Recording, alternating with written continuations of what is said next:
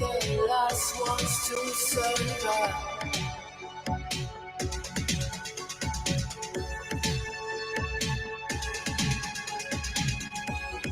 In this life we borrow, we are forced to break the law.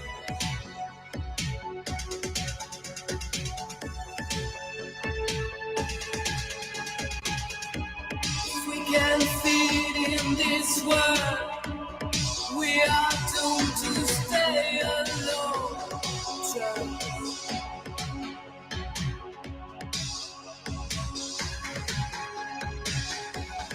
I need something to fill me up. I need something to kill the rage.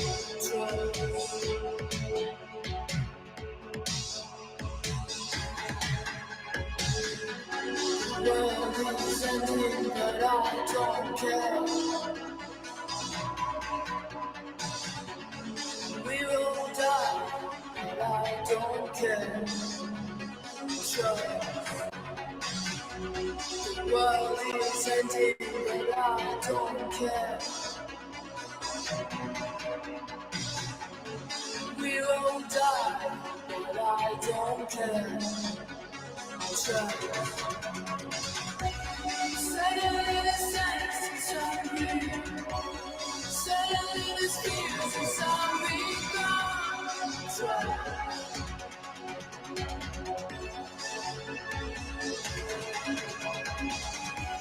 Suddenly the sense inside me, suddenly the fears inside me gone.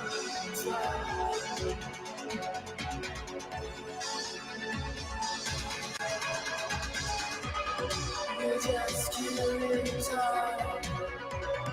We're the last ones to survive.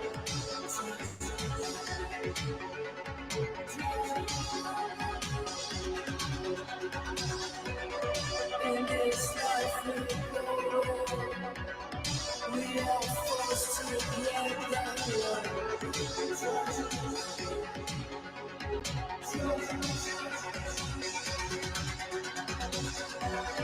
We can't feed in this world. We are doomed to stay alone.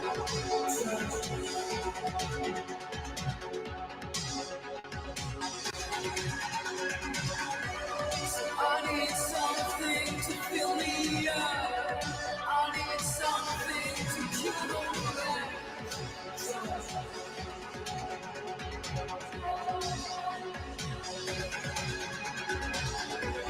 Suddenly the sense inside me, suddenly the fears inside me gone.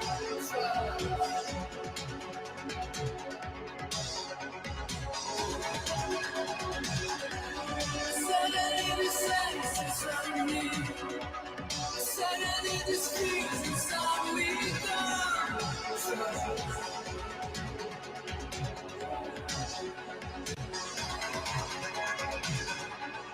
World is ending, but I don't care.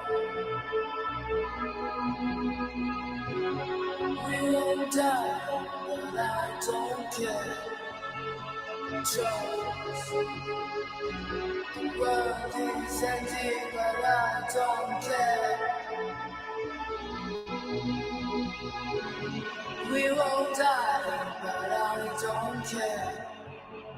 Trust.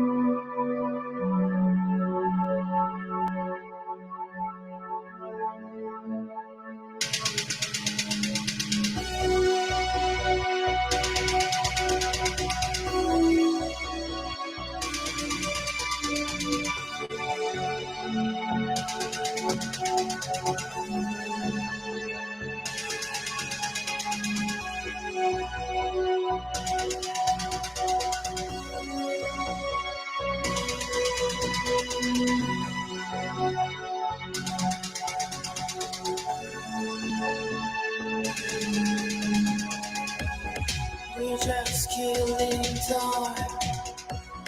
We're the last ones to survive.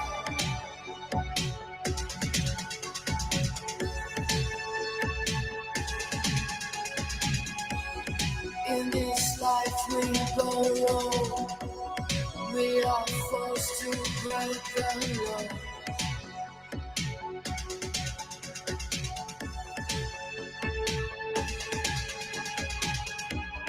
We can feed in this world. We are doomed to stay alone.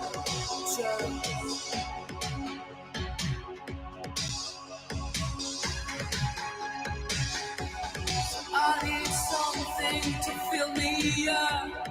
I need something to kill the rage.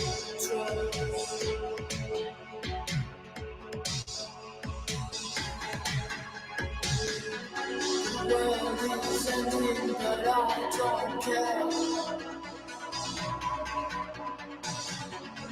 We will die, but I don't care. The world is ending, but I don't care. We will die, but I don't care. Suddenly the sense inside me. Suddenly the spirits inside me gone.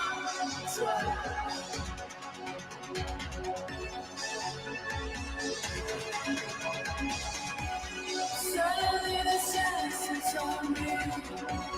Suddenly the spirits inside me gone.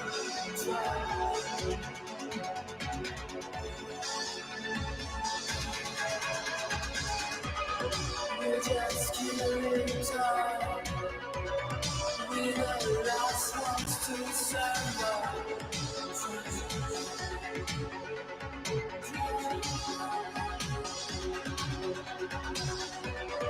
In this life we go, we are forced to break the law.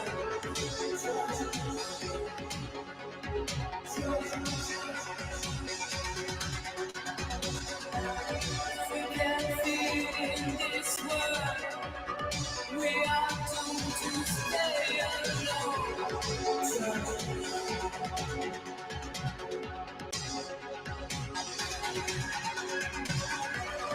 I need something to fill me up. I need something to kill the rain.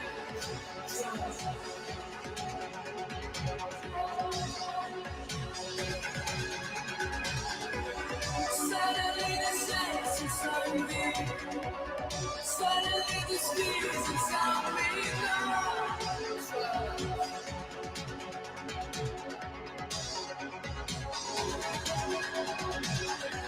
Suddenly the sense inside me. Suddenly the spirits inside me gone.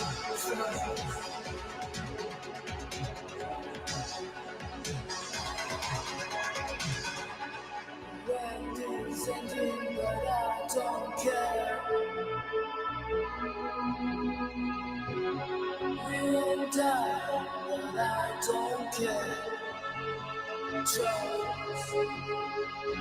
The world is ending, but I don't care. We will die, but I don't care. Trust.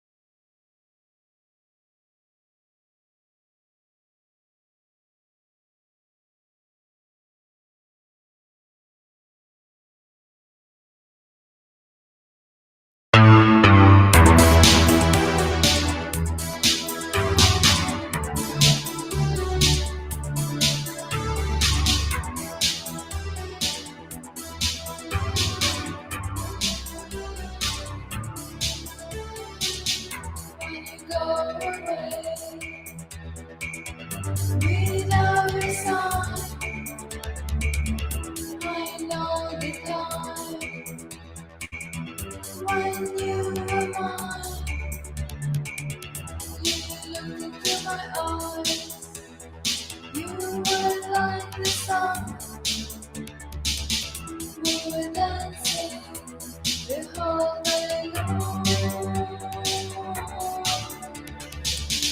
Let's play again, just once again. Let's play again. Let's play again. Why don't you come back? Just once again. Why don't you know again? I will make you cry. All the things I say to you. All the things I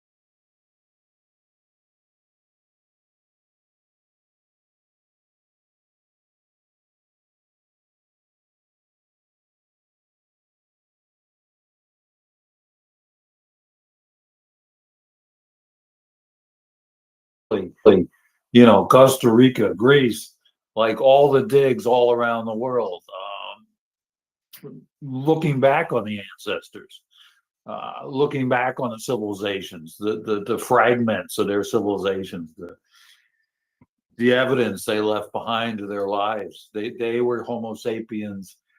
They were people living lives, and they're clues. What do you think, Dr. Dibble? I was going to say, yeah, I'm happy to get to meet everybody. I have about 25 minutes and then I got to go. And then I do want to give one quick plug. We're organizing a large online festival called Real Archaeology, and it should be in 2 weeks from the 25th to the 27th, and it'll be on YouTube and podcasts and TikTok. And we have a website, real-archaeology.com. But otherwise, yeah, I'm happy to meet with people and yeah, chat with everybody for the next 20 minutes or so and get a sense of what the space is like. Yeah. Well, very cool, Flint. So come on, you guys. Who wants to come up here and talk to Flint? Nate's always up for talking. T. Whalem, Effie, Red Cloud. Who wants to speak to the archaeologist? I'll jump in. I have just a quick Mexican Greek archaeology related issue that Flint, I'm sure, knows a lot more than I do about. I was privileged for a while to live in Greece and in Vienna and to know Mexican diplomats who every year were involved in the formal request for the headdress of Moctezuma, which is in, I believe, the Kunsthistorische Museum there in Vienna. It obviously belongs to Mexico, and every year Mexico makes a formal request for this headdress to be returned to Mexico. It never is, and it never will be. The argument on the part of the Viennese archaeologists in charge of it is that it's too fragile to travel, which is, of course, rubbish. Is it really the headdress of Moctezuma? It doesn't matter. It's an incredibly important archaeological Mexican artifact that belongs in Mexico. But in informal conversation between these diplomats, the reason I always heard why Austria will not return it is that it sets a precedent. Once the Elgin marbles are returned, then everything else has to be returned. And all the museums in Western Europe and in the United States, the Met and all these museums will be empty. So that, you know, it's the matter of precedent that's really important. And that is really annoying to me, at least. Yeah, I don't have a great answer for this in the sense that as an archaeologist, I am fully for these kind of repatriations. And to be honest, I think there's a big divide in the archaeology community between museum archaeologists, and in particular, people that direct museums versus people who do more field archaeology and study the materials. Because when you do field archaeology in different countries these days, you have, I mean, legally even, you have to collaborate and work within the local confines of not just the law, but with the community and people around. And obviously, that's a bigger issue in America still because it's only governed by NAGPRA, which is still the U.S. government as opposed to indigenous governance. I also find that ridiculous where I work in Greece and I have to work with local Greeks. I follow Greek law in what I do. And so for me, I think ownership should be given back to the Greek government. And this idea of precedent is also silly because there's already been a number of different repatriations that have happened from one museum or another. And so it's just like the precedent has already been set. This is just an excuse that justifies their own inertia. But too often, the people that run these major museums, they're not actually archaeologists, they're politicians or businessmen. And so, and I mean men in particular, because they're almost always men.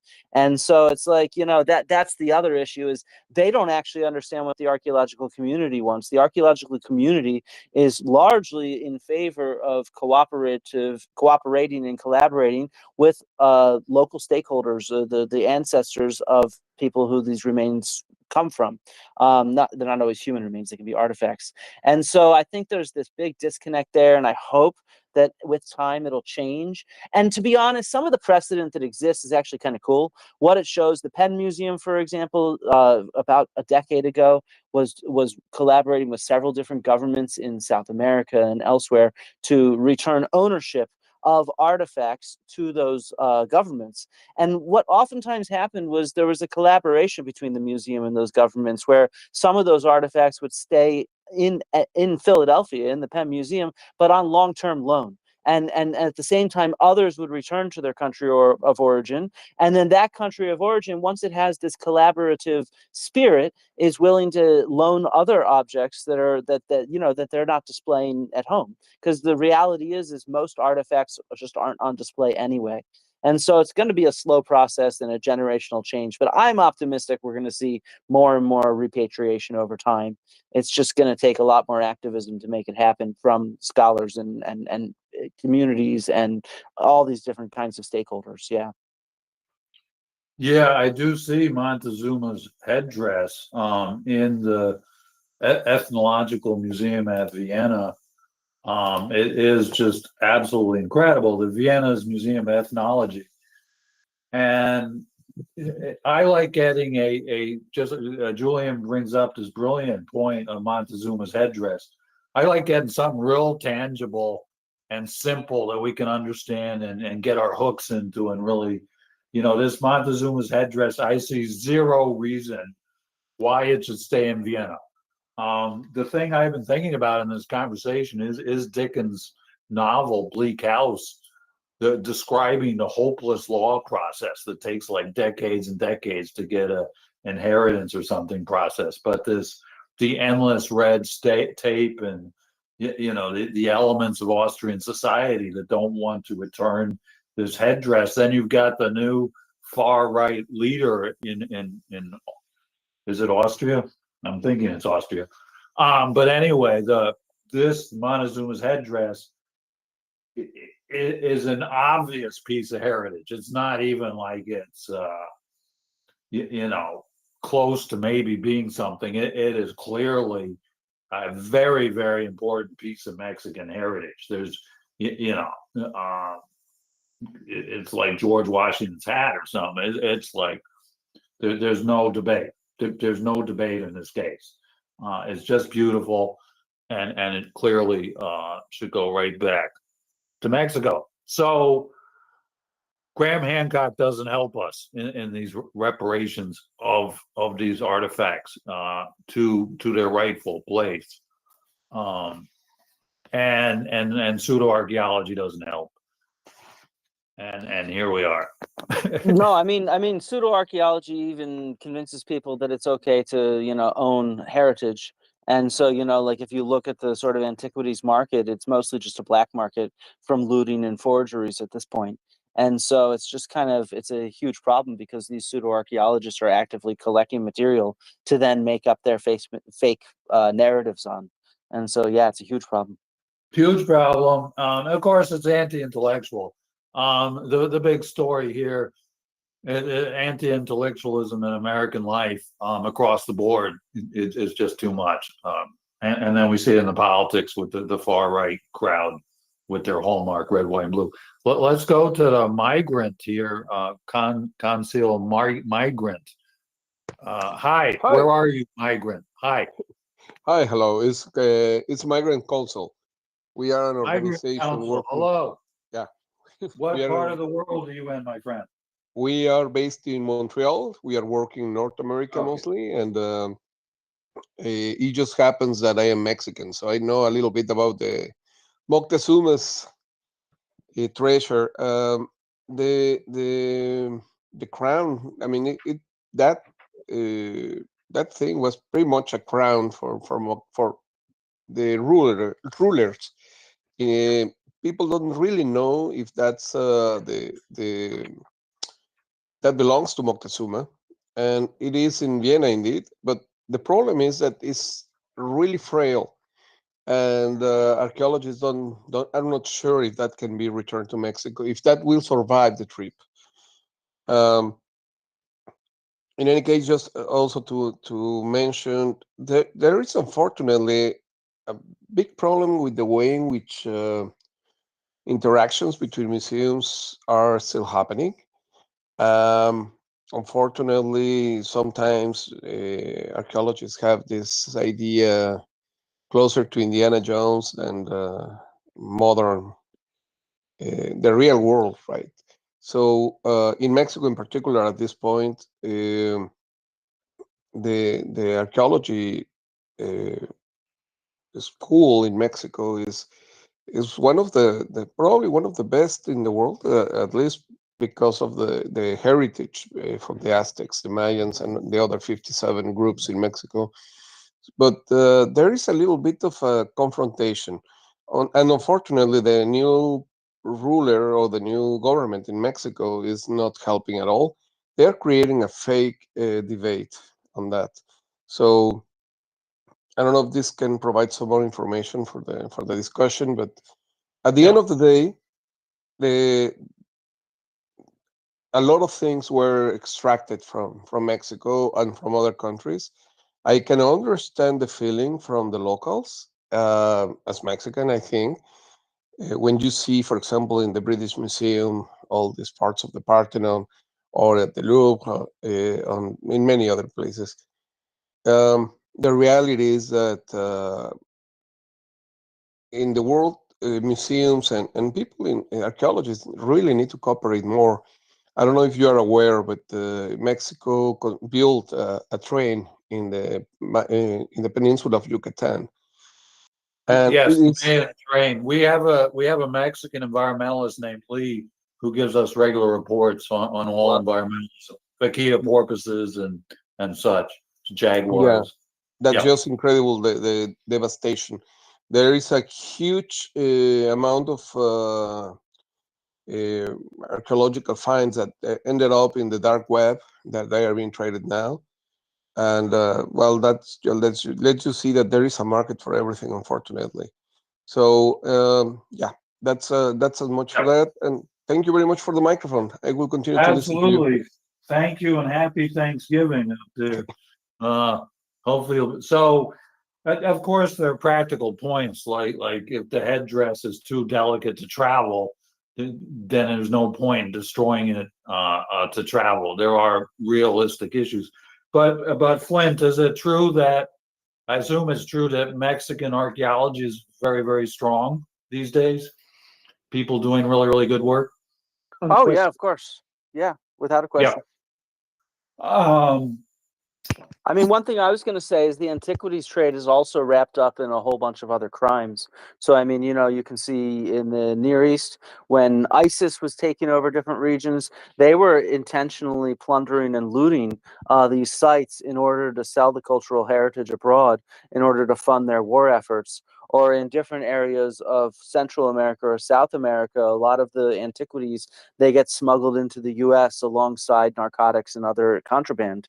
And so, there's more and more efforts going on for archaeologists to train customs officers even to be able to recognize what it would illegal antiquities look like, because sometimes they're worth more than even that contraband, because they can be worth quite a bit. There's a lot of money involved in this kind of illegal trade in antiquities for people that are interested in them.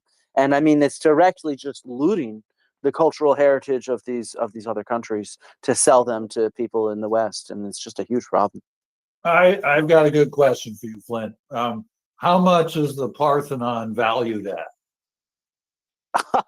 I mean, look, I mean, one of the strict guidelines, for example, as a member of the Archaeological Institute of America, is I cannot do anything related to the valuation of artifacts, right? That's Because interesting. Okay. as Didn't know soon that. as I value an artifact or authenticate it Right. or publish Right. on it, even, it increases its value. Right. So members of the SAAs or the AIAs in the U.S., we're not allowed to publish on any artifacts in private collections, because what that does is it fuels the collector's market. And so, Right. to me, archaeology is not something that should be collected privately. It should not be traded. I'm fully against these, Christie's and Sotheby's and what they do. And most of my colleagues are too. Like I said, if you want to be a member of these institutions and organizations, you have to be strictly opposed to it, and because you can't do anything that could even be related to increasing value. And that really, it impacts what we can publish in journals. Journals will not accept articles on artifacts that are in private collections. And it's for a lot of reasons too, because this kind of looted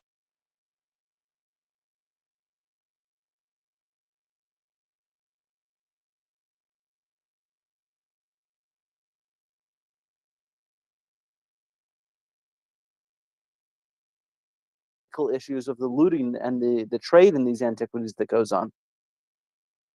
That's fascinating. But I am thinking of the Da Vinci painting is worth like $500 million, just one painting. The entire Parthenon, it must be like $1 trillion in value. Like, I know you can't comment, but something like that. I mean, it's just priceless. It's priceless. Yeah.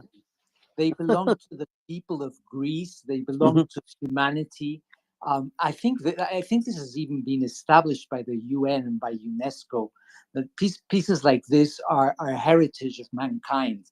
It's a really bad idea even to put a price on them, because then you start having Da Vinci's being sold for hundreds of millions of dollars to private collectors.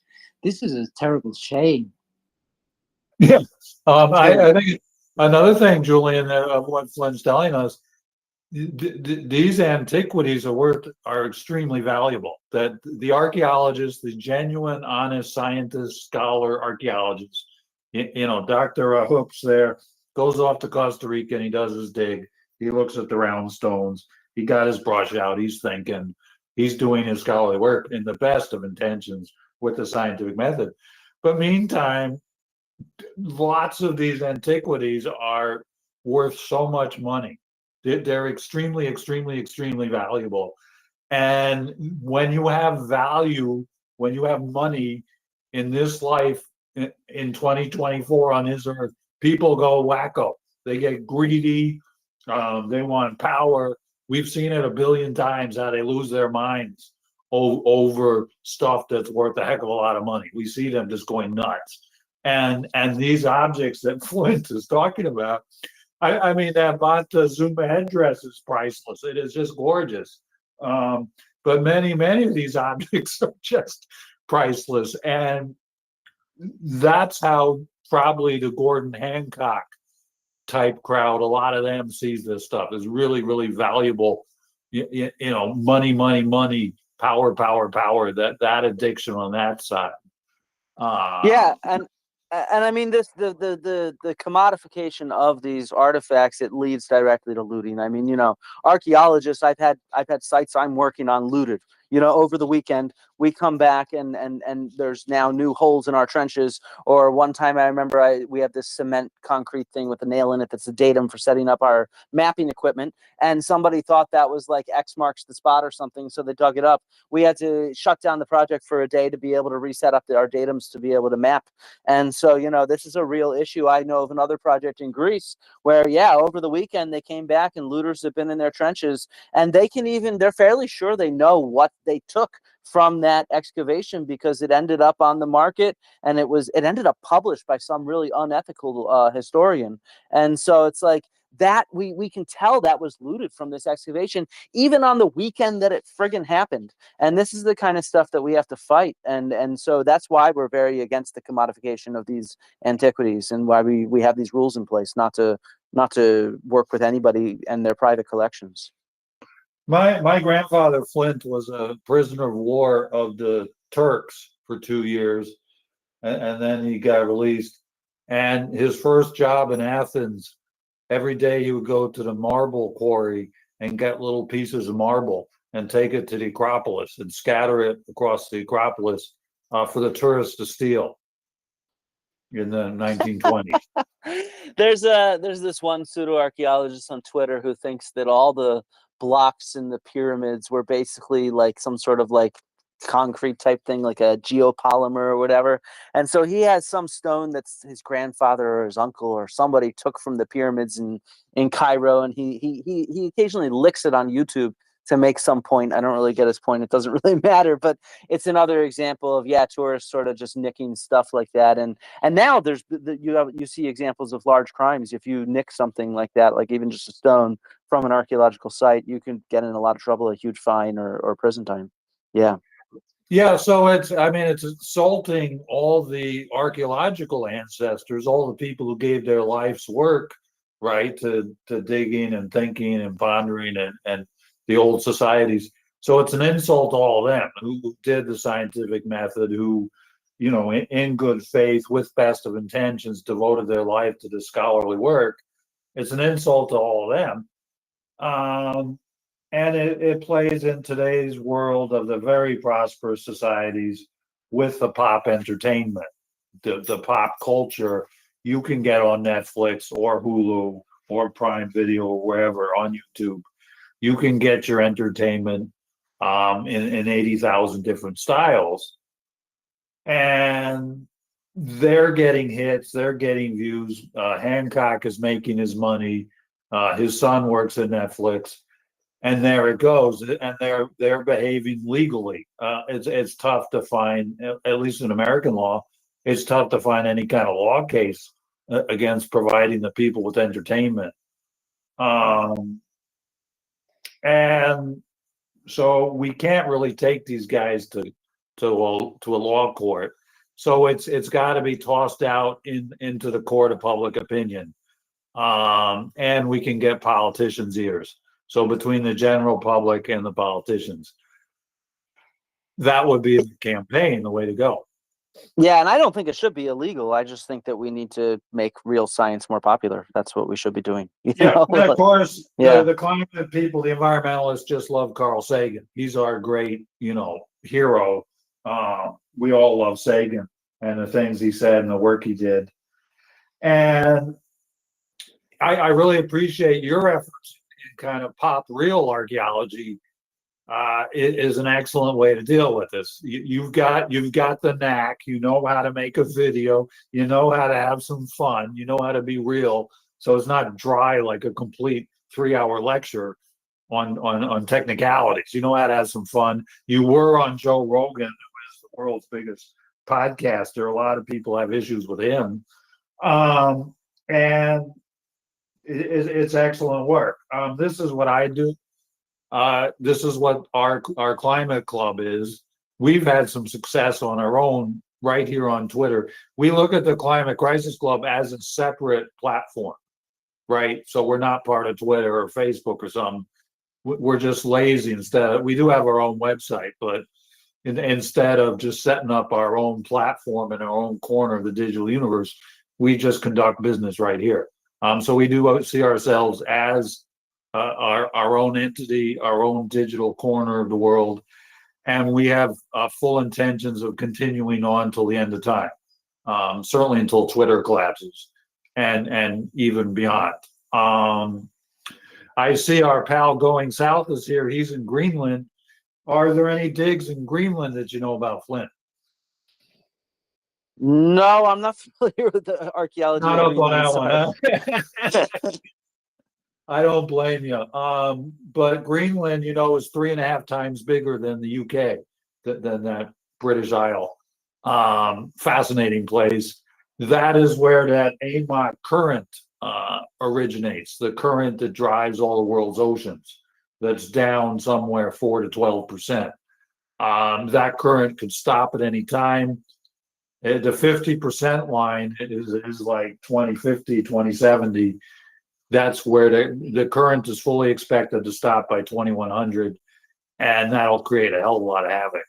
The AMOC, the Atlantic Meridional Ocean Current, it drives the ocean currents all the way around the world like a conveyor belt, and that engine there is the hot Atlantic water coming up north outside of Greenland, and it sinks when it hits cold water, including and there's an overlap between the AMOC and pseudo-archaeology even.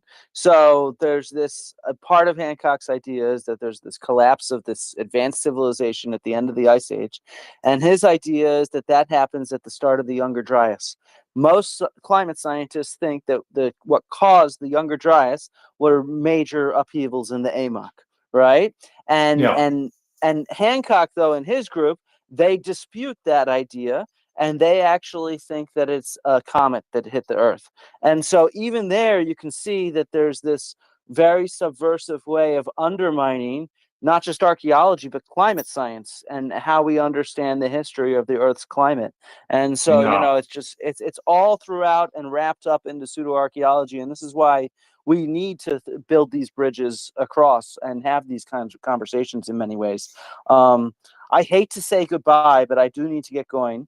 I'll plan on joining one of these in the future as well. I can't do it next week, but I'll find another Saturday where I can get on. But it was really nice to meet everybody. Clint. Yeah. Outstanding. Thank you so much. And yeah, you're welcome anytime. Just pop in. Super cool. Super cool. All right. Nice to meet you all. Thank you. Thanks, Flint. Ciao. Awesome. Bye. Cool. Dr. Dibble there with his PhD in archaeology.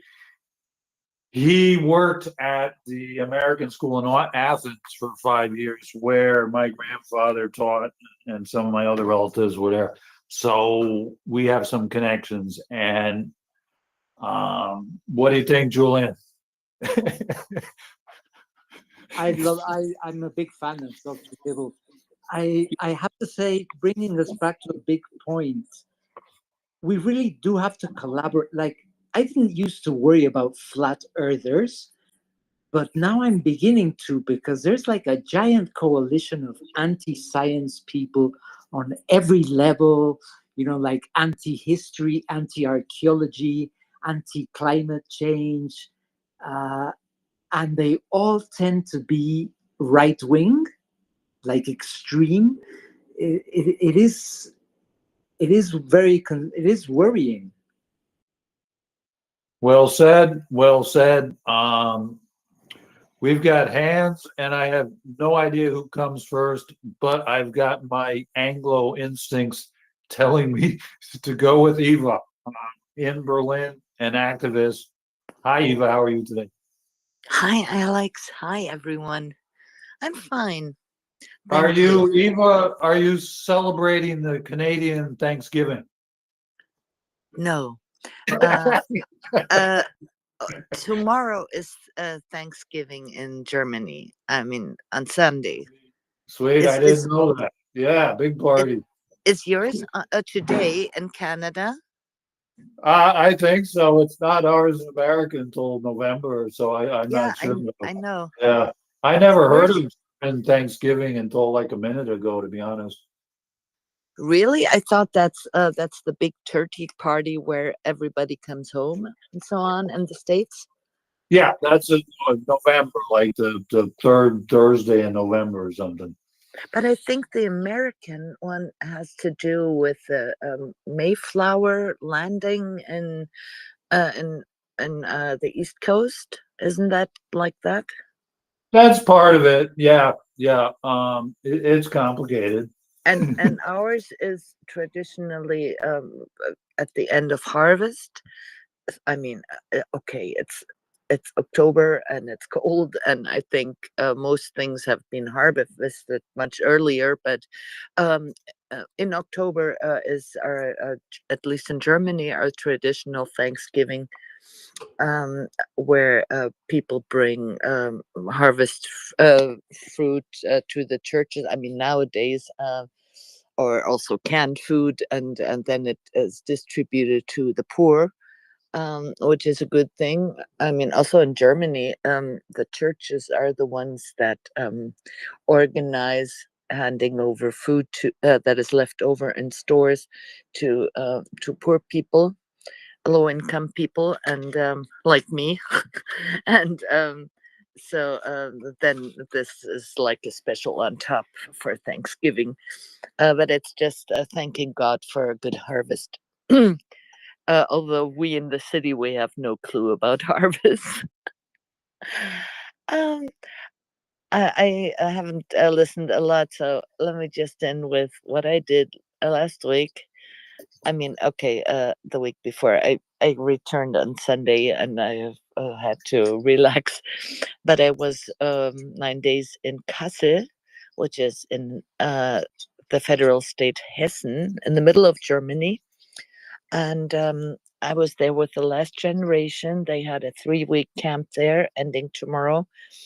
And every Saturday there were big manifestations. Or is that no? That's Spanish, I think. Demonstration in English. Yes, demonstrations. Yep. In the city, also we had demonstrations with local people who had been fighting for that issue before. And the point is, we chose Kassel because they have an airport that is, as we call, a subsidy grave, that is between Kassel and another very small town, Calden. And it's 90% used only for private jets nowadays. They have like one a holiday flight a day. So it's all just subsidies. The people that work there enjoy their 3-hour job a day because there's hardly anything to do. And in Kassel, they even had to raise the childcare fees because of all the debts they have due to this airport. And many people, even when it was constructed, already fought against it. And they have a green mayor in Kassel, and we invited him into our camp to speak with us. And he was also in favor, but he said, well, we have to keep the contract.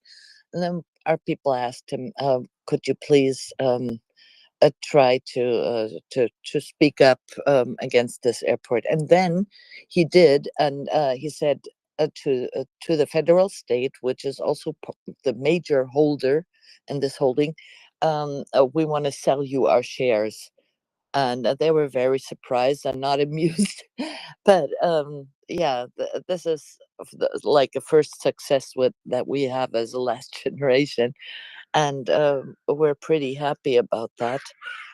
Also, that we encouraged the local people who were already fighting for it and had given up for since long, and who now take new courage to raise the issue again and to keep on fighting for it.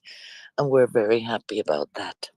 Yeah, so were able to support the local demands, and yeah, maybe to get rid of at least the Kassel debts for that airport, and maybe to push them to shut it down, because that's one of those things. Yeah, it's a no-brainer. The majority of the people don't want this airport, but there's just few conservative politicians in the state, and they just decide that, and it's all just lobbyism. Yeah, thanks for listening. Thank you, Eva. The Last Generation is a German climate protest group, and we're just not here to discuss whether disruptive protest that breaks laws without being violent, whether that's a good idea or an old idea. That debate goes back. I don't remember what year Thoreau wrote Civil Disobedience, about 1850. He wrote the seminal essay Civil Disobedience that influenced Gandhi and King. So we're not here to revive a 170-year-old debate on whether civil disobedience is a good idea or a bad idea. That said, I appreciate Eva's work with the Last Generation myself. I have a history as a protester. I have been arrested. It's no big deal. And those who don't think the crisis is so severe, those who advocate for following strictly legal ways of protest, that's completely within their rights. There's simply just no room for any philosophical discussion there. There's nothing more to be said on the topic, really. And I respect everyone's views when it comes to disruptive protest. So Thank you.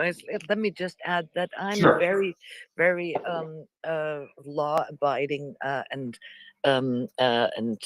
civil person, and I am the person who does the photo documentation. Whenever the police says go on the sidewalk, I follow their instruction. Yeah, so because I just can't get in trouble with them. I don't have that sort of courage, but I'm very proud of those who do, and all the real important things were fought for, and I'm very glad that this civil uprisal is um, absolutely peaceful and without violence. Um, uh, I mean, the woman's voting right was fought for with bombs in houses and in churches and in in mailboxes and so on, over decades until they got it. And yeah, but we studied it and saw that also the American civil rights movement achieved something um, by absolute peacefulness, which we also abide to, and by seeing the backlash that people are sick and tired of it, to see the violence that is happening from the state and from other people, to peaceful protesters. That's our strategy. Just to have you know. Right, right. I just wanted to make it clear that people who are completely against any kind of disruptive protests are welcome here.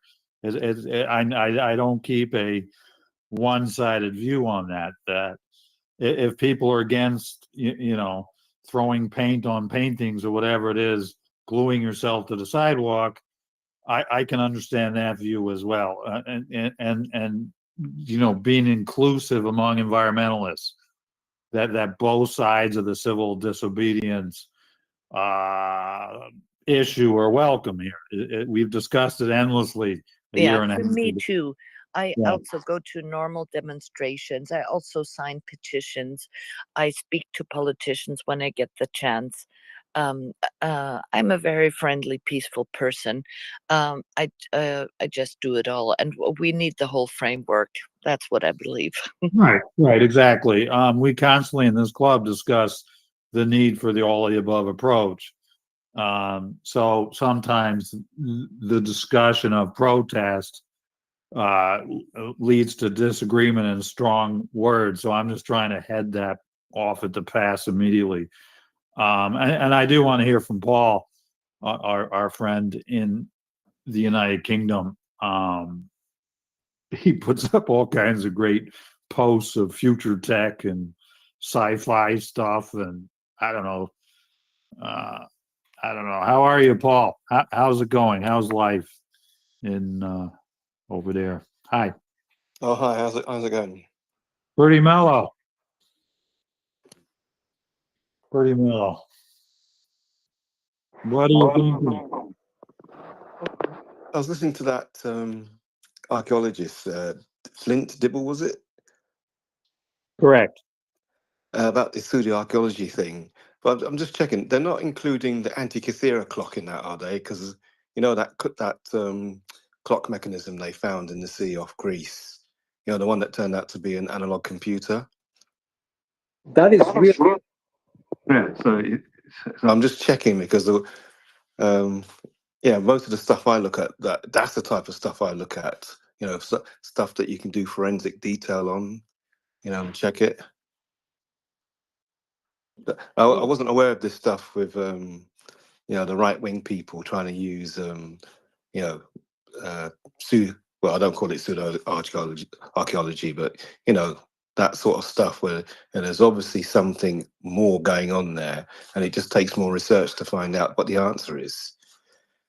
So Yeah. I'm not surprised you've got right wing people trying to use archaeology and stuff, and especially indigenous people. That fits right in, of course. If it's indigenous people, of course, it can't be worth anything. Yeah, I mean, you've seen some of the photographs I've put up when I've been to Canada and stuff, and you see all this indigenous technology and stuff, and it works. If it didn't work, they wouldn't have survived. It's as simple as that. Right. So yeah, it's just another example of people trying to sow division when we should all be working together, and we've got the technology, and especially about looking after the land and all that sort of stuff. If they'd listened to the indigenous people about how to look after land and do pre-burning, we wouldn't be having all these these massive forest fires and stuff. But they suppressed all that knowledge, didn't they? They put them in residential homes and told them not to use any of their indigenous knowledge and stuff. It's crazy. That's where we're at. And just mute you for a second, Paul, to comment that the ancient apocalypse TV show, Flint and Dr. Hoops and a couple of the other archaeologists are terrific here on Twitter. They're just fun reading. They discuss a lot of good stuff. And the center of their disagreement, they're professional archaeologists. They've got their PhDs. They've written the papers in scientific journals. They've taught the classes. They've done the digs. They've done everything by the letter. They've done everything as they're supposed to. And this Graham Hancock and his TV show, Ancient Apocalypse, is the dead center of their unhappiness and disagreement with the world of pseudo-archaeology. They call it pseudo-archaeology. I wouldn't know what to call it. Graham Hancock is English. He has some kind of associate's degree in business management. He did some journalism somewhere. And then in the 90s, he started writing books on the pseudo-archaeology. Just wild theories about the past with no evidence, and they were bestsellers. Now he's graduated to Netflix, and so Hoops and Dibble and company, this really drives them up the wall. It's like their pet peeve. And Graham Hancock is a dead center of it. There are plenty of others. There's some other guy I saw who's got 1.3 million followers on Instagram. Like, that's a lot of followers. That's a lot of influence. So when you start to have 1.3 million followers doing pseudo archaeology, that's not such small beans anymore. That's starting to influence a lot of people. And there's nothing illegal about alien apocalypse. It's completely legal. So there's no disagreement there. There's something immoral about it, just cutting corners, taking the easy way, not doing the research, throwing out a product and making money. There's something neoliberal about it. There's something immoral about it. It's totally sane. Go ahead, Paul. Yeah, I get all that, but it's like I used to watch Ancient Aliens, but I stopped watching it when what's his name? Christopher Dunn. He's a British aerospace engineer from Manchester, but he spent most of his working life in America doing he builds the machines and all the the technical stuff when you're building machines and stuff, and he's a stickler for engineering and stuff. And he tried to, it was one of the ancient alien programs, and they were saying basically, the spaceship landed, gave the knowledge to the people, and then they built, the pyramid and stuff. And he said, well, that's a bit insulting, isn't it? There was a civilization before the Egyptians, the Kemetic people. I'm saying it wrong, Kemetic or something, and they were a whole civilization before the pharaohs and all that sort of stuff. And he says, well, these people were here and they obviously had knowledge and technology and understanding. So, you can't just throw that out. But he said, they refused to put it into the program. I thought, well, how can you do that? How can you have a whole program saying that aliens landed and all that sorts of, but you won't accept that there were previous civilization where people had knowledge and expertise and stuff. It was just weird. It just didn't make sense to me. Yeah. There certainly was we got to move. There was The Chariots of the God in 1968, the bestseller that I remember reading, and it's about how the aliens helped set up the Egyptian society. Let's hear from the Migrant Council in Montreal. Hi. Hey, hello. I think that it is at the end of the day, it's a matter of money. I mean, that's hell. There is a lot of people that prefer to believe that extraterrestrials help or build things other than believe that other people, other communities that they deem as third world or underdeveloped can do big things. And the reality is that if we take a look to the timeline and the civilizations that existed before the let's say the US or the Europe that we know today, there was a lot of story before, and a lot of the knowledge, for example, that the Mayas and the Aztecs and many other nations in America had about nature, that tells us that they didn't follow the traditional path or the path that was followed in the Occident, in Europe and in the US. They follow a different way, but they also developed knowledge. I mean, the whole ability to forecast the celestial events, eclipses, and all that kind of stuff. The way in which they build their buildings, right? But for example, there is every year there is a big industry to bring people to the peninsula of Yucatan and to Guatemala now. There is, for example, this guy who has a podcast really close to the style of the Chariots of the God. They are trying to prove that extraterrestrial aliens build all those things, and they bring people just to investigate. And you have a person that dedicated his or her life to a profession, plumber, accountant, or something, and then suddenly they are going to go down south to discover what archaeologists have been researching for a long time. This kind of gives you the set of mind of the people that buy into these shows. It's like a feel good sensation over other nations. So yeah, just to comment on that. I will continue listening to you guys. Thank you, Migrant Council. And I just looked at your timeline. It's you got the Exxon Hurricane AI picture right up there. That's exactly what we do here. Let's say hi to Kim, who's also in Canada. How are you, Kim? How's it going? What's happening? Good morning, Alex and Julian. Hola. I'm doing well. I'm sort of banished to the basement right now. I'm repainting it because my daughter now gives violin lessons here. So I thought it's time to spruce this place up.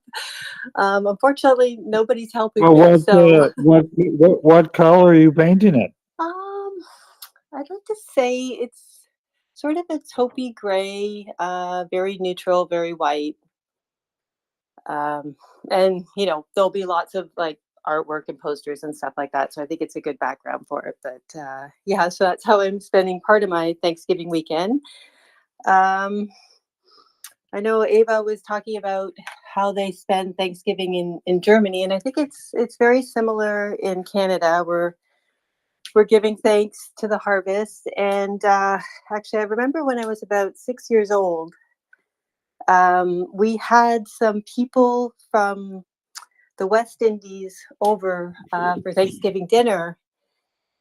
And my father, it's always stuck with me. My father made this speech, which wouldn't be politically correct right now, but I think at the time he was being generous with people, saying that, well, Thanksgiving started with the white man giving thanks to the native people of Canada, and here we're sitting down to dinner with our West Indian friends. So I thought that was something inclusive and something that's always stuck with me, and also to give thanks for all that we have. I was thinking about the pseudo archaeology, and I think the way that I look at stuff like that is that, and I hope other people do too, is that it's entertainment. It's on Netflix. It's on television. Here in Canada, we had a show for a long time. I don't know if it's still on. It's called The Curse of Oak Island. And it started out with these brothers. I think one of them might have a degree in archaeology. They were from New Jersey, and they came up to Canada, and they met some locals and one person who was like 90 years old who lived on Oak Island, to help them find this treasure that it was buried, pirate treasure, but it was buried like basically underneath the island, and they spent a couple of seasons doing that, and then looking around the island. Well, we found this, and we think it's coins from Europe from like the 13th century, and next thing you know, it's connected to the Ark of the Covenant and Vikings and stonemasons. And like every season, the plot got thicker, but nothing ever got revealed. So after a while, you begin to think, okay, well, this is for our entertainment, right? And so I think it's important that we keep that in mind. The other is, I think with social media and with the internet, there's a democratization of information, which is great because we're sharing information, and we're learning from one another, and we're getting to go in great spaces like this. But often we don't have, I guess, training to be able to decipher and analyze this information, so we can get taken advantage of very easily. Whereas, maybe academics or people that have had a lot of experience in a field will be able to say, well, that's not right. So when someone, suggests that perhaps there were ancient aliens in Chichen Itza in Mexico, or Uxmal, or Tulum, people might believe it, and they don't think anything's wrong with that. So I think it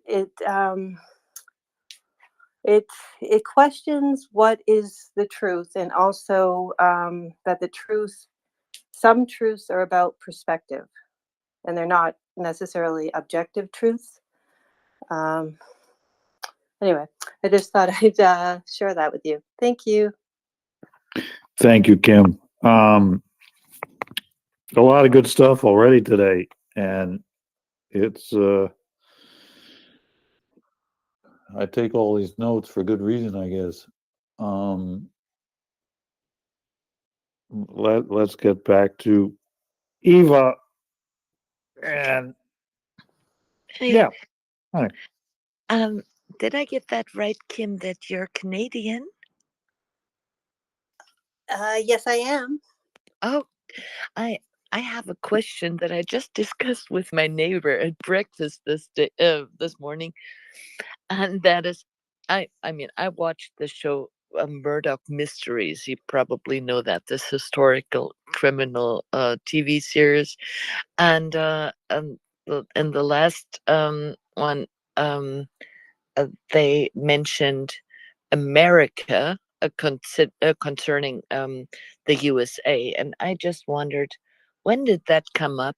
I mean, is it really like that? That in Canada, you are part of the continent America, that you talk about Americans when you mean the USA, and when and why did that start? I always wondered that, because there's one or even two continents, as I learned in California as a kid, of America, and everybody just speaks about America. I mean, talking about the U.S.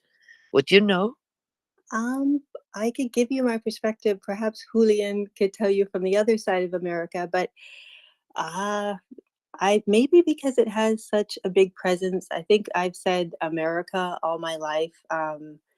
when I when I think of North America, I would say North America or South America, but to me, America is just America, the United States. So sorry, I don't know Okay. where that's come from. Thank Yeah, you. that's a misconception. I'll just jump in quickly. Correctly, geographically, America is America, the continent. All of it, from from Ushuaia in South America all the way to Alaska. That is America. I'm pretty sure that's correct. What's your nationality, may I ask? I'm Mexican. Mexican, okay. Because in Germany, I always learned there are 5 continents, America being one. And in California, as a kid in school, I learned there are 7, 2 Americas, and of course the Antarctic, which has land under the ice. Yeah. Anyway, this is just a side gig topic. It is a little bit, but just for example, the official name of the USA is the United States of America. The official name of Mexico is the United States of Mexico. Both are part of America. I didn't know that, Julian. There you go. Oh, there you go. We learn something new every day. Thank you. Yeah, they got the United States of Canada too. Is that how it works? No. No, but I did learn that Manitoba is really cold, so I don't know where Lost Sioux is, so we could, ask him about that. I think we should listen to the Migrant Council, and America just Vespuccio, whatever his name was. It's just not a very good name for this whole place. Turtle Island is clearly a much better name. But again, go ahead. Yeah. Yeah, it was America was named after Americo Vespuccio, which was an explorer from the time, and that's how the term for the continent started. And yes, the U.S. kind of took it over for themselves, and it is really interesting because the way in which you learn geography when you're a child, that determines a lot of the conceptions and preconceptions of the world later in life. I remember friends from Soviet studied during the Soviet Union time, and they also had all these different classifications according to their own vision of the world. And just to refer to, somebody was talking about Oak Island and then trying to link it to different other things, the Ark of the Covenant. This I can share with you. A while ago, more than 20 years ago, in a little local channel in Tucson, Arizona. One night I was grading my students, and I was watching this show, public TV from Pima County, and then there was this guy who had a show about mysterious things, kind of like the podcasters today at the time. And he invited a fellow who was presenting his first book, and he was talking how during he took a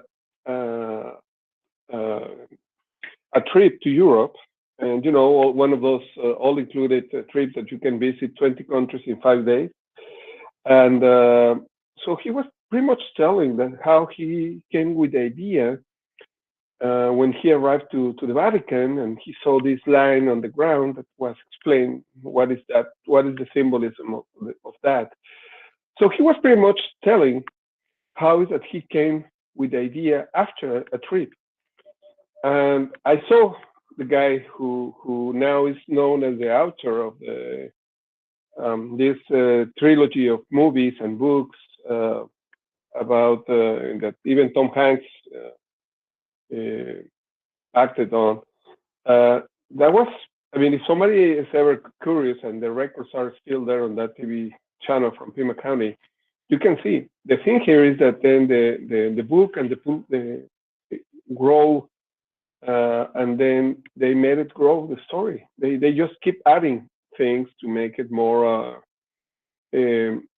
marketable. So I think that yes, we have to be very careful. And somebody was talking before about making science more popular. I think that's the thing that we need to do. Counteract as much as possible the fake, and let people know that research based on Facebook, Netflix, or other stuff is not research. There is a whole methodology that you have to learn, and in order to be able to produce and generate knowledge, which is something that nowadays everybody confuses that with the freedom to talk and to express themselves. Anyhow, that's it. I will continue listening to you guys. Thank you. There is a wave of anti-intellectualism that's gone around the world. There is a wave of political populism that's gone around the world. There is this new digital media we all use and enjoy. And there is the freedom of speech within the limits, whatever nation we're in. And we listened to Dr. Dibble. I know how irritated. I mean, it's literally become his life work now, this pop archaeology, taking on the fake scientists. He sees archaeology as a type of science, like physics or biology or climate science. He sees it as archaeological science. When I talked to Dr. Hoops there, he sounds like a physicist. Dr. Hoops is really, really, really tight with all his details and his information. And these guys, and they have plenty of other associates over there in archaeology land. They don't like this fake archaeology stuff, this post Chariots of the God thing. I was starting to talk about Chariots of the God in 1968. That was about how the aliens helped the Egyptians build up their society. So you get a bestseller, a best-selling paperback, making a lot of money in 1968.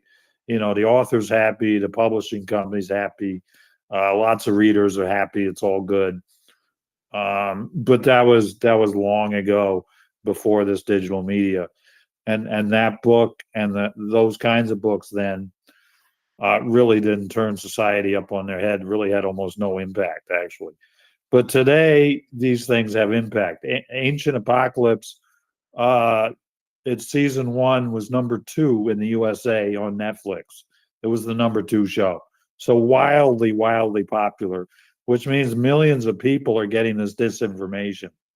It is scientific disinformation. And giving real archaeologists are seen in a bad light, that they're stupid. The experts don't know what they're saying. They've wasted their lives studying this stuff. They're stupid to get PhDs. That's what shows like Ancient Apocalypse say. Going South has watched these shows, our pal. He is going to watch episode 1 of season 2. We'll have people watch. I'm not watching it. I don't have Netflix. I really don't want to see Graham Hancock. I got plenty of other stuff to watch. I'm so far behind books and videos, I can't catch up at all. And Kim is painting her basement. I mean, what's better than a fresh coat of paint, really? And giving violin lessons. Yeah, what do you need? Like fake violin lessons, like people who never studied it and just like make noise on the violin. I don't know. There are parallels all over the place. What do you think, Kim, about all well, the paint, I think it's low VOC, which is good, or else I'm going to get a headache. Well, I was going to say, often if you go to a movie, they'll put right before the movie that, this is based on true life events, but all the characters are fictional or something like that. Maybe there should be some type of obligation for people to do that on Netflix when they're presenting evidence that might not be like peer reviewed or something like that. I was thinking that could be one way to try to solve that, but also I guess it's like buyer beware or listener beware, that what you're listening to is entertainment, and it's here to entertain you and not necessarily to represent the truth. I read, what's his name? Yuval Harari. He's written a book about like Homo sapiens and another book I can't remember the name of, but he has some great books because he talks about, the formation of the truth and how certain narratives and certain stories get chosen as the truth, which usually has to do with colonialism and Western imperialism. And we send out our academics and our researchers, and they go to a place and I mean, I think now it has become more integrated with taking in like the people who live there knowledge, the indigenous knowledge, but it's still, I think, held up against like a Western standard. So I guess that's like one thing that I always think of, like history is written by the winners and the more dominant group and everything like that. The other thing I just wanted to comment on from Consul Migrant, he was talking about, how important it is in school and the way that we learn geography. And this is one thing, I don't know if other people have noticed this or not, or what exactly it means, but I know when I went to school, we had to, memorize like the different continents, the different areas, all the countries, that type of stuff. And one of the things that Julian was saying was that, it's the continent of America, which includes South America and North America. Well, when I was learning geography, it was North America, Central America, and South America. And Central America was definitely a very distinct region. But nowadays, when I look on maps, I don't notice that it says Central America anymore. So I was just wondering if anybody else has noticed that, or if anybody can comment on that. Thank you. I'm sure Oliver can comment on that. I've Yeah, I've how you no doing, I- Oliver? I've no idea. I'm taken up by the. I'm all right. Hope you're all well, everyone. I'm taken up. I'm a bit tired, but some of these late nights with Sandy's blog, But anyway, which are great, not Yeah. grumbling about that. But what I was wondering is, I was taken up by the idea that North and South America are one continent. I mean, perhaps I've read that wrong, but that's how I took it. The whole thing, the whole goddamn thing, the Yeah. Americas entirely are one continent. Well, that's surely that must make it the biggest continent, does it? That's what Eva said, that how she was taught in Germany. There are specific scientific rules and definitions among geophysicists or somebody. The scientists have exact definitions of what makes a continent. Oh, well, they tussle over that as well, do they? It's Right. like It's something else to argue about. Oh, they love to argue, but it's based on the plates out there, right? Each continent is sitting on its own plate. Yes, exactly. They shuffle around the ocean floor. Yeah. Coming back to this fake archaeology thing, which has been quite busy with this today, it's very, to my mind, it rings very true with the current argument about fake weather, geoengineering weather. I mean, some of the Republicans, what's her name? The horrible woman, I've forgotten her name, Marjorie Taylor Greene, is that her name? Yep. She's been claiming that the Democrats have been meddling with the hurricanes. They've made the hurricanes.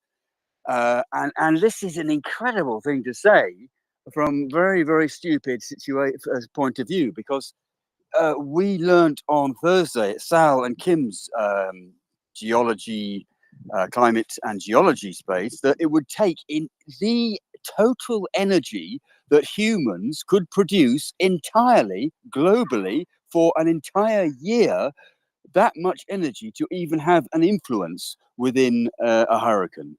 So when somebody like that comes out with that kind of bullshit, it has to be very quickly explained in a scientific manner, so that there is absolutely no chance that it can gain any credence, even with the maggots, that it actually has to be stamped on really fast. I haven't actually heard yet, maybe somebody has, apart from Sal in the space, explaining that in such a straightforward way. This is what it takes. How on earth could anybody produce a hurricane?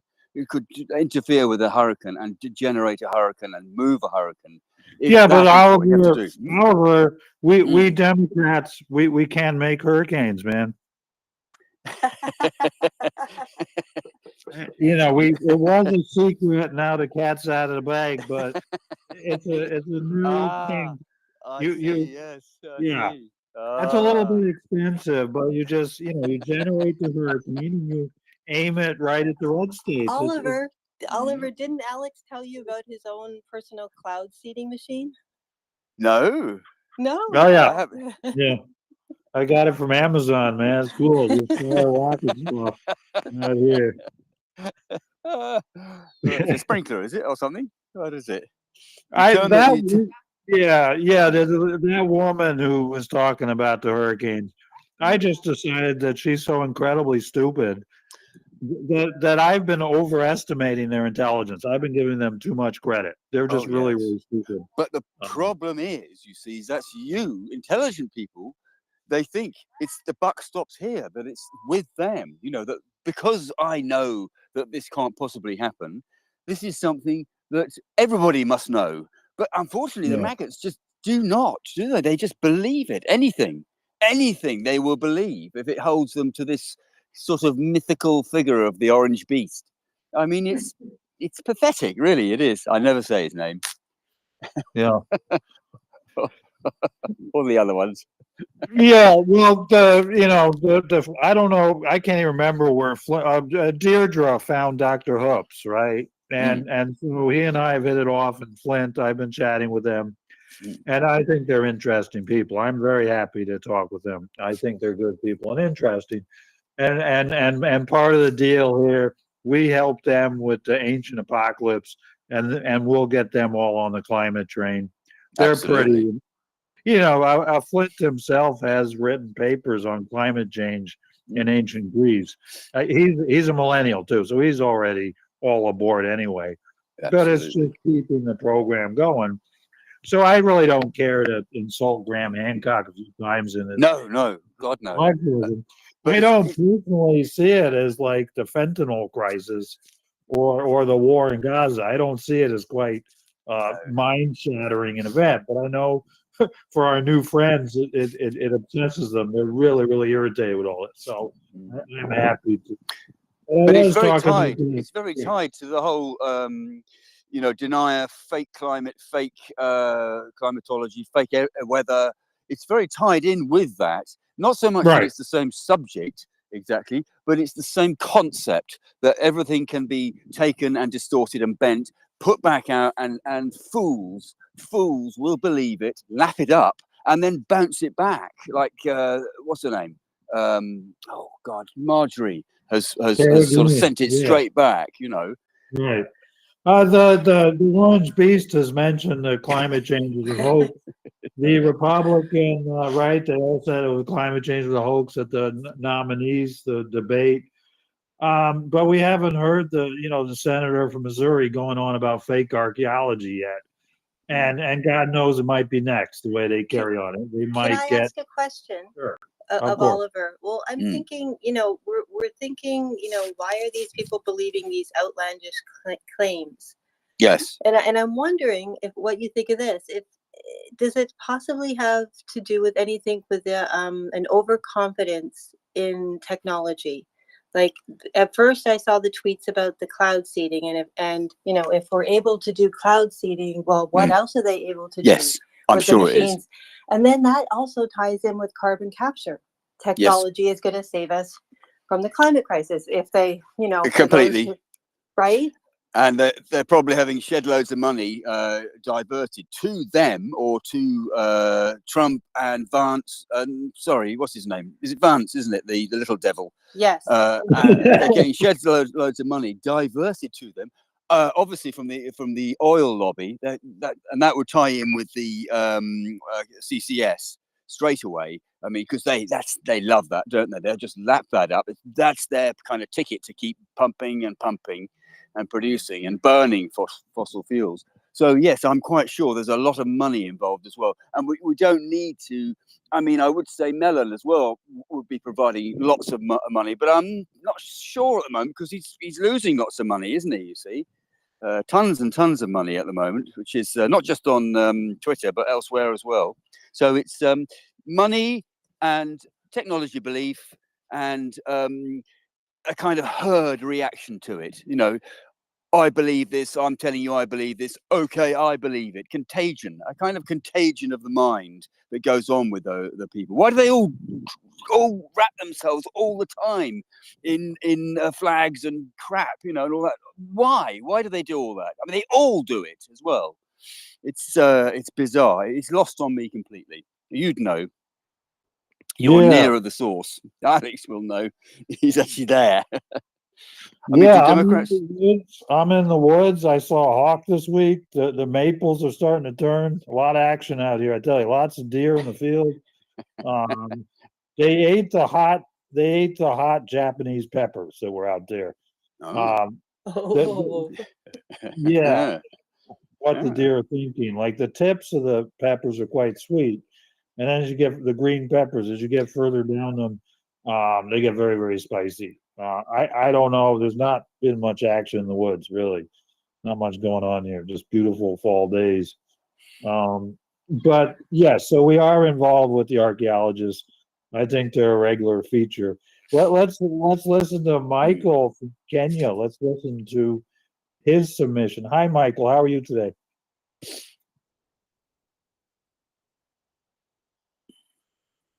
If you can hear me, Michael, the mute button is on the lower left. So we will be hearing from the archaeologists, and it intersects very nicely the spaces we've had with the archaeologists and the indigenous people chatting together have been really, really interesting, and I think they had a lot to discuss that made sense, and there was good progress. Michael, unmute. To talk, unmute, Michael. Can you hear? I'm not sure he can hear. Yeah. But when we get to current politics, it starts to be tougher to see where to put the fake. Can you get Hi, me? Michael. How are you?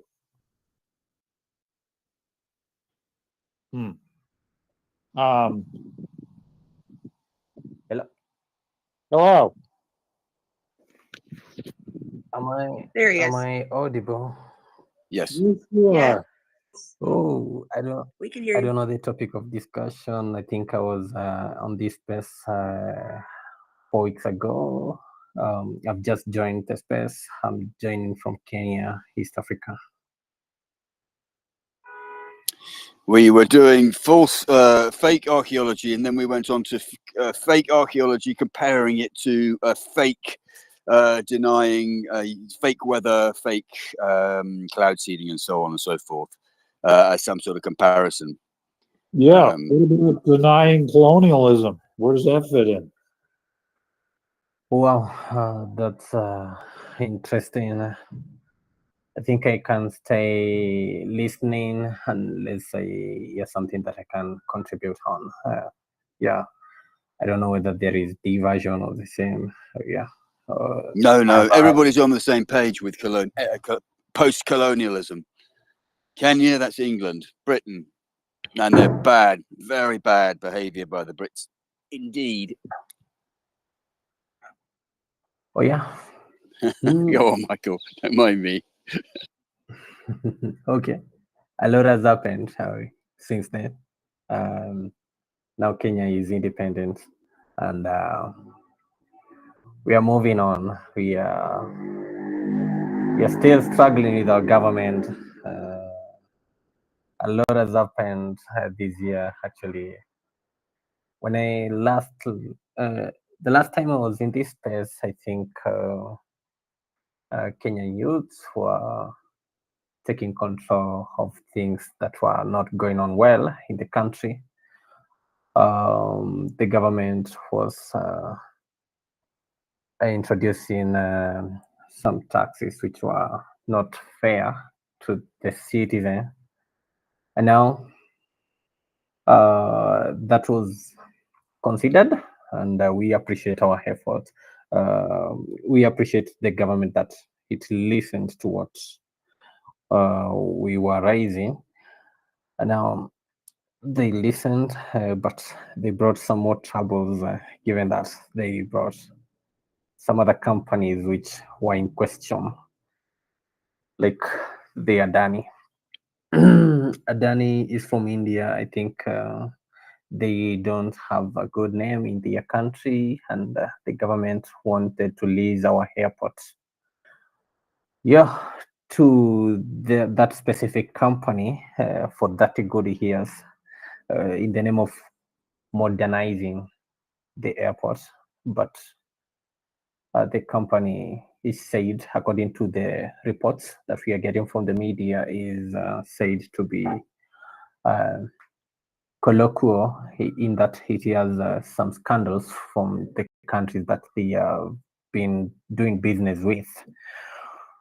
And yeah, that's it. In Kenya, and after that, they are trying to impeach the deputy president. I don't know.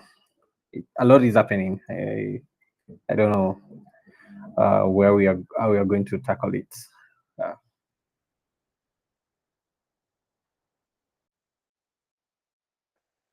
Thank you. An interesting country on the east coast of Africa, and I think every week we talk about how important the African continent is to global ecology and global environmentalism. Besides the fact that all human beings come from Africa, the human race left. Some of us left Africa 80,000 years ago. The human race, the Homo sapiens sapiens, has gone on for 200,000 years. So the first 120,000 years, we were all in Africa. So a good 60% of human existence, we were all in Africa. That's it. The last 40%, we moved somewhere else in the world. and so Africa is our ancestral homeland of all of it. It is the mother of all of us. And Africa is just extremely important to environmentalists. The Congo River Basin, the peat bogs of the Congo rainforest, the Sud, the Rwenzori Mountains, the Sahara Desert, all of it is of critical importance to environmentalists. And we can't forget that. I mean, we can go on and discuss the Canadian forest and the South American forest and the ice caps and the fish and all the rest of the story. But I think the first chapter of the book, Environmentalism, is Africa. That's where we start the story. There's no other way to do it. We don't start with Antarctica. We don't start with the aliens. We start with the continent of Africa, is where the story of environmentalism begins. And in confronting all these crises, the poly crisis that confronts us all the 8.2 billion humans, Africa has a lot of the answers, and it's not easy to get to those answers. But we look at the 56 countries, the 48 sub-Saharan African countries. I certainly want to see more democracies. I think there are 14 very strong democracies in sub-Saharan Africa. But I'm sure I'm very curious what Kim has for us on these points. Hi, Kim. Hello. Well, of course, the elephants are there, and those are my favorites. So props to the elephants of Africa and how we have to restore nature and keep a place for them so they have a place to roam, as well as all the other animals, of course. But I just wanted to say something interesting that I was reading from Bill McKibben's blog. Apparently, large parts of Africa and also Pakistan are going solar.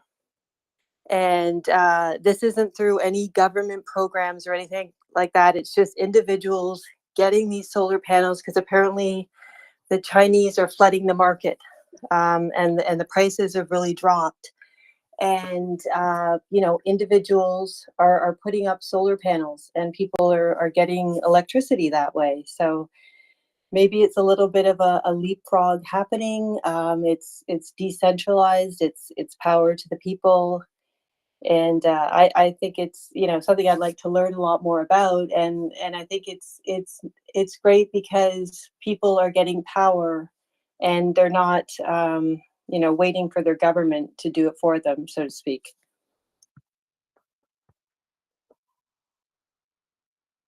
Yeah, yeah. I am thinking about the elephants. There are Indian I'm in elephants. Africa, Yeah. actually.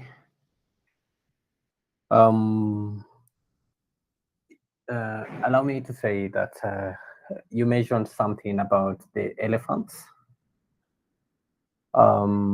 Africa, at the moment, they are making steps to protect the wildlife. That's significant. Let me say it's a good step for the continent, because earlier in the days there was a problem of poaching, and some countries like Kenya have restored a national park, and poaching actually has been illegalized in the country. It's actually a crime to practice such. And in Kenya, let me say, in Kenya, we are known for the big five, and we have them in the country. When you visit the country, you'll be mesmerized by what you will see. That's a progress that the country is taking. I don't know. There are some other countries in Africa. They are not into they are not where we are as a country. They still practice poaching, and they sell some animal products, some wild animal products. I don't know where. I don't know, because it's part of the history that Kenya changed that, and I was born in an era where poaching was illegal, so I don't know anything about poaching. I don't know where they take the products. So Kenya is doing a good job. They are fighting actually for climate change.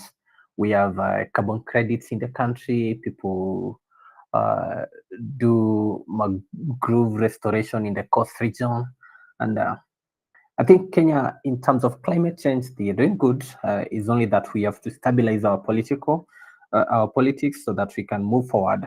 That's what I can say. Now, speaking of the solar,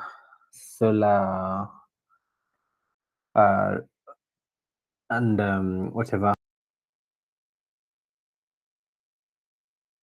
we are good at that still. But the record, our 99. I don't know, is it 93 something of the sort? 93% has gone, and 93% of the grid has gone green in the country, and we are actually moving to some other heights in that we want the country is starting the e-mobility is actually growing at a fast rate, and in the next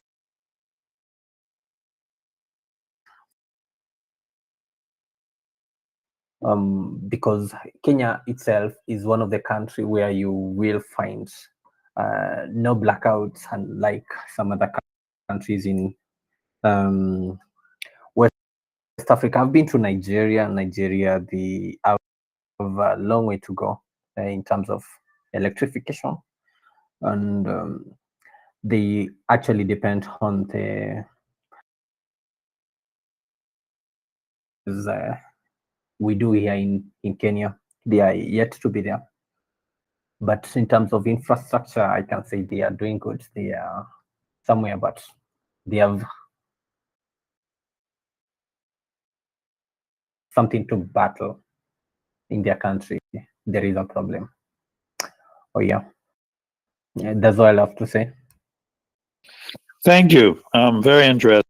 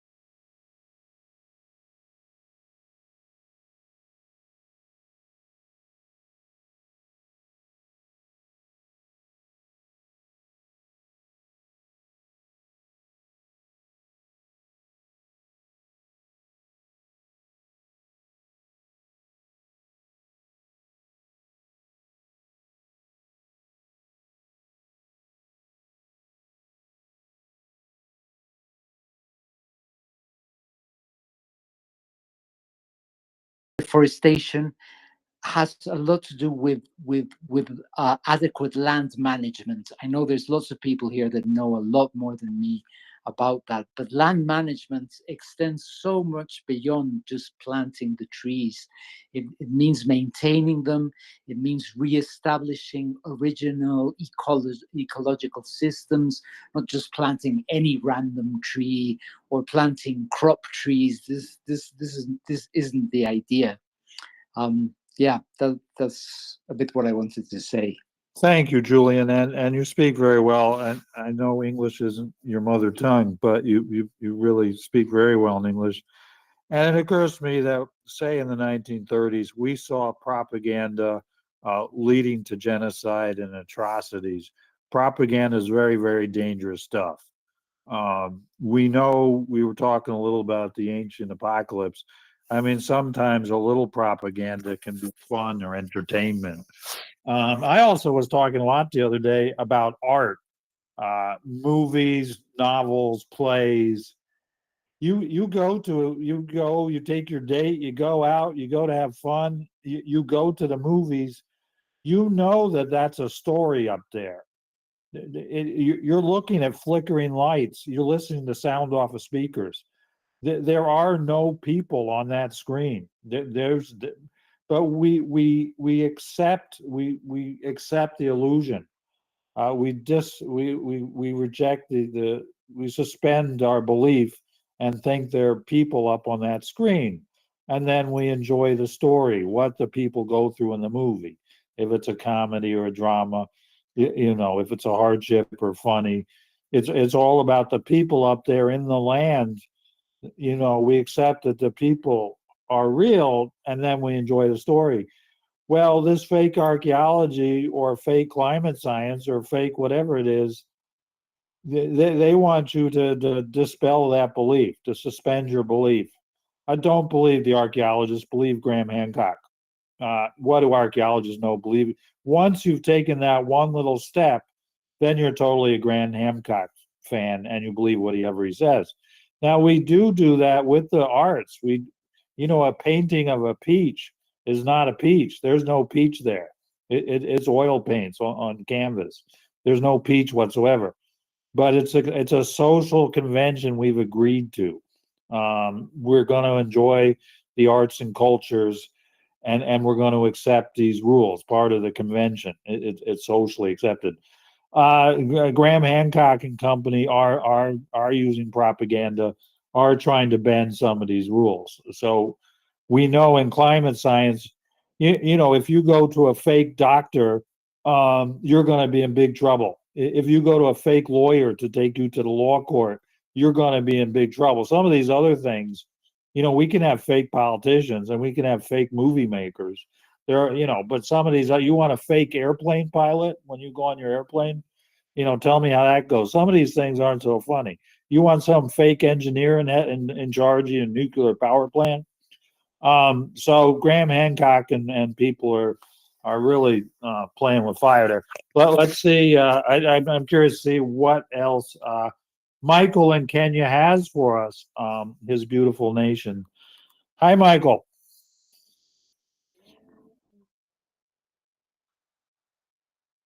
Hi, Alex. I want to put across something that was raised, that you can plant 200,000 trees or 100,000 trees and 20 can survive. But in Kenya, we have a beautiful initiative, a set a target of planting 15 billion trees in the next 10 years. The president himself is a professional in this space. I think Alex earlier mentioned when I was in this space the same, and it is true. President William Ruto recently led a nationwide tree planting campaign in some forest in the country, some parts of the country by the name Kiabicho and Forest and Muragua, somewhere in the central part of the country. So the goal is not just to plant a tree. The goal is to grow a tree. I can see there is a success in this because we can see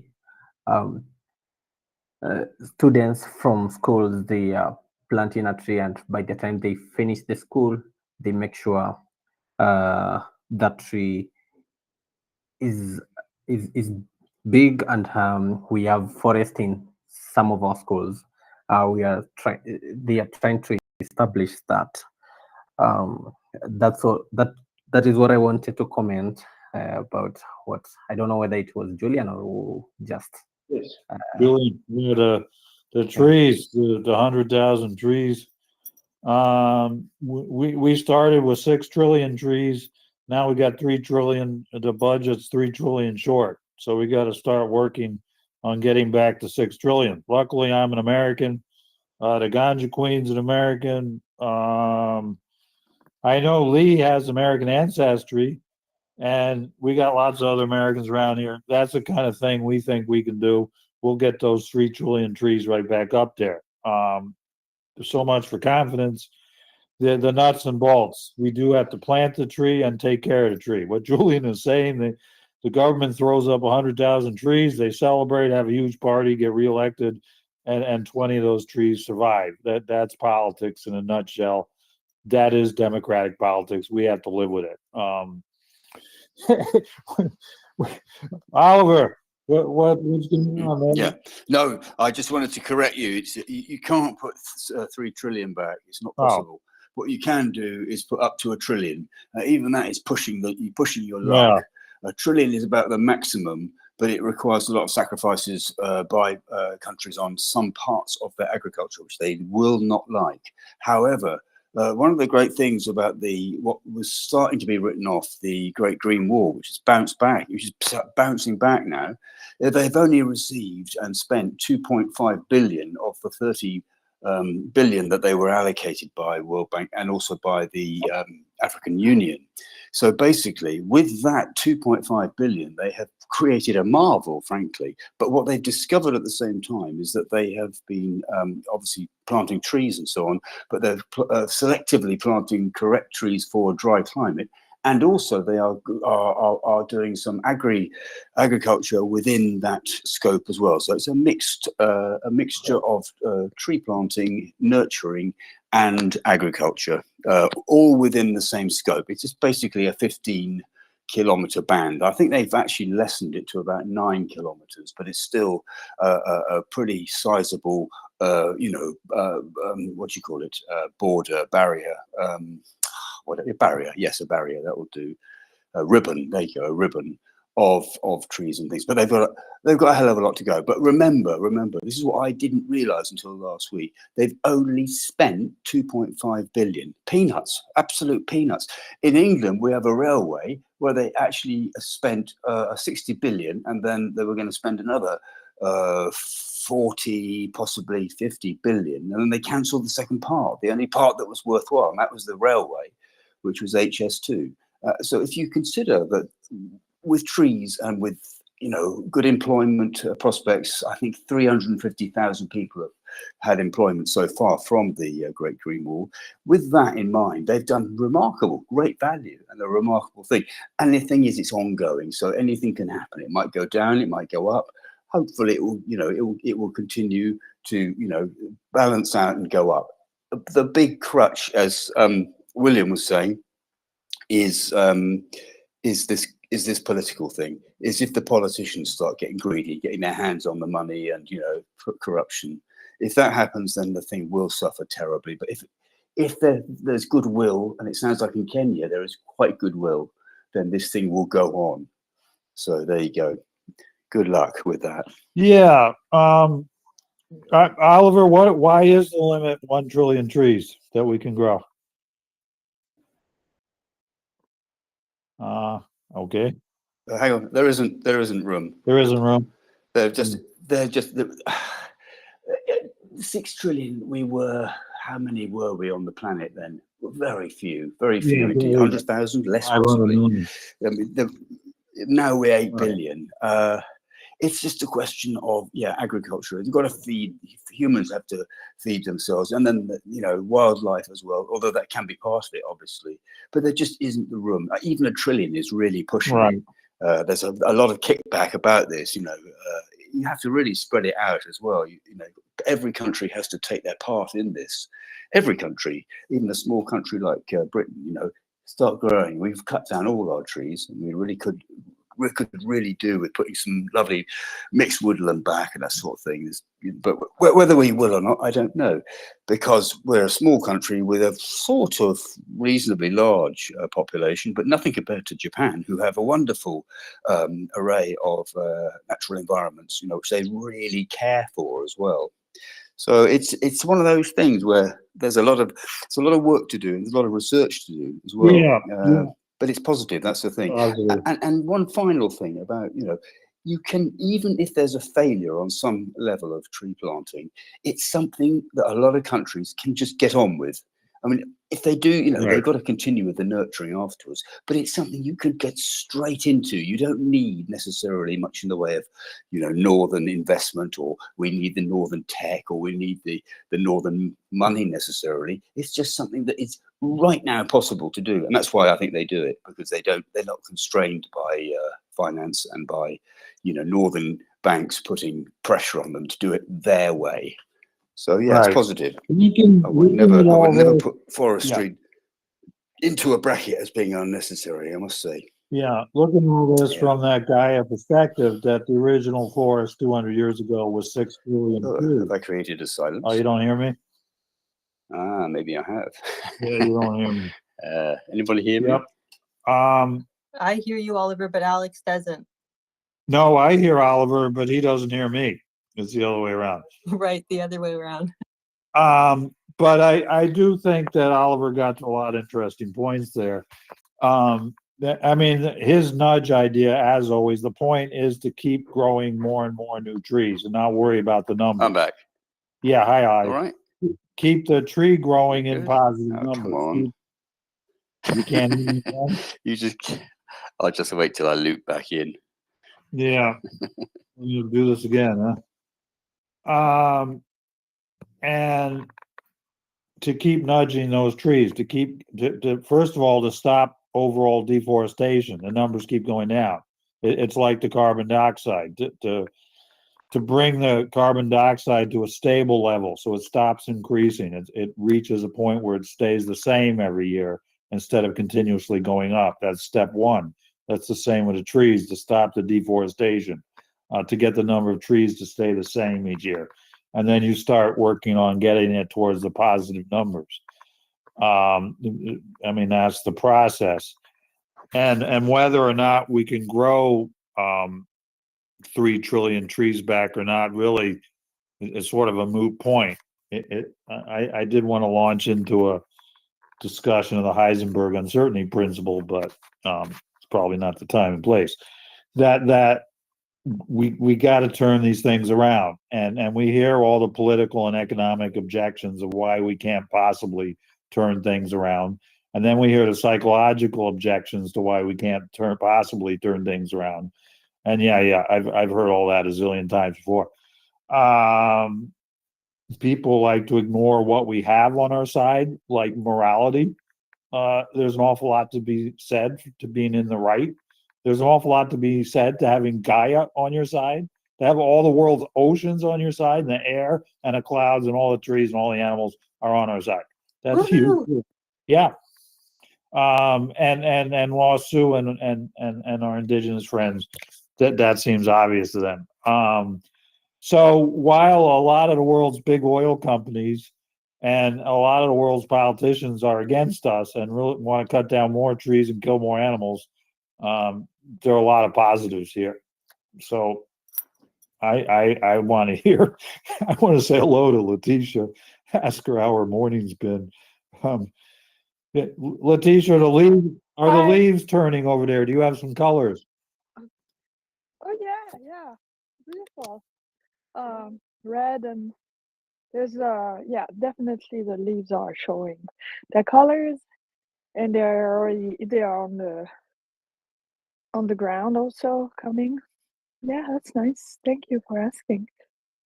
And yeah, I wanted to comment on the reforestation or deforestation.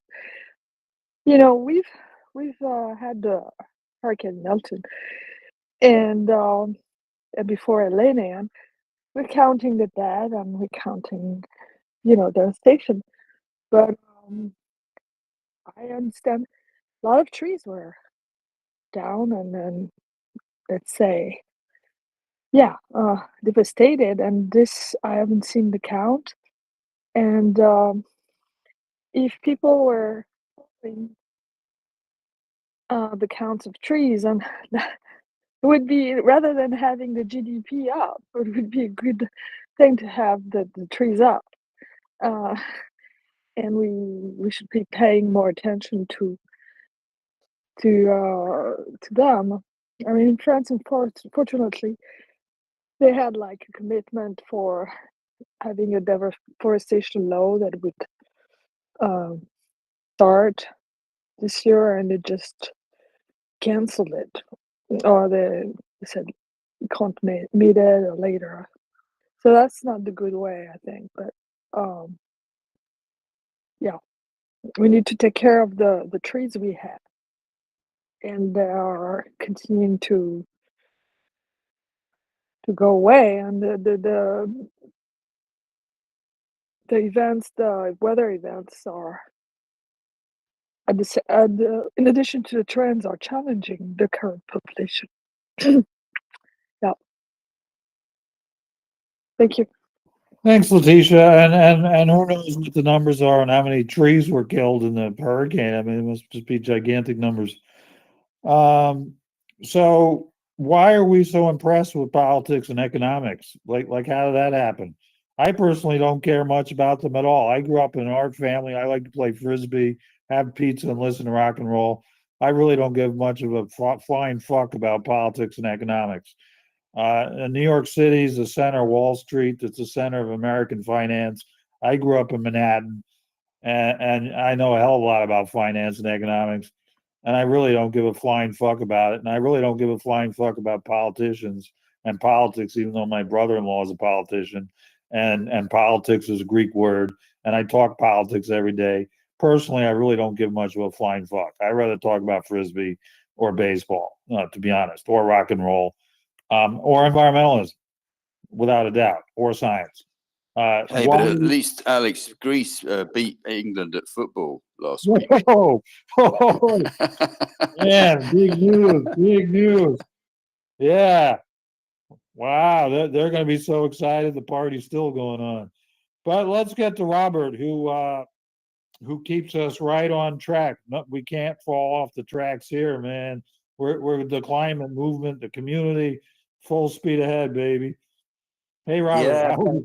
Yeah, yeah. Hi, Alex. I hope you're doing okay over there. Yeah, but actually, no, we're not doing okay. Loey's uncle just died, so we're not sorry doing well. to hear that. I send my condolences over and my prayers at a difficult time. All right, I'm sorry to hear that. You.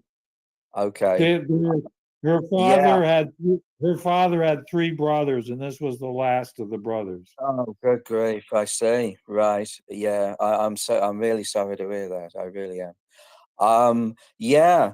I'd like to touch first, if I can, about a question that was asked me earlier in the course of my work earlier today. Somebody asked me an opinion about the upcoming COP29 at Azerbaijan, country of Azerbaijan, held at the Baku Stadium in November, at the start of November. Somebody asked me about what my opinions were of why another COP conference would be held in a country that was heavily reliant on fossil fuels. And I'm afraid I had to say the usual opinions that I give on such a subject. One of the global problems is that the general public do not understand that until the mechanics of every single COP conference, be it obviously the ones in the past have been, in my opinion, a total and utter pathetic waste of space. And to be perfectly honest with you, I do envisage COP29 being a total and utter waste of space. And the reason I say it is for quite a few simple reasons. Until you stop having an oil industry that is dictating political opinion, political policies, and political ability to be able to break ground on far-reaching green transition, while you still have the oil industry manipulating political power like puppets at these conferences, you will not begin to even scratch the surface to how far and how deep the level of negotiation and change at any one of those tables at that conference needs to now be. I cannot say it any more clearly than that.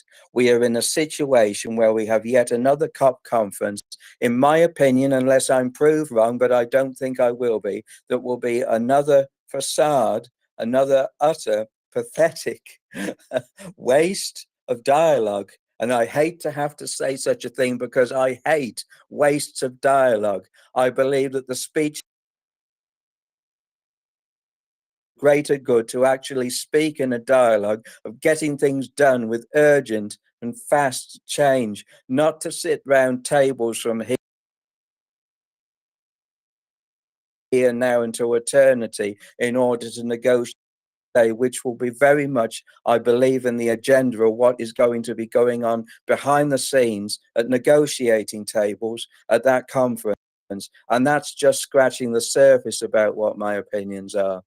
I know that the particular person who asked me other questions on the subject, I said, well, it is like this, and I gave such opinions in a short thread. I didn't even scratch the surface about what I wanted to say on the subject. I'm touching on it to a slight degree here. But as I've said before, the entire mechanisms of these COP conferences, and I'm sick and bloody tired of having to say this, need to be totally overhauled to be fit for purpose. We cannot continue to allow COP conferences to be able to have politicians that are manipulated like bloody puppets for the entire gratification of an oil industry that wants to continue to expand while the planet is dying by the second. We have an apathetic public that is indoctrinated and on a path of suicidal overconsumption.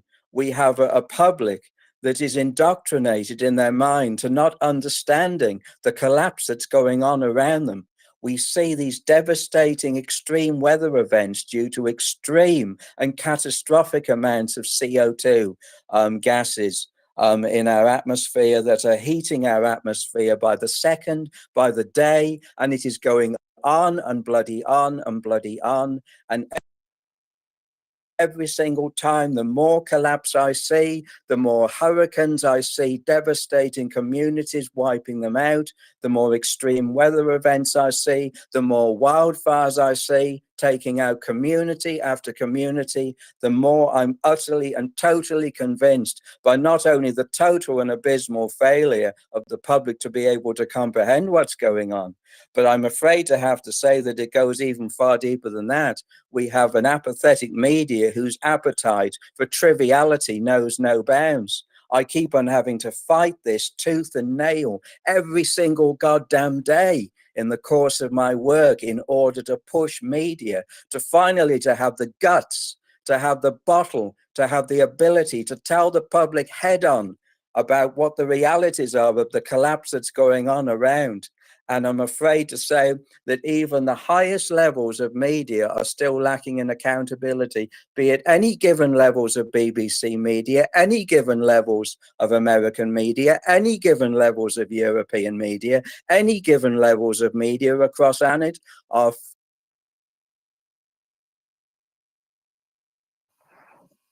Okay, man. Good run today. Very Good good. run. Yeah. Yeah. Really taking that ball. Still not. over the field. Yeah. But it's not perfect yet. But it's a lot better, eh? Wow. It really is. It really He'll be back. is. Robert will be back in a second, and he'll still be on full pelt. Here he comes.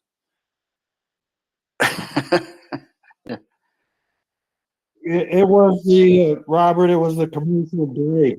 That was the commercial break. We got our ad. It could well have been, actually, unless somebody internally here pulled the plug on me because we're sick of listening to what I had to say. Maybe. No, well, nobody did that. You think Yeah, Julian did but that? I'll believe you, Oliver. What about your neighbor? What about your neighbor? I don't think Julian would do that. Really, he's just very civilized. Anyway, can I pick up on Yes. Can I pick up on what I was saying if I'm able to signal? Yeah. Anyway, as I was talking, I think I was actually talking about the inability of our global media to get real about this catastrophic crisis. I will say this as well. I'm absolutely sick to the goddamn core of hearing about the trivialities of Trump and his Republican Party and their ability to continue to try to manipulate half the American population in order to thinking they can be dumb enough to vote these pathetic shites into power and think that the Republican Party are going to actually do any American any good at all. I'm afraid I won't use the word afraid because it's gone way beyond that. I'm too angry for that. The Republican Party are pure goddamn poison to the American people. They're pure goddamn poison to the entire societies across our planet. And I will say this, and I've said it before, and I will continue to say it, that Trump, in his ability to try to think that he can manipulate all and sunder,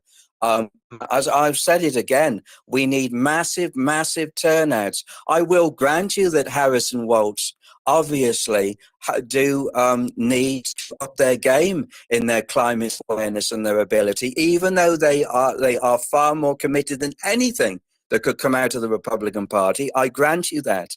But what I will say is this, that even Harris and Waltz need to go further than they have ever gone in their entire political careers now. If they do get into power, and I hope to God they do, I hope Harris does become president, because I feel that she's a very capable lady, and she can do an excellent job.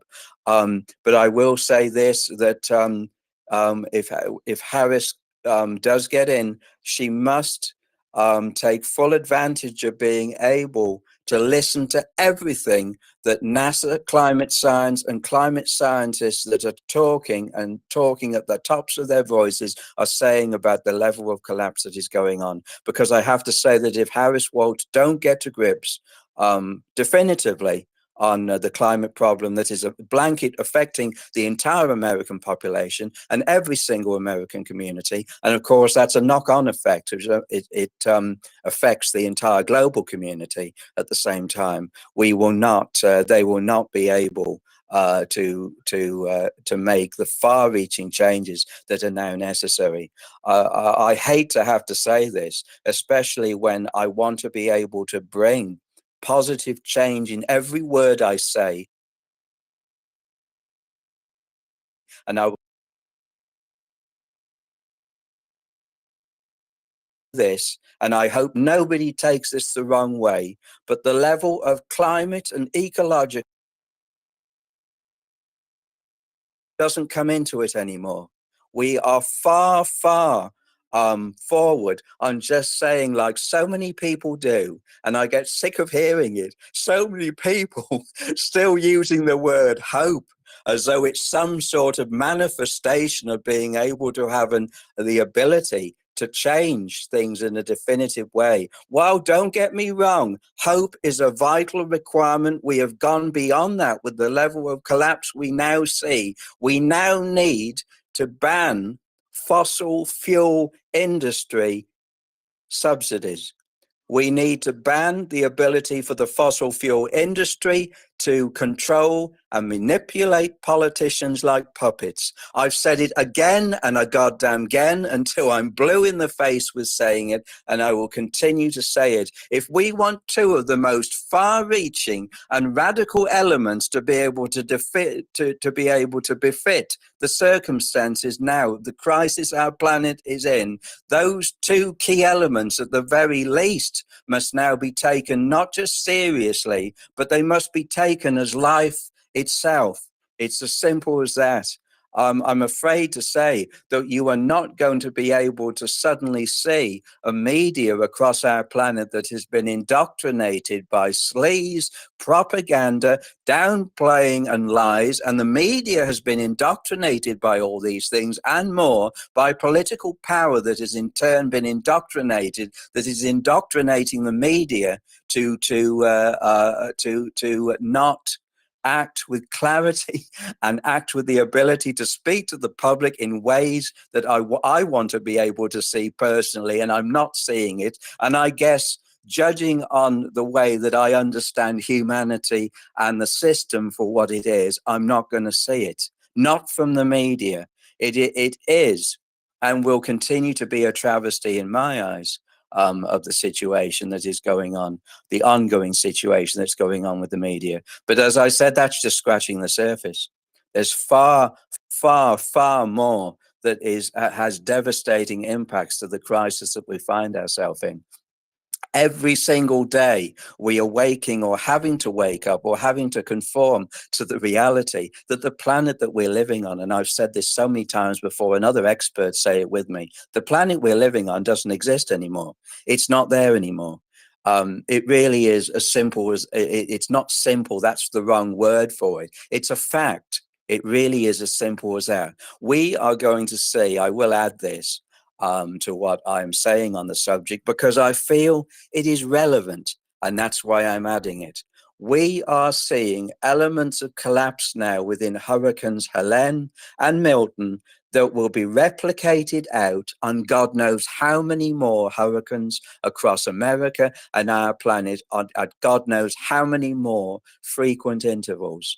When everyone knows here that climate scientists, if I can use these words, are shit scared of events that are happening to our planet.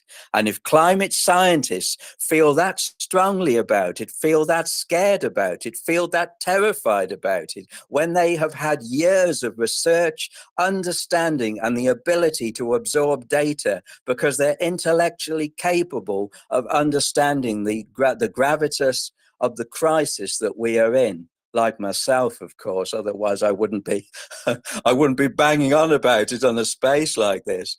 But I wish I didn't have to bang on about these elements of what's bringing our planet down to its knees, but I feel compelled to do so. I feel my voice is, I feel it's necessary to be able to speak like this. I have to. When I see other experts and people like ourselves here in this space, I feel it's my duty to speak like this every single day, and hope. And I know I'm using the word hope when I just said what my views are, but I sincerely, if I use the word, I want to see concerted change on the levels that has never been seen amongst the public before. I will say this, I know even now of the levels of collapse that are still turn vast elements of this crisis around.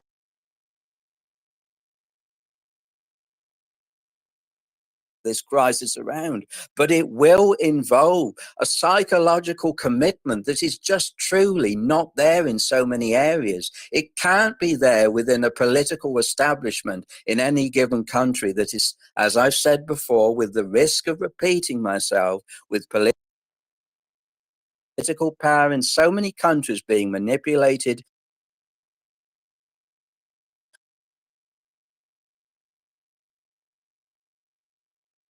and the ability for politicians to be manipulated like puppets. I know I've just touched on that a few times, and with the risk of not being boring, which I sincerely don't want to be, I have to say that. But as I said, there is so much more to this that can be achieved and can be leveled out. So many elements of this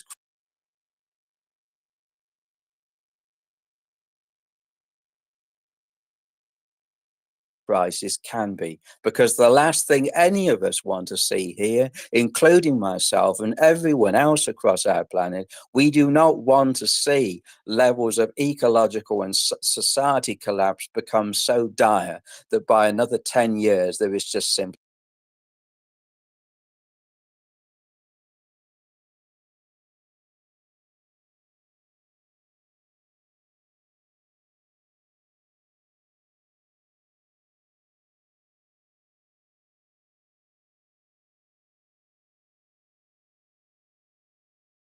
sets are elevated together with the level of laws and judicial laws that I've now mentioned.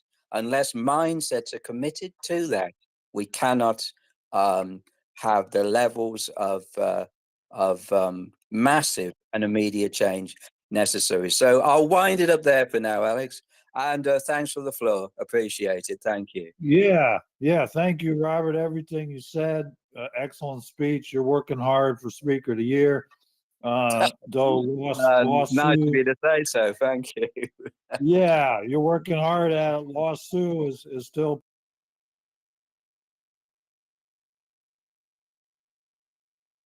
pretty confident that he's got it locked up, but we won't know till all the votes come in.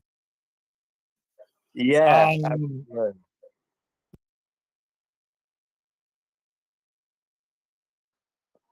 Sandy, can you hear me? I don't know if Sandy can hear me. I don't think Sandy can hear you, Alex. I don't think she can. Yeah, ask her to speak, Robert. Okay, Alex. Sandy, can you hear us on the floor? Sandy, if you can hear us, please give us a sign if you can speak. Yes. Thanks, Sandy. Can you hear me? Sorry, Sandy, you're breaking up. Oh, really? Outside, hear me now? Can you hear me better? I can hear you better now, you hear me? Sandy. Yeah, I can hear you. Okay, all right. Robert, that was incredible. Thank you, That was, Sandy. Thank you. I couldn't say it any different or any better. You are bang on, spot on, especially about the political situation in the United States and the level of ignorance and the lack of education in my country, the United States, is astounding. It is, Sandy. Astounding. Yeah. What we just went through with trying to fight the misinformation and disinformation of people that are absorbing all of the lies, which I think probably the ideology is the fossil fuel industry that starts it, that funds these bad actors like Dane Wigington, who I really can't stand.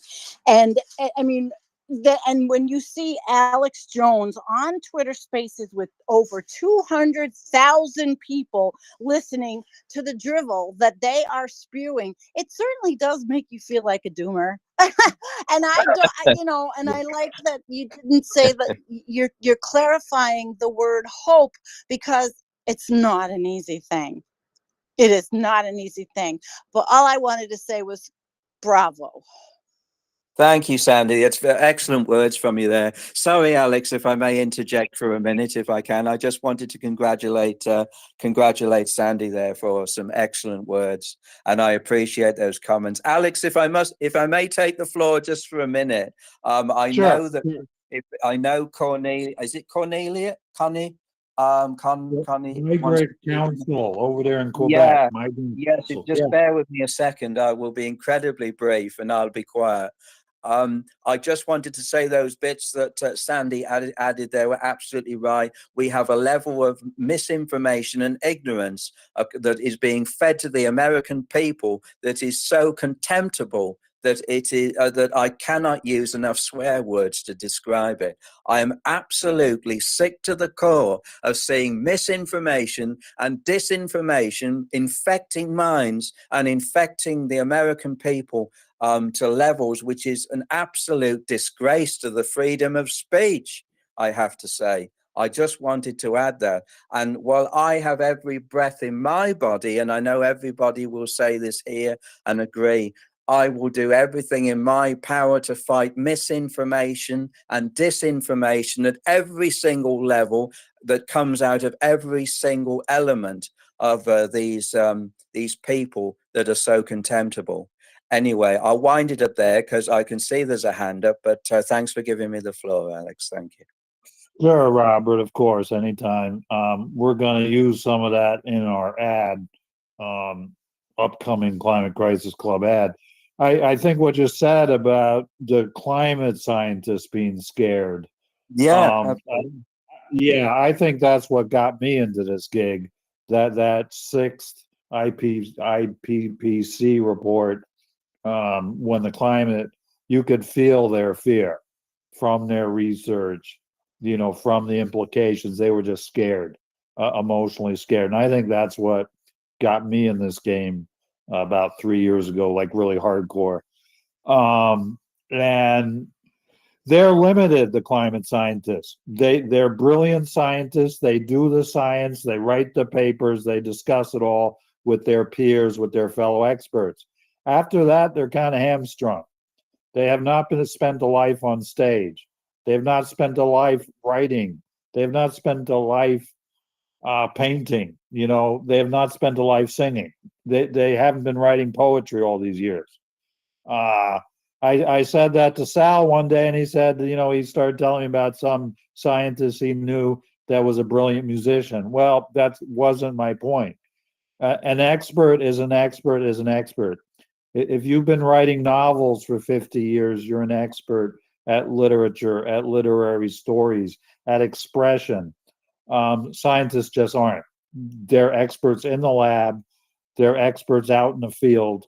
The scientific method, like earlier we heard from Dr. Flint Dibble, an archaeological scientist. We all have to pull together. We all have different areas of expertise that we've developed in our life. Apparently, Robert spent a lot of time talking and giving speeches. I don't. You must have developed that skill somewhere. This did not come out of the blue. a lot of pubs in Telford talking to your friends, I imagine, but who knows? Anyway, I've said more enough, and the Migrant Council has been patiently waiting. So go ahead, Migrant. Feel free. Thank you. Just very quickly to congratulate Robert. I really liked what he said. I think that he was able to put together what many people are thinking. On my side, this NGO is directed to migration and climate change. The impacts that climate change is having already on migrants and migration, displacing people in mostly in North America. In the United States, it's just incredible that people have not realized that there are already displaced people in the United States because of climate change. And on this, about the scientists being scared, back at the beginning of the century, in 1999, was lucky enough to be studying at Columbia University's Biosphere 2. And there, I remember that scientists were talking about things that were supposed to be happening by the end of the century that we are seeing now in 2024. So it's not even half century, but 2024. The big problem is that most people don't really understand what's the dimension of what we are talking about. The delusional people that believe that somebody can control hurricanes don't have an idea of the amount of energies and the amount of the systems that we are discussing here. The reality is that this is here. This is not science fiction. This is not the future. And what we have in front of us is tomorrow, today. And it's really, really scary, concerning to see the direction that things are taking in the United States. I think that the United States has a lot of qualities that can and should be recovered. And unfortunately, there is a lot of people that has been that chose to believe in mysticism or to reject science or to adopt the kind of science that just so appeals to them. So on this, I thank you for the space also. It's really good. I already followed you, and I look forward to continue listening to you. The situation in North America is going to be, the future of North America is going to be determined by climate change. And I think that we have a lot of work to do to educate people and also to understand that the migrants that are coming today to North America, tomorrow, it could be the people from North America going south. And in Canada, for example, we are one climate event from being refugees. We had a big event at the end of the 90s and of last century, in which, like for 3 weeks, large parts of Canada lost. Are you there? Yeah, lost energy, electricity, and people had to go back to furnaces and chimneys. Really, people in the U.S. and Canada, we should understand that we need to react in a constructive way to migration. Tomorrow it could be us or your children and grandkids who could be displaced. So thank you very much. I'm going to be leaving soon. Have a great day and congratulations again. Thank you so much, and thank you for participating. And I hope we hear from you again. We're here every Saturday. I want to give a special shout out to a true friend of the club here, Dr. William Ripple, a professor of ecology at Oregon State University in the Department of Forest Ecosystems and Society. Dr. Ripple is a true superstar of ecology, of climate, of environmentalism, of all of it, and it's a real honor and a pleasure that he's just listening to us and our shenanigans. So I'm absolutely delighted that Dr. Ripple has joined us, and everyone should follow him. And we talk about respecting scientists, we talk about respecting climate scientists. Well, this is a great scientist among us. So thank you so much, William. I'm really happy you're here. That said, Julian, you might as well go next as a co-host, because I have no clue where we're at with the hands, and I want to thank the Migrant Council, Robert, again for speaking, and Julian. Yeah. Yeah, just really quickly, I also welcome Dr. Ripple here. He's just published an extremely important paper on the state of the climate, which everyone should look into, actually, right now.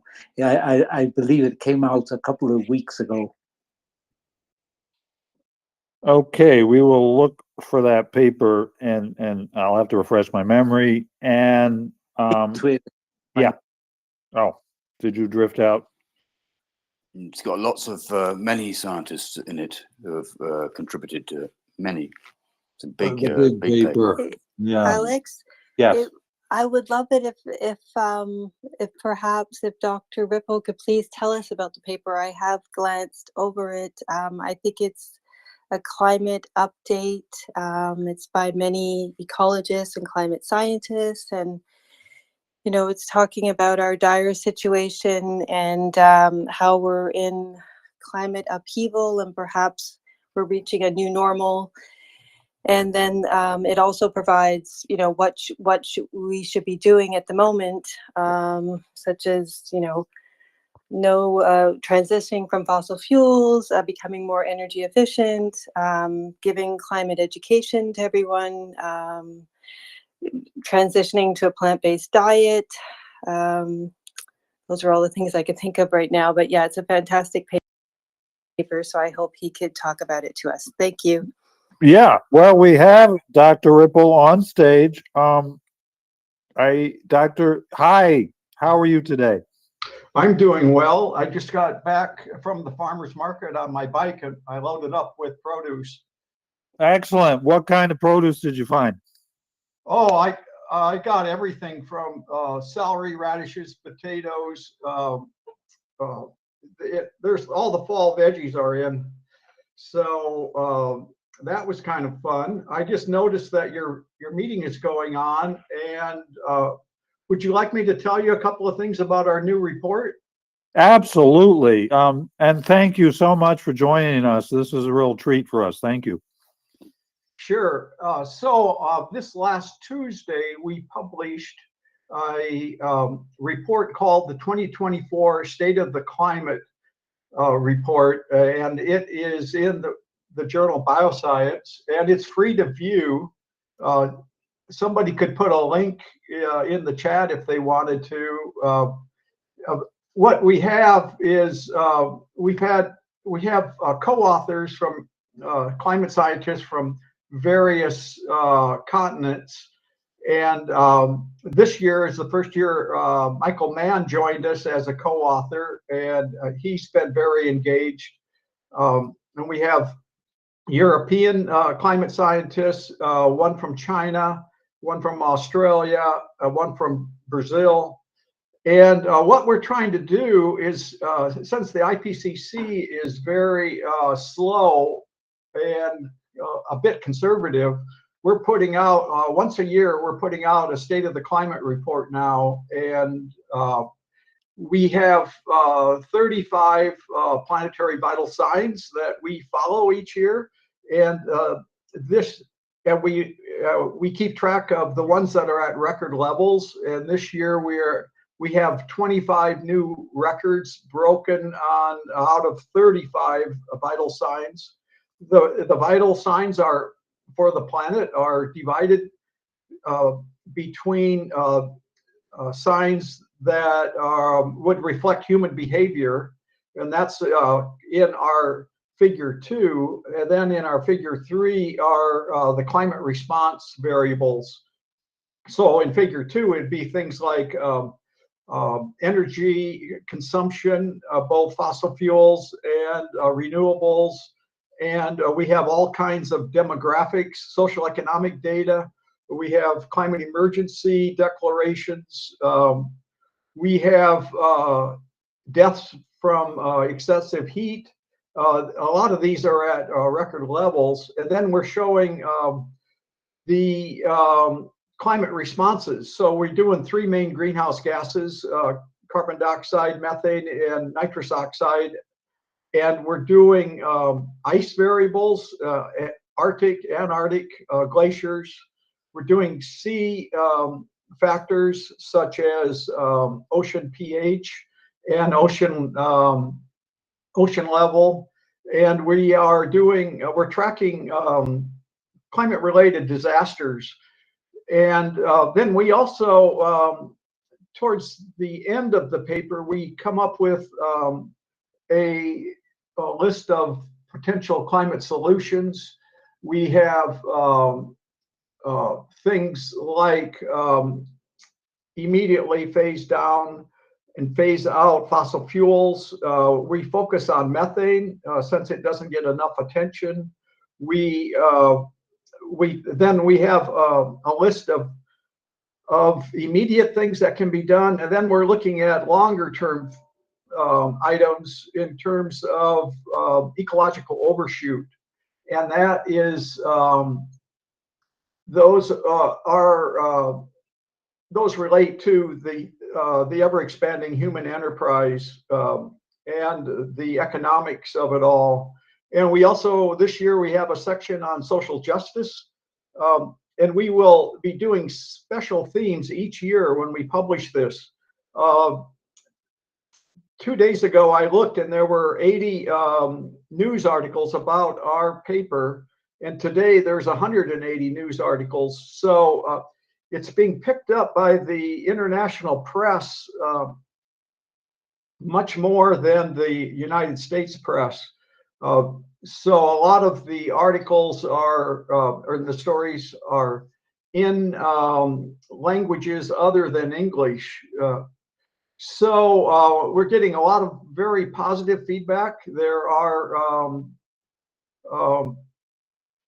people are saying that they want us to tell the truth and not to spin it as doom and gloom or optimistic. Just give them the basic truths, and that's kind of the trademark of what we're trying to accomplish with this thing. It's published in a scientific journal, but it's available for the public to read in simple terms. And we also, it was covered by The Hill,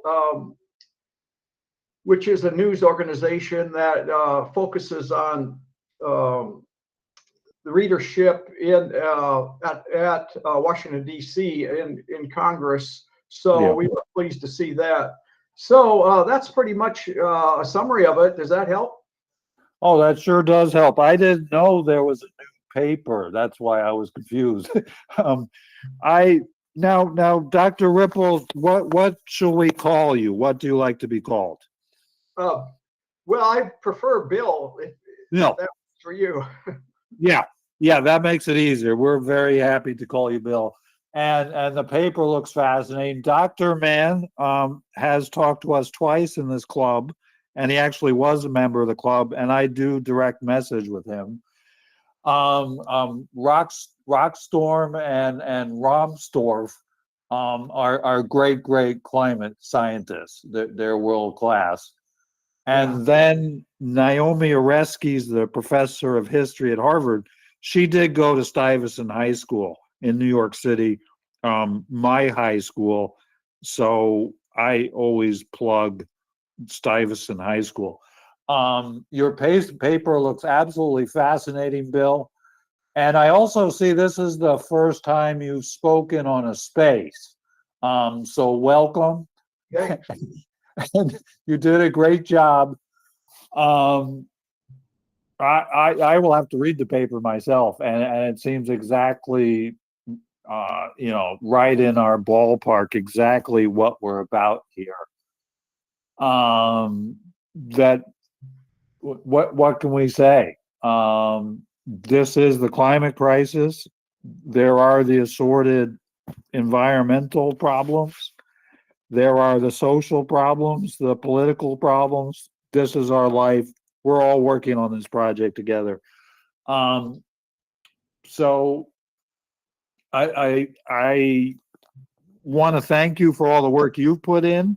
The fact that you have a bicycle that you go to a farmer's market in, it's more than just being academic.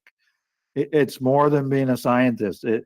You made a statement with your lifestyle, having the bicycle. And Stephen Barlow in England is a member of our club. We've talked to him probably 50 times here about ecology, life, and the world and everything. I want to open the floor and ask anybody if they have some questions for Bill. Let's go straight to Wind Brings Comfort in Arizona, our friend. Hi, Wind. How are you today? Hello, good morning. Thanks for hosting this space as always and allowing me to speak. I had a couple comments for Bill, and I also had a question. So hearing that their concern is studying social justice, I was like, yes, thank you, because I mean, it's so closely intertwined with environmental justice, where you have issues like Cancer Alley and stuff like that. So really pleased to hear you mention that. With regard to that, I was curious if, as far as climate response goes and the mobility of the people to actualize something, if you guys are looking into how like an individual's economic status or mobility can be like a limiting factor in this, because like in theory, it's kind of like, okay, well, you know, you have Maslow's hierarchy of needs. If someone's struggling to survive, it's hard for them to sacrifice something or inconvenience themselves somehow for a bigger idea like supporting the environment. And so like when we talk about universal basic income in the United States, I'm actually like, yes, we need that, because I feel like that'll help open the door to be more climate sensitive, because then people aren't struggling to survive. So I was just curious if you guys have been working in that arena. Yeah, so we're pretty much focused on the basic climate change science, but we do add in this theme of social justice. And one thing that we're calling out is that, and this matches what you say, that we are pointing the finger at the world's wealthy, and because of the both the historical and current impacts from and the footprint of the wealthy, and the responsibility to help others. So we're really we even have a world map of climate vulnerability in our new paper, and the global South is lit up a lot more than the global North. Yeah, I think you're onto a good topic, and we just cannot stress it too much. I'm happy to take one or two more calls, and or questions, and then I need to go. But I did want to say that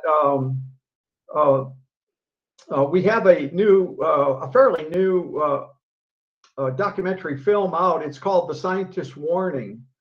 And it's on YouTube. The Scientist Warning. If you type that in, you can go to this 30-minute documentary film about the movement that we have. I'm part of a group called the Alliance of World Scientists, and we have 27,000 scientists from 180 countries that have joined this group, and we're working together, and we are very concerned about the status quo and the way things are moving. So we have this Alliance of World Scientists, and you can find this on the web if you want to check that out. Thank you, Bill. Excellent stuff and interesting. Yes, go ahead. Would it be possible for me just to say hello to Dr. Ripple for a quick second? Sure. Thank you, Alex. I'm sorry to interrupt. I just wanted to make sure that I connected with my Oregonian neighbor, and would love to talk with you about my theories on increasing UVB radiation and how it affects what we're all trying to do. It affects every aspect of our lives, whether we realize it or not. And I wanted to ask you if that was one of the metrics that you have investigated in your work. Yeah, you can go to our paper and see our 35 variables. That's not one of them at this point, but I'm happy to hear your offline to hear what you have to say and what you think might be appropriate. Yeah. Well, I posted a link to my book and my film, and also in the chat, and also Yeah. Well, we've got limited time here. Let's go right to Kim because she's got a question for Bill. Bill will get to you, Paul, but let's go to Kim. Go ahead, Kim. Hi, Bill. Thank you so much for speaking today. I've glanced at your latest paper and I'm excited to read more about it. I happened to watch a video of yours probably about a month ago, and I'm not sure if it's the video that you're talking about. It's on YouTube, and you describe your life story, and then we see you joining activists in Oregon. I was really touched by that video, and I mean, I think you're such a sincere person, and it's people like you that actually give me a lot of hope and inspire me to know that, you know, we can make a difference in our daily lives and also in the work that we do. So thank you very much for that. Oh, hi, Kim. I remember interacting with you online, and thank you for the kind words. And that is the documentary film I'm referring to, The Scientist Warning. That's the one you saw. So it's great to talk to you. Yeah, I put The Scientist Warning up in the nest. We have up above our names here on the space. There's the nest where I put it up there. We have Paul over in the UK who has a question for you. Go ahead, Paul. If you can hear me. Often people can't hear us. Go ahead, Paul. Hi. I was just going to ask. So I haven't seen this video. So it's on YouTube, is it? Yes. Yeah. Yes. I put in the nest, Paul. Oh, right. Excellent. That's it. That was the question. Okay. You know, it's funny that we have a club. We're like a fan club here of climate professionals, and we are just concerned citizens of all. You know, we've got the stonemason, and the stonemason has a question for you. Go ahead, Oliver. Bill, thank you. It's not about stonemasonry. It's actually about disinformation about hurricanes being caused by Democrats. And I wondered if there's a way that scientists, including you, can actually put these people in their place very quickly and very succinctly by actually spelling out the science of hurricanes to them in just a few words vis-a-vis energy, because they seem to be able to get a grip on nonsense, complete utter nonsense, but they are very good at spelling it back to their supporters, their fans, if you like. I don't know what to call them. They're zombies. I mean, God, what are they? And I just wondered if there is a way that scientists can pinch this in the bud before it gets too out of control. And they just seem to be doing that after, well, both Helene and Milton. Sure, that's a good point that you're bringing up. Yeah, I think it's going to be, there's a lot of opposition to this misinformation about the hurricanes, and top politicians in this country are from both parties, both major parties are responding to it. It's just outright lies, and I think there's no way it can sustain itself. But it is concerning to hear this kind of thing, and hopefully it will, the truth will dominate. So thanks for bringing it up. Thanks. Yeah, that's good of you. Just amazing. So we're a strange entity here on the social media as a climate community, as climate activists, as wanting to help climate scientists, ecologists any way we can. We're concerned citizens, and we don't really know what we can do to help. We all contribute. Let's see if Ian. Hi, Ian. Do you have a question for Bill? I've just got comments for Bill. My background is retired environmental enforcement. You're going to have to pardon me. I'm fighting off the tail end of COVID. But I've got to comment on how much I admire the man for standing up and telling the truth in the face of the power that the petroleum industry has. I live in Alberta, Canada, Petroleum Central, and watch the power that this industry has to spill the lies that everybody is talking about here. They're behind the misinformation. Well, I would imagine everybody knows, but they are behind the misinformation that we see on here and that we hear on the news. The amount of money that industry has to curtail any enforcement, to curtail any proper information that's coming out of people like Bill is absolutely amazing. And I want to thank you for this is my first time on this group, and I am gobsmacked. Thank you so much, everybody. Right on, Ian. You're speaking our language. That's what we do here every Saturday. This is our 98th week. And let's see what Matthew has. Do you have a question for Bill, Matthew? Go ahead. Hi. Yeah, hello. Yeah, this is my backup account. I'm really big into the climate science and the regenerative finance side, sustainable issues. I'm on refi spaces a lot. I've been on tens of thousands of hours as a host and a co-host. So right now, I really believe that we exponentially have to shift trillions of dollars according to Project Drawdown and Paul Hawken and people like that. You can work with eco-restoration camps, work with regenerative farming schools, permaculture schools, aquaponics, hydroponics, solar, wind, planting mangroves, working with our forest. Our Project Drawdown did do a Zoom about a year ago, about 300 people from around the world, and they said that you can invest in doing good, regenerative things, and make a similar return to the Fortune 500. So we have to get that word out to the DeFi people, to the pension funds, to the insurance companies, and stuff like that. So yeah, we've got a lot of scientists and people coming together. The best of Web3, Matthew, we have a world-class scientist right with us, so we're trying not to waste his time. That's the point here. Well, I've been studying it for 24 years, so I'm a world-class scientist myself. And my RAIN account has over 40,000 people, and I've hosted. Okay, Dr. Ripple, Bill. Yes. You've got potatoes, celery, and what else did you say? Oh, I got radish and spinach. Radish. You see, I don't like radishes, so I don't remember spinach.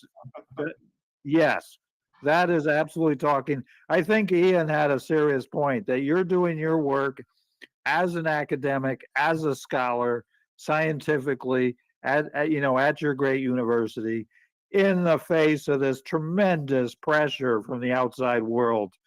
And so we all appreciate that tremendously. I'm never quite sure what we can do to help. Sometimes Dr. Mann sends me an odd request on this digital landscape. Right. Like the reviews of his books. He gets very worried that they're mean people writing reviews. So we all go report them. He likes it when we do things like that. We're happy to do any kind of little favor. We're not sure how we can help. We talk to our friends and family. We read the articles. We read the books. We watch the videos. But where do you think that the climate community could help more?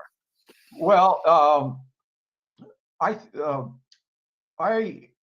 need to think about that, and I wanted to ask you if I can keep your group in mind and see if when need arises, if we can call on you.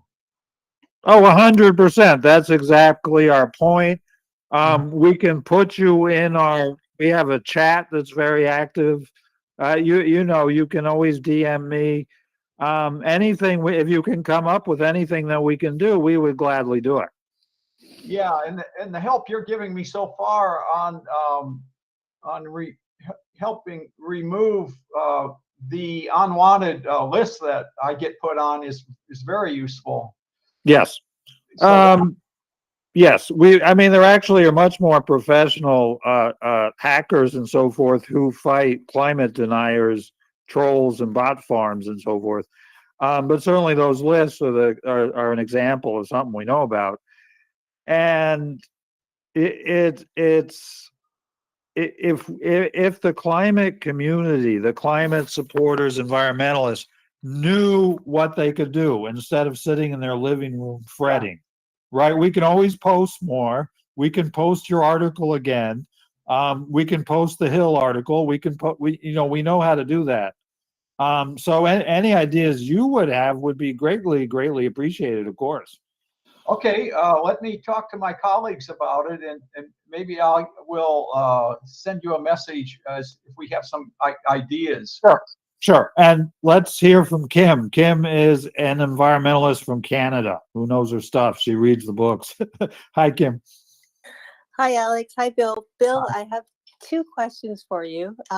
One is, who was a major influence of yours growing up, or perhaps one of your favorite ecologists now? And the second one is, what's your favorite vegetarian dish to make, if you have one? Thank you. Okay. Well, I like Carl Sagan as a role model, and I like all kinds of plant-based foods. I only eat plants and I only drink water, so I keep it real simple. And I like roasted vegetables.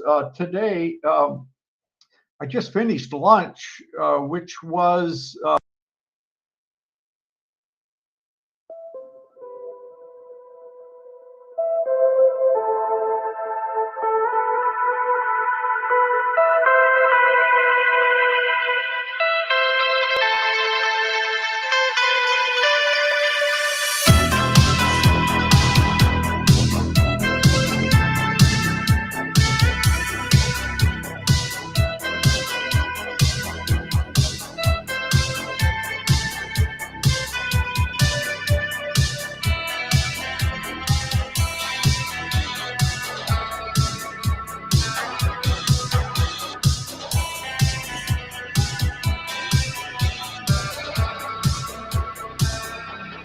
Underline, when the sunlight improvise,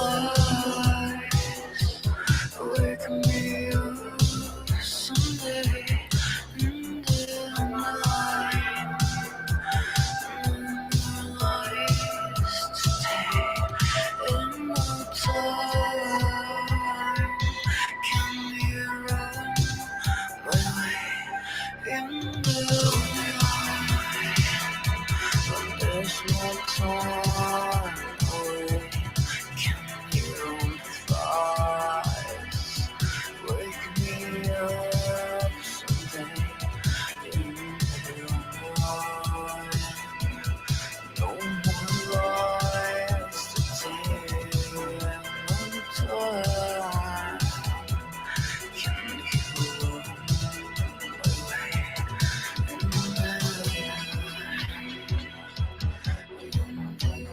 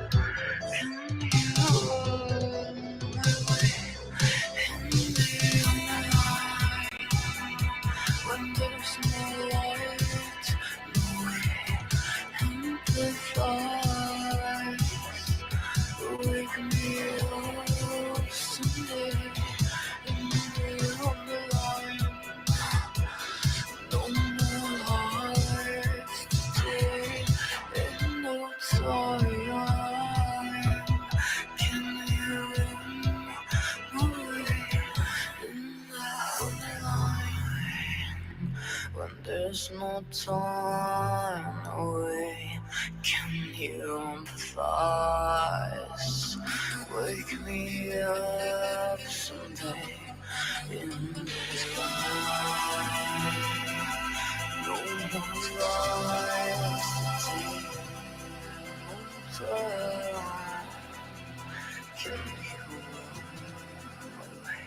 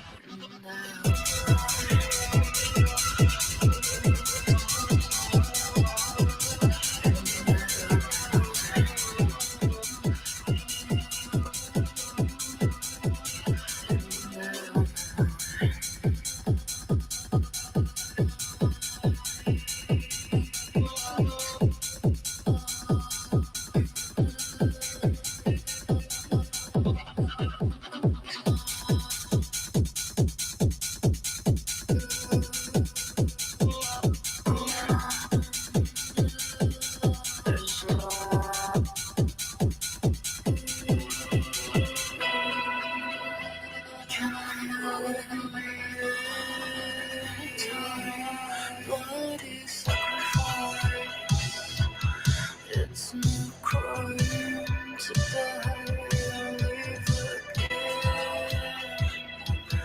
In the light, we're so good. You've been so far, so far away.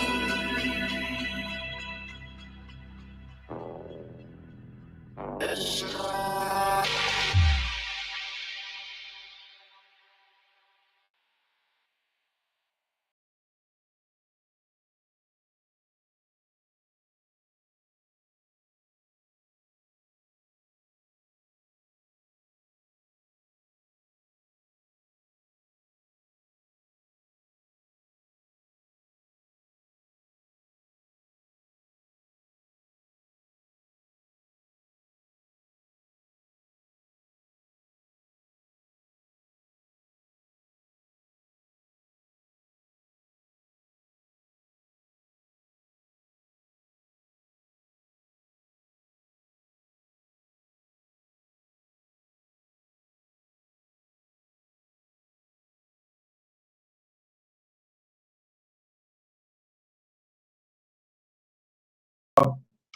That if we go inside and try to find peace, then that is one of the best things we can do. So even if it's simply noticing breathing and taking time out and noticing the moment and going out in nature and appreciating nature. So I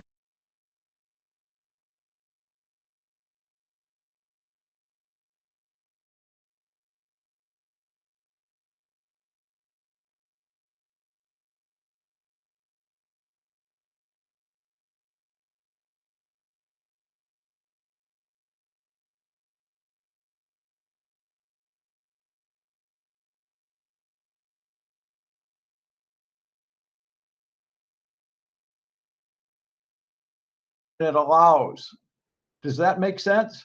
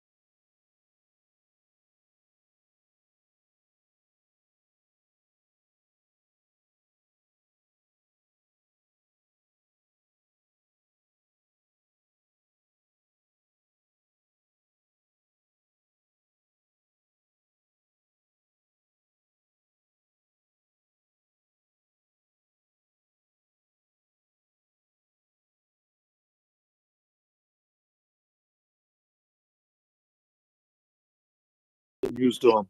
First Dr. Dibble and now Dr. Ripple Julian, let's hear some comments and then go right to Joe, who's been waiting patiently.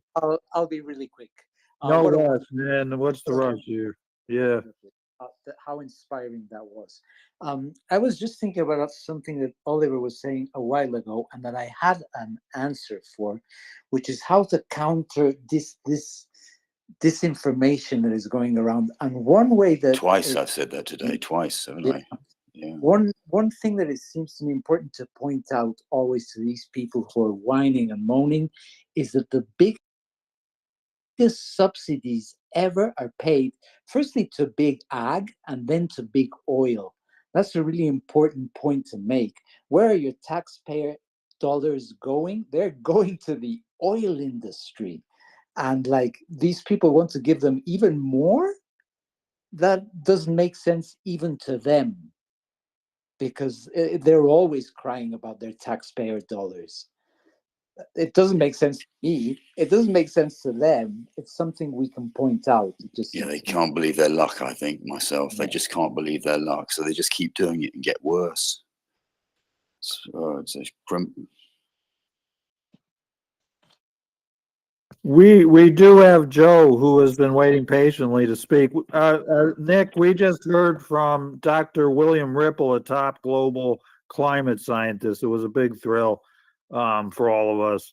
And I think we survived it every single time with the big guests.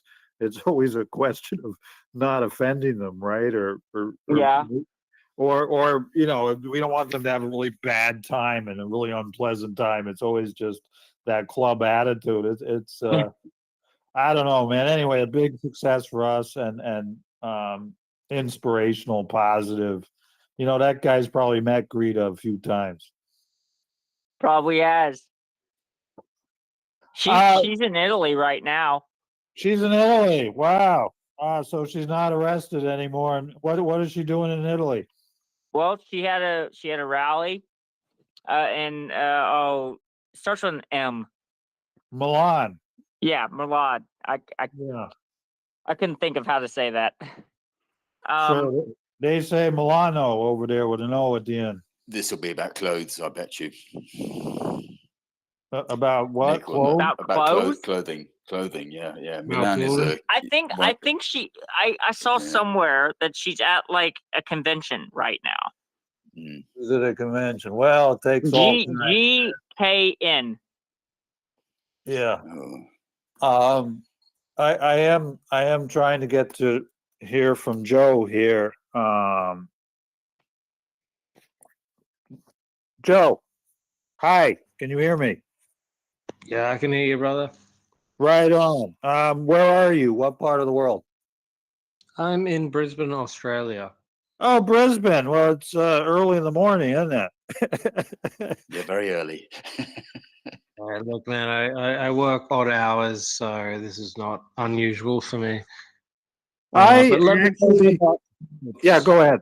Go ahead, Joe. Sorry. Yeah, I'm just going to tell you about clothes. There's shirts, and no, I'm kidding. No, I found it really interesting listening to old mate that just left, who was a climate scientist, and I just wanted to chime in with a little bit of stuff that I had been paying attention to recently. There was a TED talk done about a month ago. I think it was like September. I've just put it in the nest. And I think it's a really important one, man, because it's like they talk about trends in climate and tipping points and whatnot, but this one really describes like why the tipping points are what they are. And one of the most frightening ones is like average ocean temperature over the last couple of years. It's particularly jumped up in 2023 and 2024 so far. And it's kind of dire, man. It's kind of dire. It's like if we don't like cease shit immediately in the next like 4 to 5 years, like we're talking about like the year 2029, then we really are locking ourselves into a condition where most species on Earth are going to become extinct. And whether we are one of them or not depends on how we act, I guess. And that's all I wanted to do. But it's real. It really Yes. is. Yep. Yeah. Well, you're certainly in a den full of people that think in this down the same avenues there, down the same paths. I do spend most mornings here on the East Coast of America chatting with my Australian buddies in Melbourne. For some reason, I'm in the morning having coffee. They're late at night in Melbourne having drinks. The lawyers there. I don't know why I do that, but they seem that's how I forget about climate, because the rest of my day, outside of talking to Australian lawyers, I do climate and environment all day. I'm trying to talk and look at your video at the same time, so I'm going to hand it over to Robert to comment on all this. Yeah, all right, Alex, thank you. Yeah, first of all, I just wanted to pick up, Alex, on something you said about my ability to put a speech out. I think that ability is born actually of an intellectual ability, may I say, without sounding pompous, it's not meant to, of an ability to be able to comprehend and witness that comprehension of events around me, of the events that are taking place across our planet. And really, I guess you are probably right. Every single speech I make, I hone to an extent of being able to try to put across not just grief, but I want to put across a capacity and an ability to encompass the gravitas of the events that are taking place across our planet. It just it's made me smile a bit when you mentioned about that I might be having discussions with people down the pub. I will be completely honest with you. I've never had a climate discussion with anyone in any pub at all. So I just wanted to put that to bed, actually, in case anyone thought that I just randomly had climate discussions. I don't think I could find anyone in a pub that would be able to comprehend the situations. I'm sorry to have to say to you. It seems to me that you know, I do find it extremely infuriating. I wouldn't say the word stressful, because I have been able to hone that level of stress in the way that I act, with what I say and what I do, with the work that I do. I would say that I'm finding new ways of putting the message across and refining it and refining it and refining it in order to. Sorry, I just had a co-host thing flashed at me, Alex. I'm sorry, as I was quiet then for a minute. I had a co-host moniker flash at me, and I just happened to notice that was coming at me. So sorry if I was quiet then for a second. Anyway, as I was saying about old habits die hard, eh? Could well be, Oliver. Could well be. Why should we not be surprised at this level of dexterity that befalls us? These jokes we play on each other, eh? I know. I tell you what, Oliver. If it wasn't for my, it wasn't for my old hands in certain habits, they could never be quantified, could they? In levels of ability. It's great, actually. It's great that you now got a more or less continuous signal. Yeah, It's a lot better, actually. I think there has been, Oliver, I think, if I may say so, I think there has been an ability with my signal to be able to somewhat behave itself to a certain extent. How long that lasts for is no, probably... don't start that. Don't Yeah. start that down that road. No, I'm not because saying it also anything to the... No. I'm not saying anything to the contrary, No. believe me. But I it like helps to be with a your realist. delivery as well. It helps Yeah. with your delivery. You see, if you're not hassled by the thought in your head that you're going to get cut off any It's minute, so very you get true, much, my friend. It gets much Yeah. better. It does get, no, really, definitely. Yeah, you're absolutely right, Oliver. I appreciate your four pennyworth on that situation. So good for them, whoever they are. Yeah, absolutely. Anyway, I see no hands for a moment, so if I may take the ability to speak across the floor and add some more comments on certain situations. I want to actually talk, if I can briefly, before anybody wants to speak, if I may, on the current presidential election and what's unfolding across America and the way that I see it from my perspective. I also would like to invite anyone here that's listening to my words now to feel free to speak about what their views might be on the Harris and Waltz situation, and indeed the situation of the Trump and Vance campaign, which in my mind, that Michael Mann I've been following, but I'm sure many of you follow Michael Mann's posts and his information. I have noticed Michael Mann mention quite a bit about the Trump and Vance campaign in the course of me reading his posts, and we have seen, which I feel to be true, as if anyone can tell me otherwise, please feel free to say so. I'm all ears, as they say. But the situation with Trump and Vance, I feel there really is a weakening of the momentum that Trump is trying to find with his presidential campaign, if I can get my word out. I feel that, as we all know, that the ability of Trump to speak as a great speaker has always been one of a very mediocre event in terms in my thinking. I do not feel, and I'm sure other people could agree with me here, that I don't feel Trump has ever been a great speaker. He isn't a great intellectual speaker because he's intellectually incapable of being able to communicate on an intellectual level, if I may say so. I do notice that the ability of the man is severely limited. In fact, his vocabulary of being able to speak at any intellectual level is severely compromised. At every single opportunity I hear him on a podium and speak, I think his ability to be able to speak with any great content is non-existent, and that's why I feel, you know, I must say this, I do feel that it's utterly laughable, if I may use that word. I think the word is justified. I say that it's laughable that here comes a very rough around the edges, intellectually compromised individual that's running for the job of one of the most revered and important positions on our planet, of being a president of the United States, and yet we have a man that's so mentally compromised at every single level. I mean, you have to be an absolute, utter, bloody moron to be able to come out with some of the absolute and total drivel and misinformation and lies that trips off the tongue of this guy and his campaign people.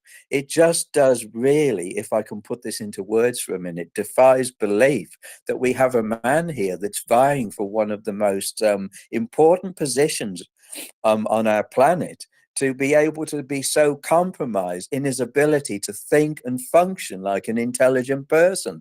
I want to say something, Robert. I understand where you're coming from. I can't believe it either. But I've read Revelations, and I am not kidding. It is exactly what Revelations is talking about. A wolf in sheep's clothing. It is happening. Yeah. Thanks, Nick. Yeah, I agree. Not trying to worry people. Just be ready. I know, Nick. Absolutely, I couldn't agree with you more. I'm just putting into words my feelings of the inadequacies of a man that has no right to be in a presidential race. That Absolutely. That is the answer to it. I will just say briefly on the presidential campaign, I do feel that Kamala Harris has the abilities and the intellectual capacity to be able to get the voters to come out in the necessary numbers in order to be able to swing this for the Democrats. I do feel it is achievable. I'm not going to preempt any discussions until we see further on the levels of what the voting is. But as you just said, Nick, and you quantified it very well, if I may say so, that words will not do any of it justice until we actually see concrete, how can I put it, where we see the voting levels that come to pass when the election comes about on the 5th of November, if my mind serves me right. So anyway, coming off that presidential bit now, for the sake of sounding probably a crashing bore, I want to also touch, well, there's no, actually, I have just noticed there's a hand up, and I do apologize, Joe. I was talking when you had your hand up. I apologize that.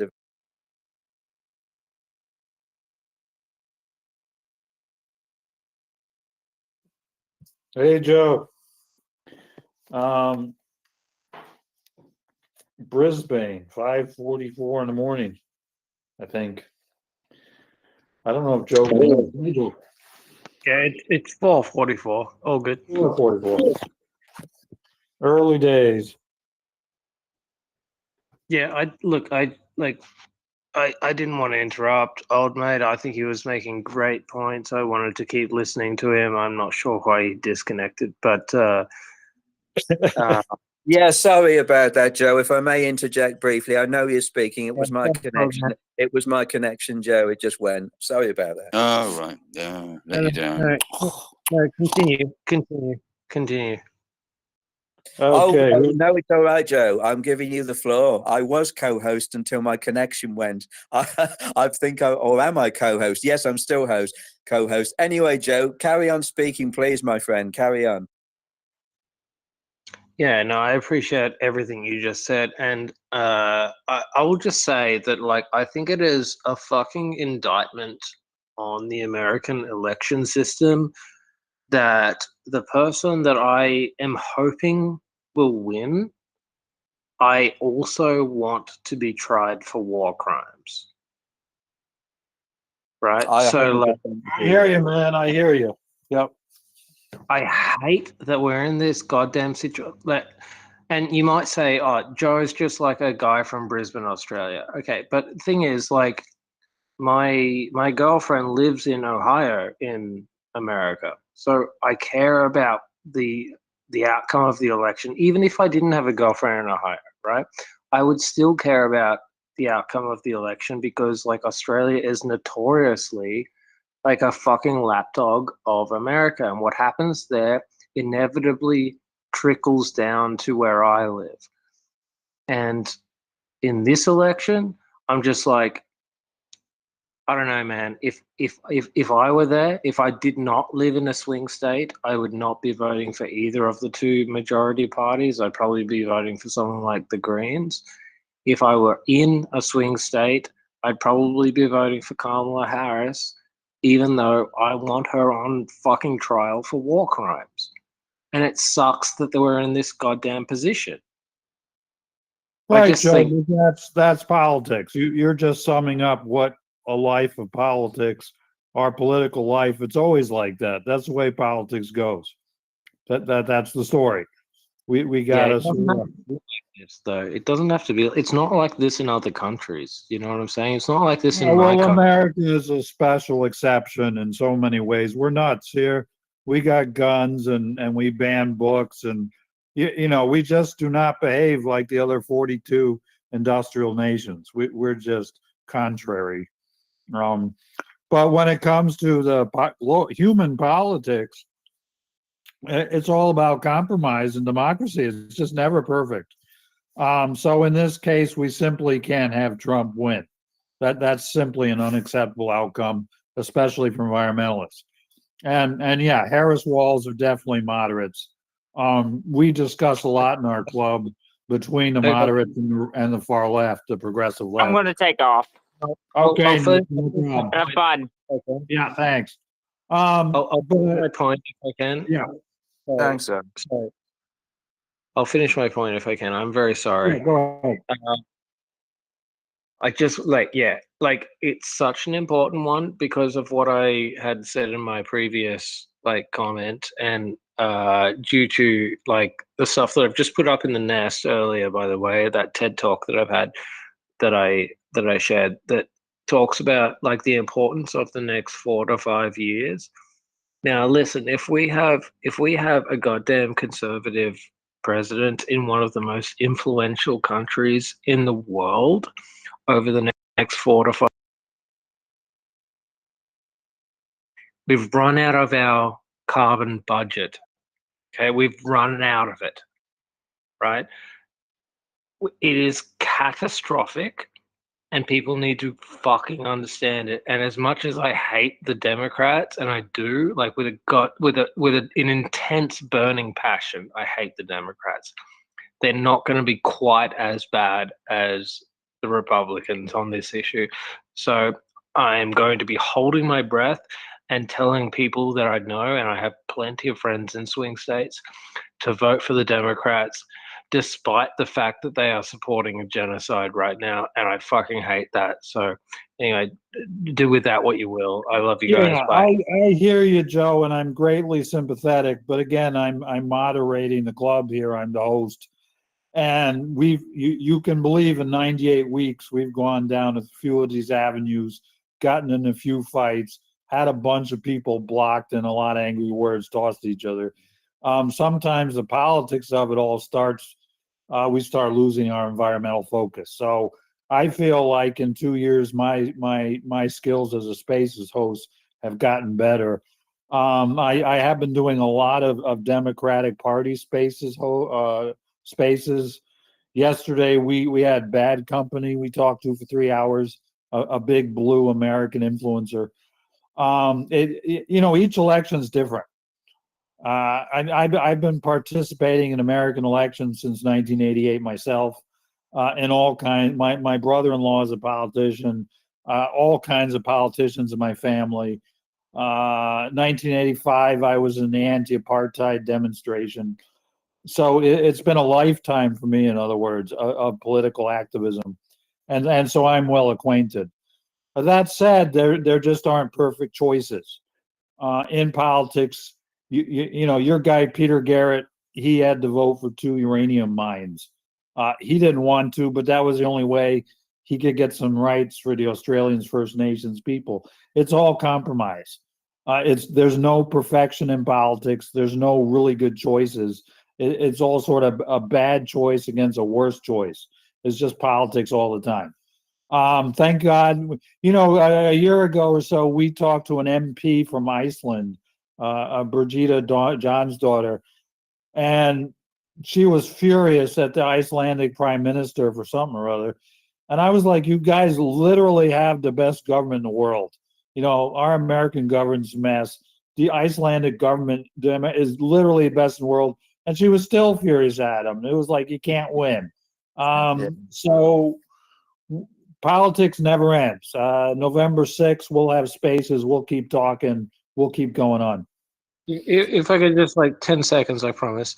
It is a really helpful thing to have ranked choice voting, and I hope that you guys can somehow find a way to get that into your system, because we have ranked choice voting in Australia, and the end result of that is smaller parties that we actually consider that represent us. I'm a volunteer for the Australian Greens. They're not the same as the American Greens. They have no relation. They're a serious, legitimate party over here. And part of the reason for that is that if they have only a few seats, a few votes, then they actually have legitimate power. And it is not a case that they can be spoilers, because of the mathematical situation of how ranked choice voting works. Is you can safely put your number one vote on a small party and not be scared about them spoiling a vote for the 2 major parties that will probably win. And so I think that you guys, if the best advice I can give you guys is to try your best to get ranked choice voting in, and then from there things will flow on that are good. Yeah, it's extremely complicated, our politics. And Dr. Mann in the New Climate War does say we've got 85% of the science and technology we need to solve the climate crisis. I don't know where Pup Tentacle is today, actually, but he always. No, he said he wasn't coming because he's got to do a solo. Oh, is that it, Oliver? All right. I think so, yeah. If our memory serves me well. It's been a busy week, but yeah, I think so. Yeah. You can always feel the loss of Pup if he's not in this space. I because know. He's always he here. actually Yeah. brings that- Yeah. Uh, he but brings such a level of awareness in his own unique way. Pup does. That's no, what his I love pup is about just him. amazing, just amazing. But he's not here. But he would say we have 100%. He disagrees with man. He says that other 15% we can throw duct tape and crazy glue at it. American ingenuity. So anyway, they all say we got plenty of science and tech. Man in the new climate war says we're missing the socio-political angle. That we've got to convince the public. We've got to convince politicians. Oh, he's right. Yeah. I don't actually personally know if he's right or wrong. I'm just going along with it. No, it's I'm right. trying It's it so out obvious. as a hypothesis. It's not proven yet to work, but I'm going along with it. I go along with it. Joe's got a good point about the politics, though. You know that. Sure. Yeah, I mean, politics is something that can evolve. It can get better. It doesn't have to just get worse. Including the UK system, that could improve. There's stuff they could do that make it much better. But Well, we've discussed democracy repeatedly. We keep explaining I'm half Greek, and the Greeks invented democracy 2,500 years ago. The city of Athens had democracy 2,500 years ago. For the Greek people, it's our heritage. Like we talk about everybody else's heritage. Well, democracy, 2,500 years of democracy. When Eugene and Pop talk about living with the land for 20,000 years, it's something similar to me. I get it. And then I hear these people trying to explain it to me, politics, police means city in Greek. I get it. I'm not trying to explain it to you. I just think I want to give you a good example of it though, because like I live in Brisbane, Australia, and in the greater Brisbane, Queensland area of Australia, what we in the Greens have decided to do is we focused on areas that we could like get volunteers to go and door knock. And so what happened was we actually won the council elections for inner city Brisbane. We then won like 3 or 4 seats in the state election, and then in the federal election we won like 4 or 5 of those. And now we're about to go to a state election again now, and we're just sort of working our way out from the cities where like people are more like progressive, I guess, and into the outer suburbs. And so it is possible if you focus your energy on places where where it's possible to actually sway people's votes, right? Sure. We found that when you talk to people directly, then that is the biggest thing, right? Swaying people's vote. And so, like, we're in Australia, unlike America, we're not like the Greens there. I just want to make that clear. Yes, I know. We know that. They're not like the Greens anywhere, I don't think, in America. And in inner city areas, and in inner city areas, we are like a 1/3, like we are one of 3 major parties, and that's like enormous because it was not like that 10 years ago. So we're making headway, and we're trying to do it mostly for the climate, but also for other things that Australians like want to have done. We just want like representation. Do you know what I'm saying? Yeah. Yep. It's the nuanced way of politics that is helping enormously. Yeah, you've made some good points there, if I may just speak a second, Joe, and I appreciate you bringing them up. There's some excellent information there you've shared with us, and I have to say that the way voting is constructed across our planet is, in my mind, one of the most vital key elements that is going to be a make or break situation for not just our present, but for our future as well. Because I will say this, that the way voting is constructed and has been constructed for decades has been, in my mind, I don't know whether everyone would agree with me, but in my mind, the way voting has been put together has been seriously flawed in many capacities. I think there is room now for revolutionary together from country to country, if I can just add that in, if I may.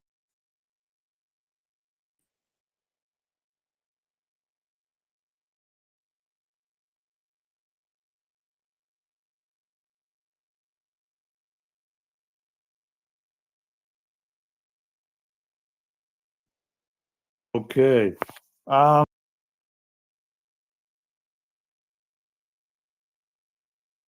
Him clean out the list he's on. He seems to really appreciate it.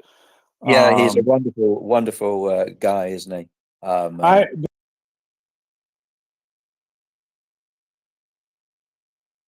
And he's keeping it at a sustained ecological level that we can all relate to, and I so admire that in so many ways. He's a role model. And I think of Stephen Barlow, who forever is riding on his bicycle down to the bog. But the way Bill just, a world-class climate scientist, like a rock star of climate scientists. Yeah, and he absolutely. comes in here to tell us how he went to he didn't even drive to the farmer's market, right? No. He didn't drive to the supermarket. No, he took the bicycle without blinking an eye, without missing a beat. He's just like, he took his bike down. Yeah, I know. I just loved it. I like listening to Bill's down to earth and yet very, very knowledgeable level of expertise that he was only too happy to share with us all. I say that, well, I will continue to say we can never have enough Bills across our planet. I agree with you, but I was trying to make the point that we want to help so badly. We don't know how to do it. Like, what would help you? What can we do? What, and I think that I got across to him, and he said he would get back to us. Absolutely right. I mean, if I can say, I feel, although I did have a few questions for Bill, but I didn't get round to speaking to him. I'm sure I will in events in the future, in space events. I will say this, that I feel that the ability for scientists like Bill to be able to communicate on that level as the way he did in this space is with us is so vital, actually, in reaching reaching as many members of the public as we can, because that's what it's all about.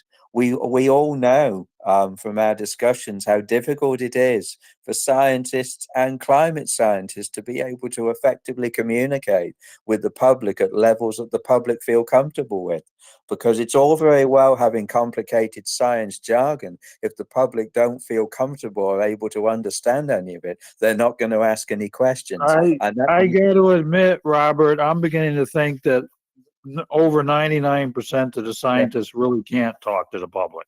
Do you know what? I think you could well be right about that, actually. I think there is that level. Yeah. Dr. Mann is pretty much the best. There's Bill Nye, Neil deGrasse Tyson, but Dr. Mann is right there. And even he as we know intimately, has some problems talking to the public.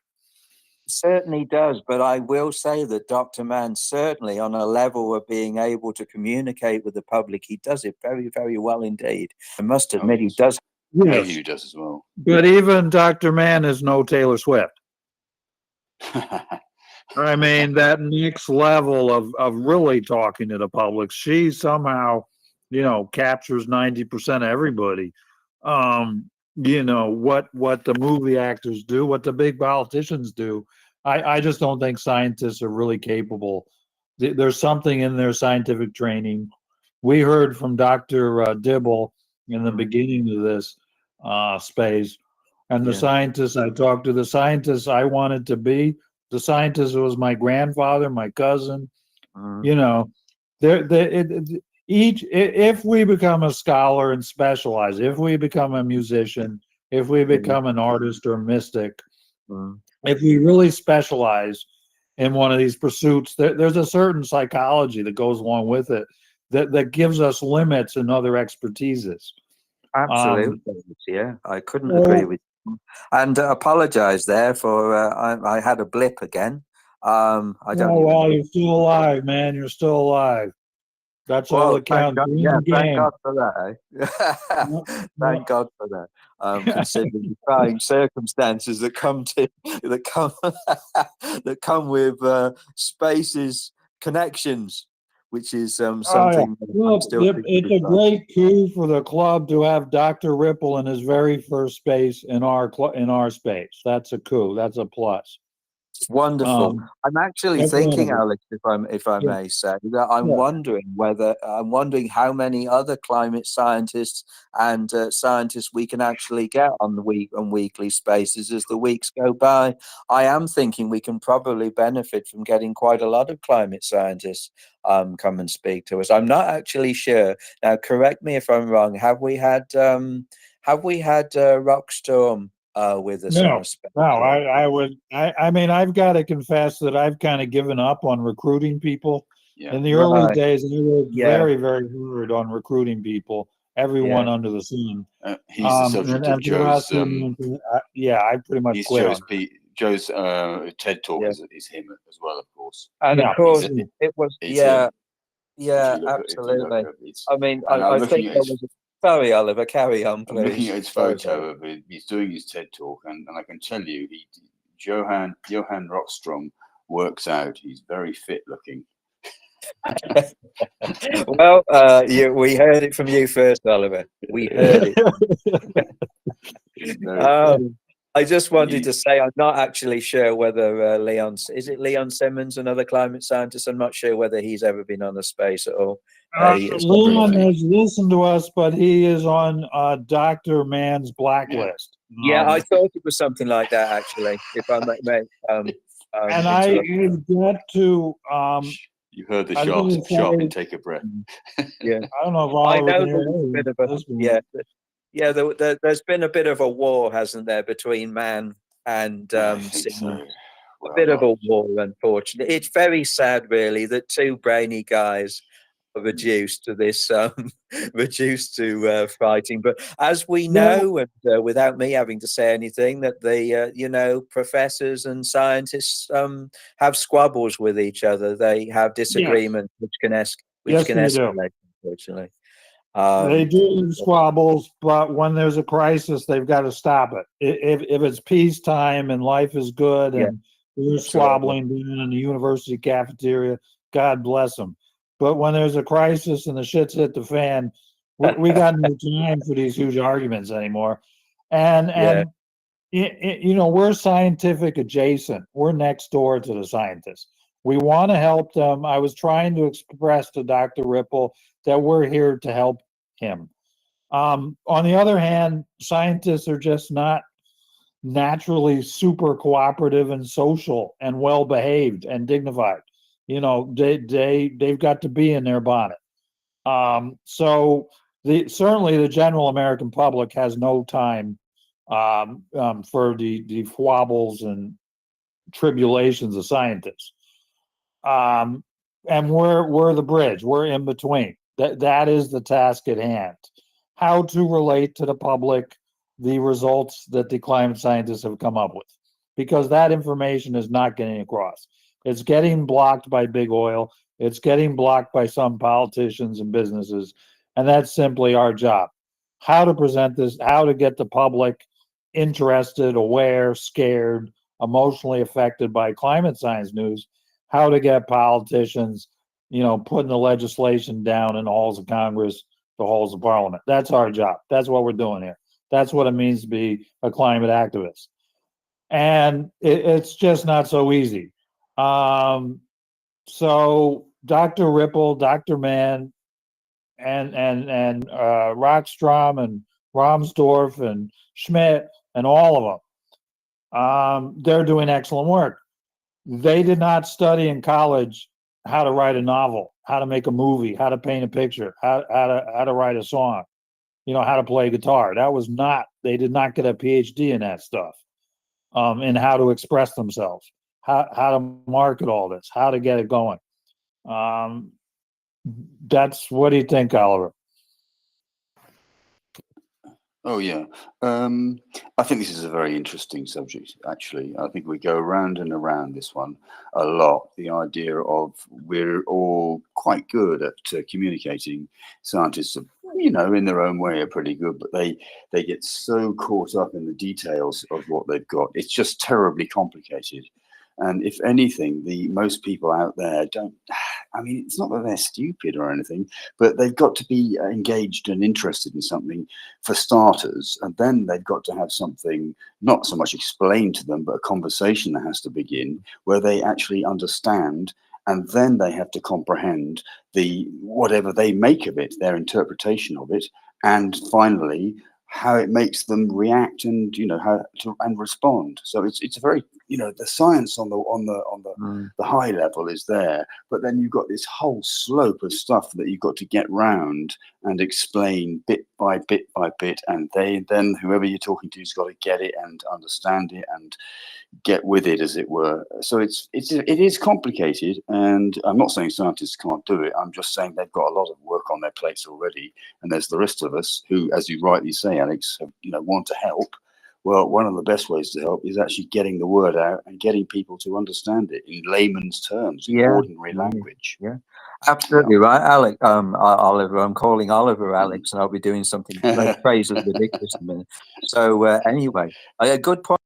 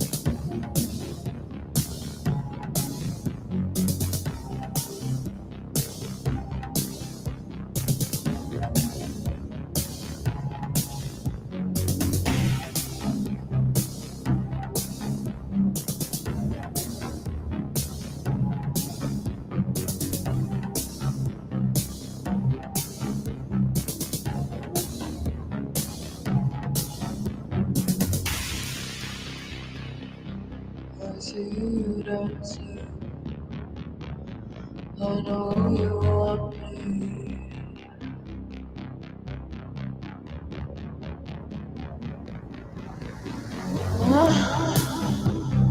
I don't know who you are, but our bodies try. Please take me tonight. This feels kinda right.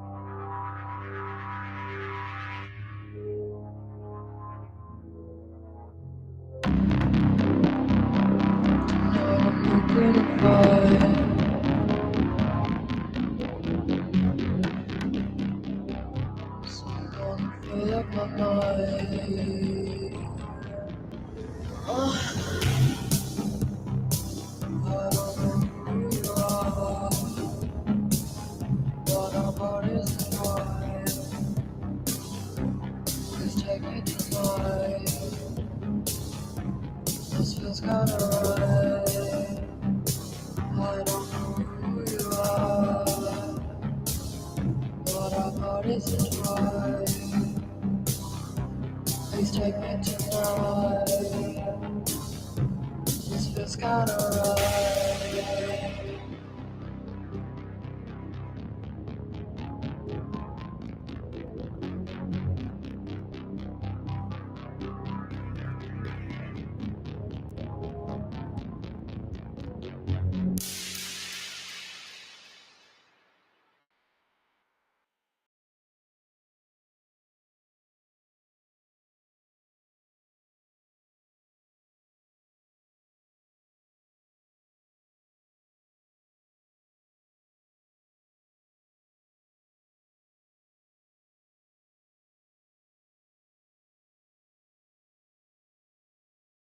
that oil industry stranglehold of political power has never been more needed than it is now.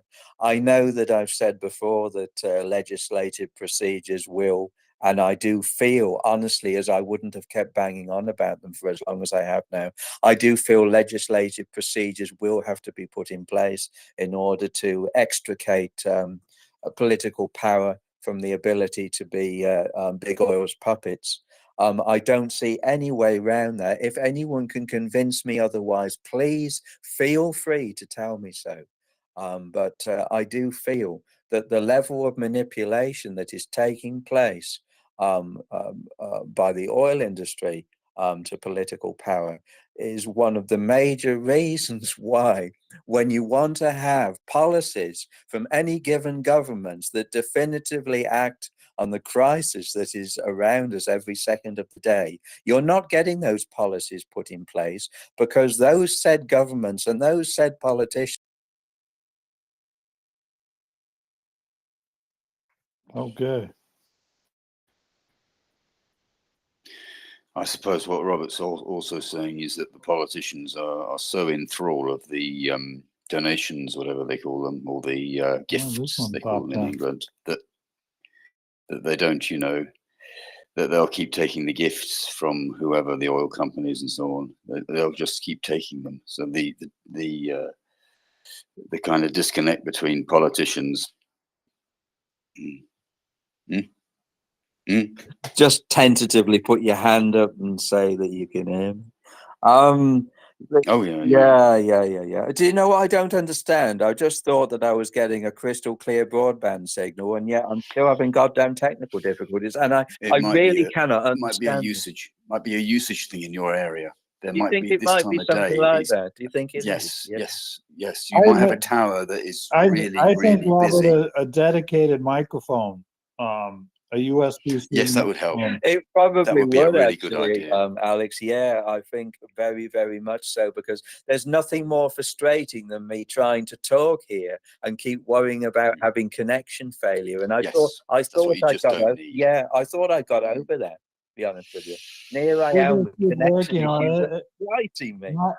My tablet here, the sound just stopped. Yeah, see that? Yeah. The sound. I'm talking and there's yeah. Just died. I think it's the time of day. I think it's. I'm sure. Yeah. It's only in the UK. So here I am, folks. I've just invested to try to get a better broadband signal. Here I am having connection issues again. It is better. Say that But it's definitely better. Yeah, it's definitely better. Definitely better. Definitely. Yeah. Maybe there is some restitution. It's mad and crazy, complicated transition of signals. That's you know. Yeah, I think some of it's the microphone that it cuts out, because the microphone cuts out because it doesn't want to get feedback through the speaker. Yeah. The software. Give Robert a mic. He'd love it anyway. Give him a mic and he can really fly with that. Well, you know, it gives us a chance to get a few words in edgewise, right, before he gets right back to it. He's barely warmed up here, we know. And the thing, of course, I don't know if it's frustrating, but Robert has just excellent substance and content to what he's saying. He's not telling us about a field trip to Manchester in 1984 you know, when the class went picking daisies, and then they stopped to have a soda pop, and they heard a song, and you know, some of the things we hear around here, I don't know why people want to tell us that stuff. It's a mystery to me, unless they're sea lioning. I'm always looking out for sea lions. Well, not people we know, I don't think. I think it's probably just nostalgia, you know. Oh, it's is that it? comfort in a way. Yeah. You know, Central Park was pretty good in the early 70s, man. The zoo was free. I mean, how great is that? The Central Park Zoo was free. I was like a pig in shit, man. It was awesome. That you know what that costs to go to the Central Park Zoo today? It's like you know, you got to mortgage your house and sell your mortgage. Go to the zoo, man. So that was good, I got to admit. Anyway, I don't know if Robert's back among the living here. Maybe he's not. Not yet. No, no. You'll have to tell us about the rocks in Central Park. Oh yeah, I wish I had studied geology. I've never really learned my rocks. That's one thing I don't know about. Central, yeah, parks. I mean, you got the Hyde Park there. I've been to the Hyde Park. That's something else. Peter Pan. Peter Pan. Yeah. Yeah, we got Alice in Wonderland. You know, the mushrooms. When you're a kid, the mushrooms are like taller than you.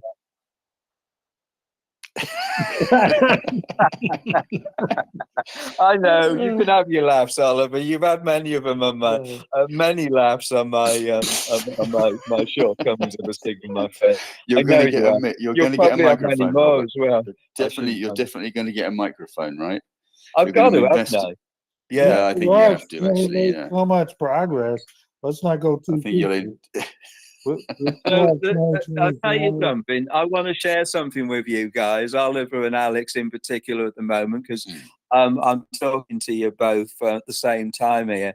Say I get a microphone. What sort of microphone do I need to get? Alex, because I haven't got a clue about any of this sort of right. thing. Alex, I'll send you a little. You know. Will you, Alex? Yeah, if you would. Yeah. You know, Dr. Hoops, right? My friend, the archaeologist, who's very upset about the pseudoarchaeology. I said to him, you know, he talks a little low and quiet. I said to him, get the microphone, you know, and he said, what is it? And I said, I'd send it to you. And like 2 minutes after I sent it to him, he said he'd ordered it. Like no effing around, no confusion. Right. On the 16th, in 4 days, he's going to be holding his first space. I'm going to be helping him, and he's going to have the microphone, and you're going to be able to hear what he says. Yeah. Well, that's all right then. I'm glad to hear that, to be honest with you. It looks like it's going to be one of those necessary requirements in order for me to be able to be at some sort of capacity that's being able to be held onto instead of sort of communicative breakdown in chaos. I must admit, I am surprised though. I thought getting that broadband like I did with it's in the hole, you know. I don't think it's as simple as that. I don't think it's as simple as that. And also, if you change your position with the what you call it, the router with the router, that can make a huge difference sometimes to it as well. I flip mine around depending on whereabouts I am, and it doesn't have that much of a reach, you know. I think actually, I tell you something, Oliver. I am wondering actually whether that broadband box in the hole and me sitting in the living room here, maybe I need to bring the broadband box in the living room. I think so.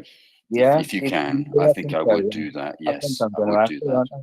Yeah, I'll have to have a go at that as well. When you see they're not as powerful as you think. There's a level up that's more expensive that is quite powerful. You have it in every room and all that, but I'm not paying out whatever 200 quid for something like that. That's ridiculous. Yeah. So yeah, you'll just have to be a little bit like sort of adventurous.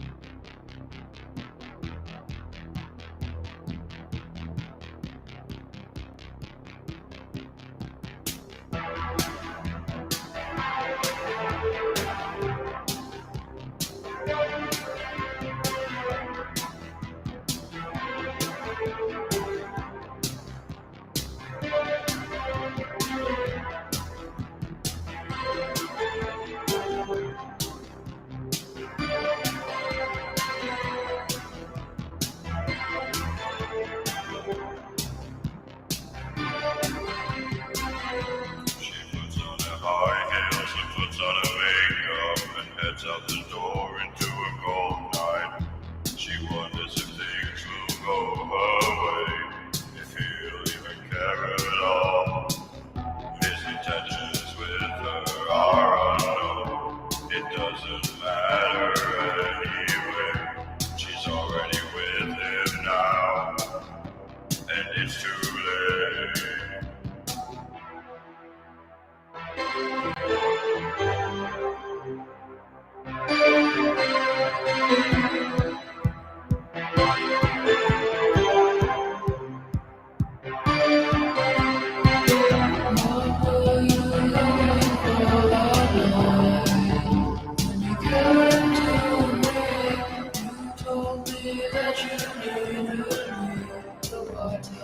This doesn't feel right.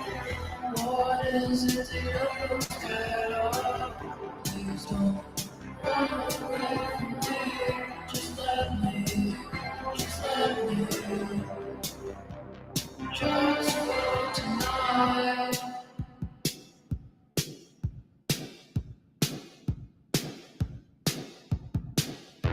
As soon as she looked at me, I knew it could only end one way. There's just a feeling I get when I'm with her. I pray it'll never go away. My hands wrap around her, I look at her face. She pulls me closer, how quickly I fell from grace. And I know she's not the one for me tonight.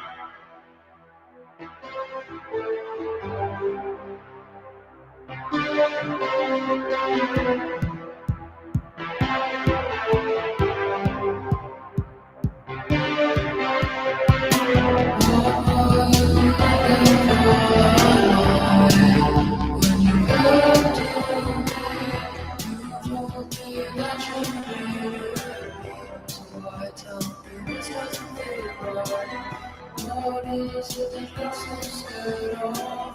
Please don't run away from me. Just let me, just let me. Just for tonight. When you came to me, you told me that you needed me. So I tell you, this doesn't feel right. What is it that you're so scared of? Please don't run away from me. Just let me, just let me. Just for tonight.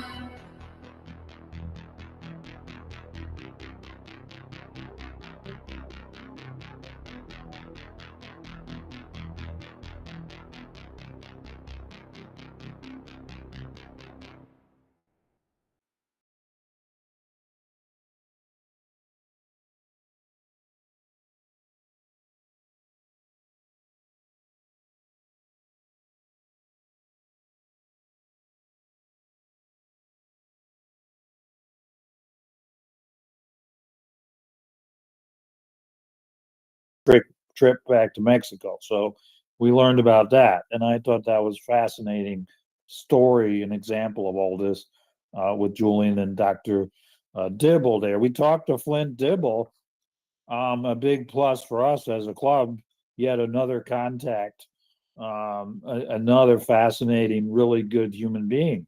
That's how I started this, looking for good minds and kind people. And Flint, Dr. Ripple has listened to us quite a few times. He's just peeped in and listened, but today he did speak, so that's quite a huge plus for us. And I was going on. I really don't recruit people anymore like I used to. In the early days of this club, I really worked all week really hard on recruiting people. Well, now we have so many great people involved. Just look around this room.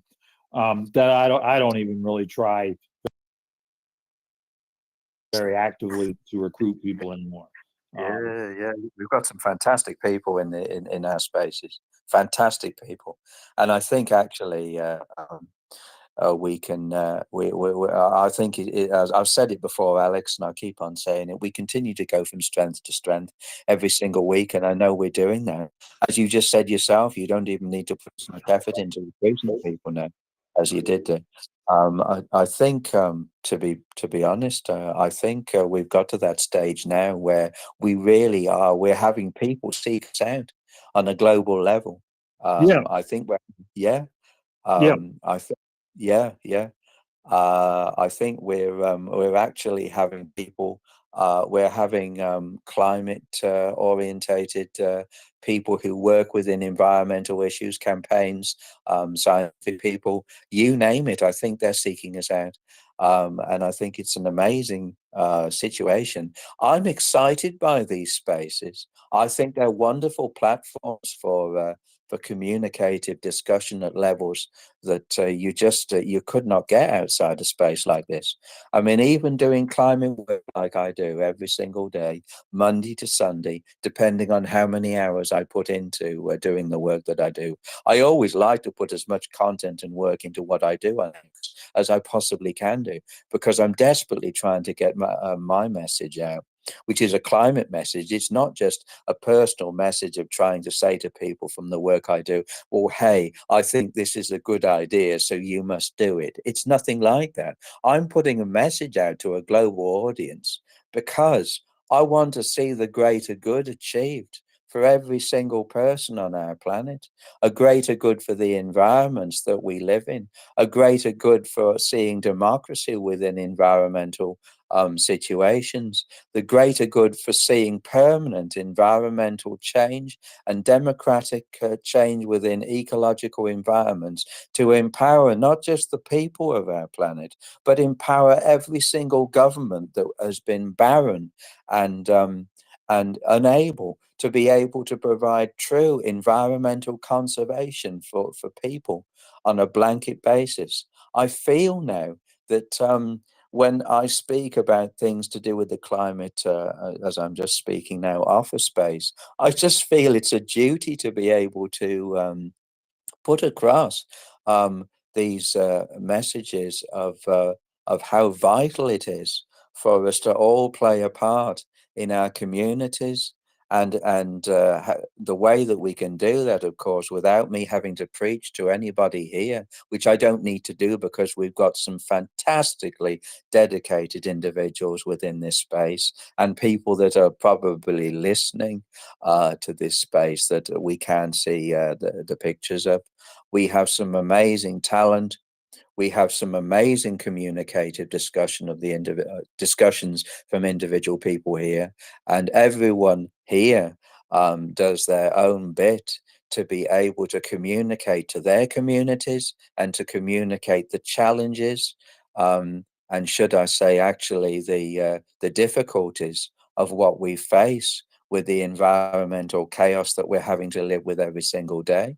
Because as we all know, the environmental and climate situation, although the global south is deeply wounded and continues to be by the second every single day, we also have challenges now within the global north that must be addressed as well. It's not always talked about as much, the climate and environmental difficulties of the global north, but believe me, they're just as much there, of course, on a much smaller scale at the present time, but they are creeping and being increased more by extreme weather events as every single day goes by. I'm afraid to say that it really will be a case of the public encompassing, if I can use that word. It's always a word that you feel, well, does, when you use the word encompass, how many people are able to identify with it? But you kind of hope there will be as many people as possible. I know everyone here can, because we're all committed to understanding the environmental difficulties and technicalities of what's happening across our communities. I will also say as well that in order for us to be able to continue to shine and to be able to bring true, lasting environmental change, we must continue to work with our communities. We must continue to engage in communicative discussion and communicate with everyone.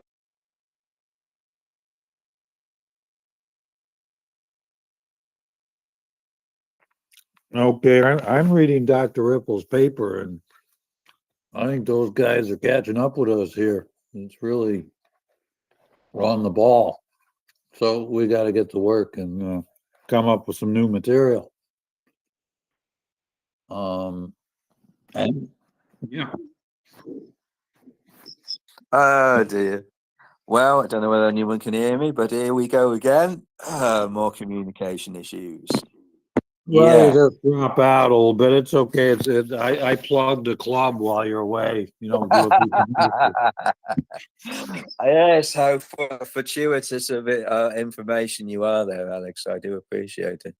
Anyway, I didn't want to get too bogged down in the speech from it sounded from the UN of some sort or another, but it wasn't.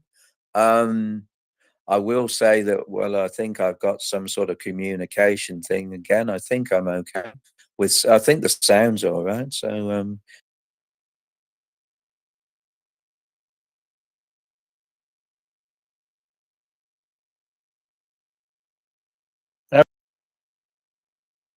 you start talking, and the more you say, you sometimes you don't always realize there are hands up, and then you think, oh God, you know, I've got to be quiet here. Let's let some people speak.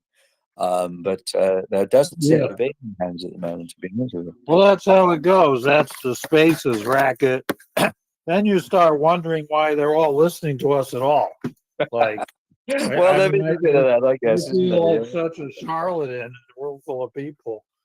Yeah, They're spending time out of their day listening to us. It is good to see Melody, though. She will speak to us, I'm sure. And we've had a great day here, Melody. Dr. Ripple came to talk to us, the legendary climate scientist, out of the blue. So that we were all just very pleased with that. How exciting. Oh my goodness. Well, I saw Robert. I've had very spotty any connections today, but this moment I'm connected, and I was hoping to tell Robert, you've got to talk to me about trying to save some of the genetic material for my plants. I made some cuttings. I'm hoping I can clone some of these trees that have been destroyed. And I think it's the wrong time of year to get clones going. But I've got some branches in water. So check with me off site, I guess, I don't know, by text or something, and help me clone my plants. I'm so upset that so many of my plants are broken and destroyed. Yeah, I don't know where Robert's gone again. I do see that the Jude Callahan football team won its match 4-1. So a great victory for climate. I don't know how Jude got a football team or why anybody else doesn't have one, but they did win. Everyone should have a football team, for goodness sake. Well, thank goodness Judith Callahan has one, because if anybody deserves Yes. a football team, it's certainly her. Certainly. I'm thrilled she has a football team. I need to know what their colors are.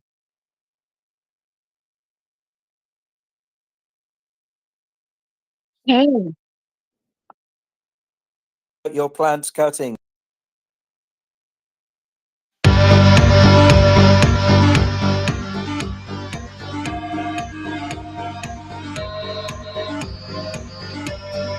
On me, as nighttime falls, and darkness, voices, are you my friend? Someone like me.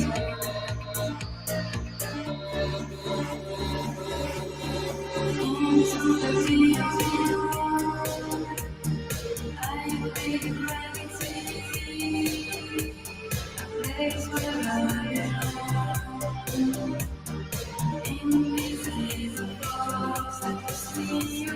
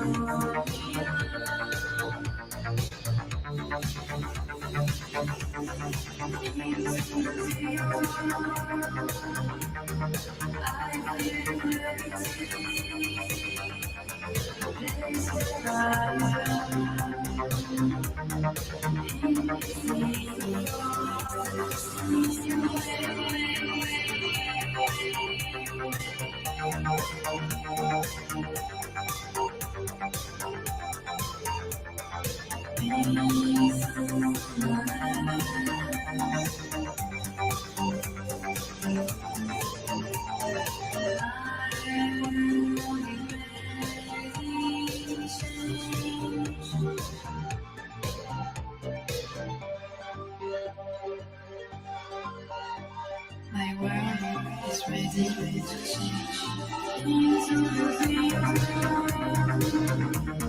I feel gravity, a place where I am. In between the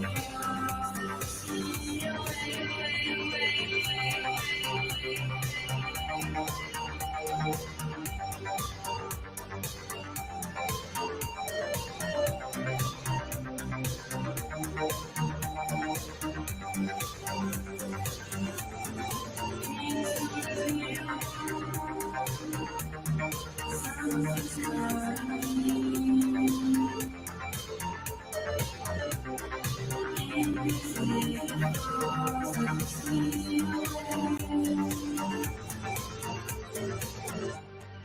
in between the falls of the sea away.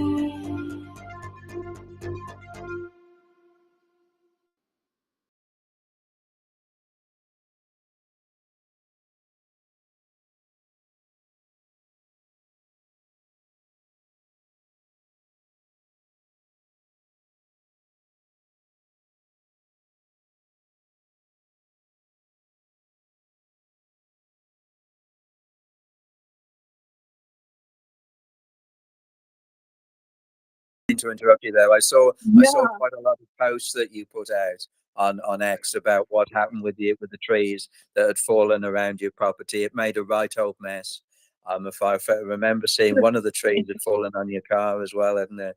Yeah, there So was a tree in front of the car, a tree on top of yeah, the car. There was a tree on yeah, top of the back door, a tree on top of yeah. the side door.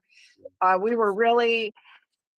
were really stuck. You could not get in or out of the house without climbing trees. And Really, man. yeah, Yeah. and that wasn't convenient for Mr. Marty. So we were stuck here for 8 days.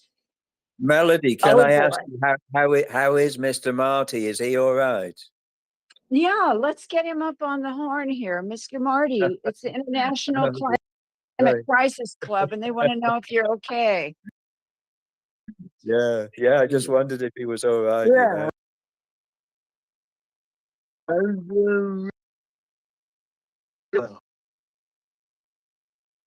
Fantastic Melody. Will you say hi to Mr. Marty from all of us here in the space? If you He's can? got the sports. He's got the sports on AM Oh, radio. lovely. Gone back to Familiar. century. Yeah.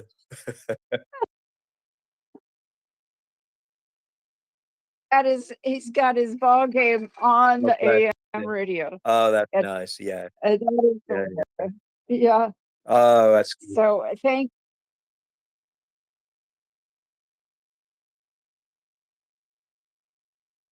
and there's and people are like, well, why didn't you evacuate? Yeah. And what's funny is we are where everybody evacuated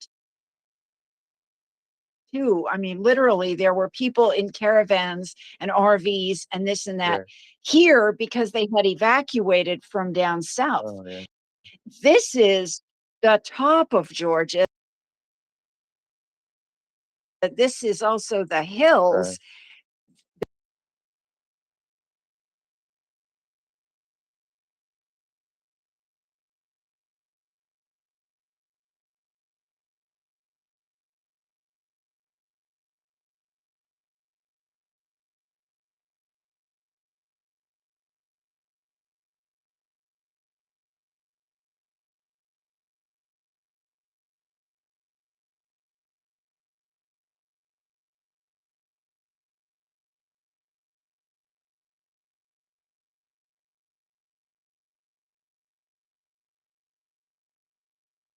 and trees blow around, some branches fall, Yeah. and that's that. But we didn't, nobody expected the city of Augusta, Georgia, the capital of golf for the entire Yeah. United States, to be completely It's devastated. I horrific, mean, Melody. It really this, is. The level of collapse of this hurricane has been, yeah, absolutely. yeah, I think, it's, yeah, sorry. what blowing people away is that this is a big city. Yeah. This is a city. This is not, you can only get there by donkeys or something. This is a city, and they're at the verge of three major freeways meet here that are interstate freeways. And here we are, absolutely flat. It's a mess. So it wasn't Yeah. expected. I was a lot better. I was a lot stronger until about day 6. And on along day 6, when the water turned off for the second time, I began to worry about our survival because we couldn't get out and no one had been by, no emergency, nothing. And I'm not worried about our survival anymore, but I'm getting awful tired. And I'm getting awful tired. And it's not. I've got some news for you, Melody. Out of the Washington Post. An 84-year-old man fell outside his home and was rescued by his dog in Stevens Of course County, he was. Washington, 5:30 a.m. The Johnson, 84 years old, was diabetic, and he went downstairs to get some orange juice, and he let his 13-year-old rescue dog Jita out the door, and he collapsed. Oh boy. So the dog, Yeah, that's what would happen. Miss Mimi would rescue us. I don't know how the dog rescued this man. It's a fine black and white dog. The dog lay in the Probably. center of the road and got the police officer. Awesome. Well, goodness, I'm glad there were police officers up and down their road. I haven't seen one yet. Yeah, well, they did. You know, My room is right in front on the corner of the house. I have 2 windows, one facing forward, one facing down the street, and I see everything. Or I'm in my kitchen, and my kitchen has a window facing front and a window facing down the other side of the street. I see everything. I'm always knowing everything that's going on in the neighborhood. And police has not been here. Fire has not been here. We hear them. They went to the apartments. Apparently there were a bunch of casualties in the apartment buildings so behind us. the story, Melody, is that the policeman, the dog went down 100-foot driveway to the road and waited, and the policeman came by and saw the dog there and stopped, and then the dog lay in the middle of the road, and the policeman knew something was wrong and went down the driveway with the dog and found the guy who was passed out. Oh, Unbelievable, right? oh, you little dog. No, it's totally believable. Dogs are like that. They would take care of you. Now, if it was a cat, it would eat your eyeball. Well, that is correct. Yeah, those cats. We do have our friend Sandy has 7 cats. Oh dear. Yeah. And Oh, how lovely. Oh, that's lovely. I have songbirds. Please don't bring me cats. I have wild songbirds and I have little budgie birds in the house. Please how are don't your bring your fish, cats. Melody? Are your fish still going? Hey, they made it. Yay. Yeah, Lumpy, Sylvester, Gupta, and Greer, they all made it. Very good. They all made it. That's Yeah, good, Melody. I was so scared for the fish because they're such, Lumpy had cancer when he was a little baby fish. Oh, dear. They're all lucky. Their last name is Lucky. It's Lumpy Lucky, Sylvester Lucky, because they're lucky because they're feeder fish, the Right. cheap kind that you Oh, buy yeah. at feed to expensive fish. But no, I raised them up in the lap of luxury, right? So they are quite lucky. And Lumpy got cancer when he was a little bitty baby fish. And so I had my fingers, I caught it, I held him between my fingers and my thumb, and I swam him around. I made figure eights in the aquarium with him, swimming him around. I did it for hours. And that kept him alive. Water flowed in his mouth and out his gills, and he came back to life, and he squirmed and he swam away. And I did it a few times, and and it would be like he would get a big breath of fresh air when I swam him around. He liked it. And so even to this day, when I go and clean the aquarium, he's over there rubbing on my hands and kissing me and stuff. He's a great fish. He's a great big fish. Melody, I always like to remind everyone that you were born in Cuba.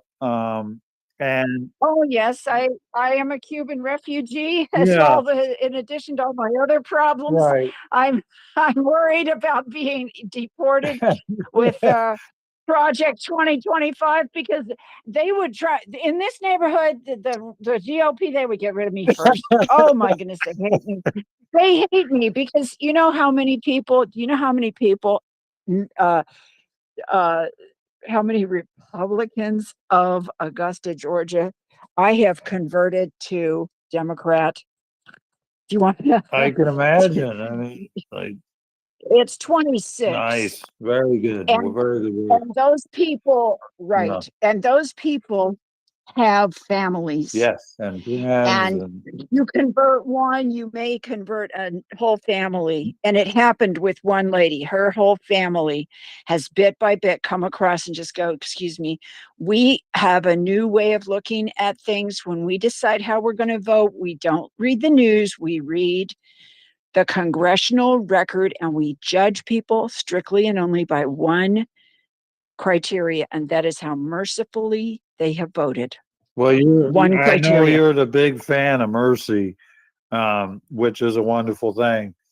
And It makes it simple. We only need to worry about one thing. How merciful is it? Do they give them a grade A through F? yeah, How merciful is their decision? And, pretty quickly you can track who you should not support if you concentrate on just that one issue. And everything else comes down underneath. we got the 24 days left, so we've got to survive 24 That's days. 24 days left. We've got to vote, Yeah.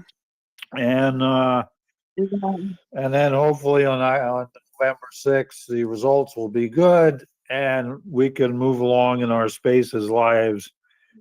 Yeah, that's And we going to be a can big get relief, back to isn't it? talking. It's hard to say, oh well, you're not talking about the climate, you're talking about politics. I don't understand that there is a difference. Well, actually, Because yeah, we have all the solutions yeah, mechanically, in physics. We've invented everything, we've figured everything out.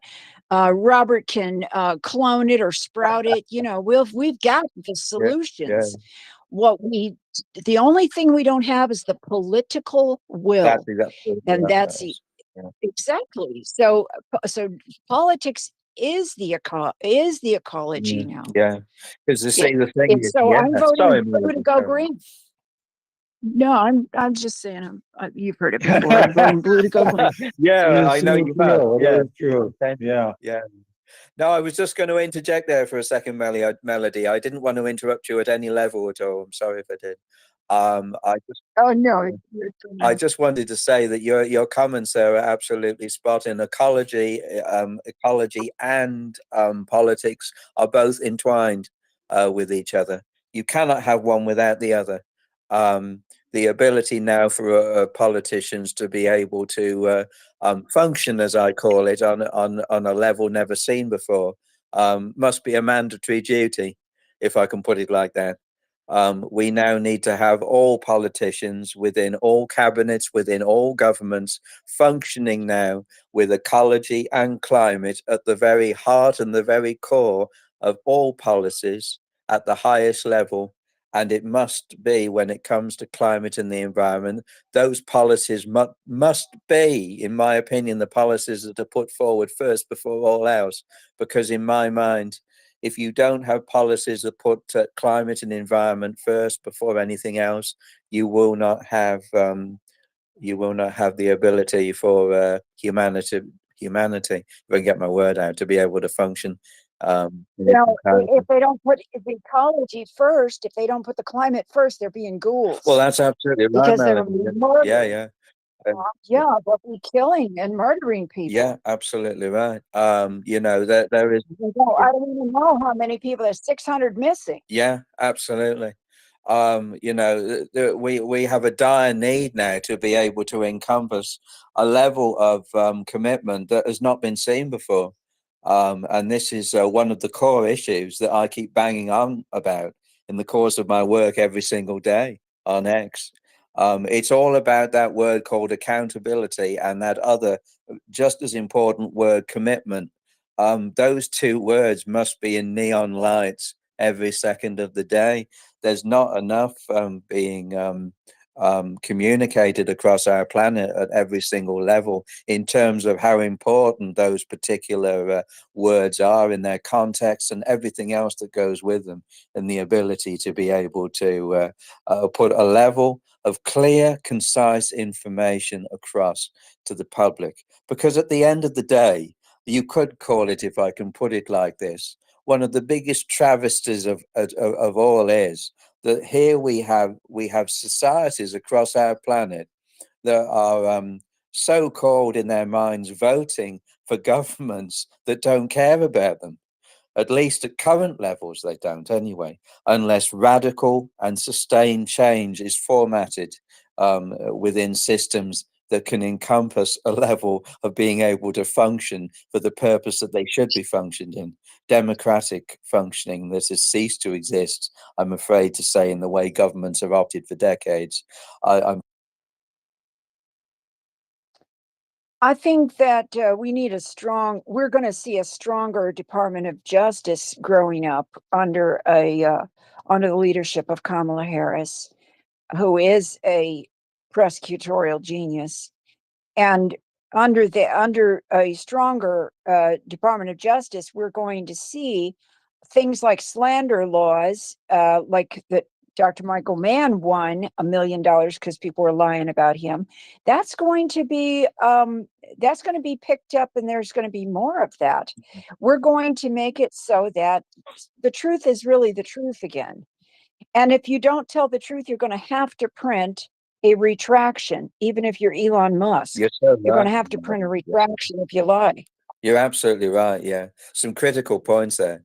I totally agree. Sorry, Melody. I hope I didn't interrupt any of your words there. Not at all. Okay. No, we're talking Right. together. Yeah. No, I just heard that tail end of what you said because my connection, alas, is not what it was again. Don't everybody laugh out loud, but you can do if you want to. Yeah. You know, when it comes down to it, the truth has been, how can I put it, being economical with the truth has been now standard mandatory governmental policy for too long. I'm afraid to say that political power must have such an interjection of an awakening now across our planet that's never been seen before. I keep on saying this. I've kept on banging on about it like a broken record, like indeed I do with everything that I talk about to do with the climate and the environment. I seem to keep going on at levels that I never thought it was possible to keep on repeating myself about. But I'm afraid to say that it is very much necessary to keep on banging on like a broken record, because in my humble opinion myself, I'd like to think that as many people as possible might agree with me that banging on about critical and core issues until you're not only sick of listening to your own voice about them, but everybody else finally realizes that you have to get to a level of enlightenment that enables the ability for clear thinking to encompass itself at all those critical levels. I feel that it is well worth the effort to keep banging on about these things in triplicate and however many times you need to stress the message across, because that is what it's all about. I feel also that radical change is necessary as I've said before, not just within global governments, but if I can just give an example a minute, I also feel that the level of inadequate joining up of the dots within American political structures is at an epidemic level of disintegration. As I said, we only need to see that with the levels of disintegration that are taking place. I know I touched on this earlier with an illiterate idiot like Trump being able to vie for being a president of the United States. If ever there was a travesty to mankind, that is surely one of them, in my opinion.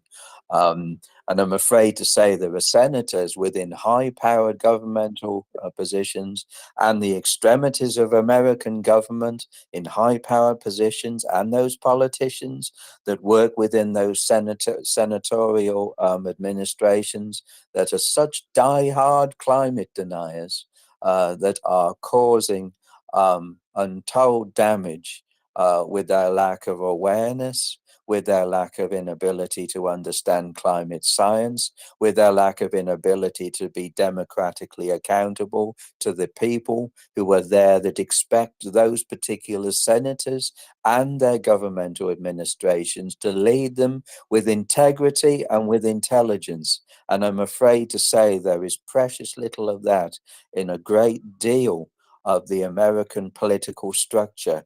I know me and my friend Gerald have touched on the subject many times. You don't need me to introduce Gerald to you, the original creator of the Climate. His posts are and continue to be vital information on American climate denial within American politics. And it's something I just had to touch on then, being as I was talking about, from what I see, the disease within American political administration. Anyway, I shall be quiet, which some people might hear. No, I'm Right, thrilled thank to you for being hear quiet. that your awareness. Thank you, Mel. I'm so thrilled to hear your awareness on that level, because I mean, to a lot of my international friends, the US is either a monster or a cash cow. Yeah. And to see that actually the United States needs to be a leader in the ability to discern the truth from fiction, a leader in mercy, and I hate to say it, but the fact is that the greatest act of mercy to the most people possible for the least dollar Yeah, number absolutely right. is Yeah. climate, is on the climate. You're absolutely right, Melody. Some great points there from you, and I thank you for sharing them with us. Indeed, so in my mind, there cannot be enough European and indeed global awareness focused on the state of American politics now. I'm afraid to say these have been for quite a long time. In fact, I would honestly say that decades of erosion within the American political system has led to what I call a dire collapse of morality. Is one of the glaring observations in my mind of every single facet of the workings of American government. Morality has gone out of the window. And I'm afraid to say when you have morally bankrupt political individuals in American political power, just speaking about American politics for a second, when those particular American politicians are morally bankrupt of any single fiber of decency or commitment or trustworthiness to the American people, you have the level of disintegration of American politics that we are now having to encompass and now having to live through at its current level. No names needed to be mentioned again. I'm sure you know some of the political people within American power that I'm talking about at the moment as I'm saying this. There are also a great many senators within American political power that I how can I put the words that I am seething with in their inability to be able to grasp what decency and morality is, because there is another glaring issue here as well, which I can't help but have to touch on. When you look at the disease, as I call it, a mindset disease of lack of morality within political individuals and American power, you also notice that the American media is hand in hand in the misinformation and the disinformation machine. Yes.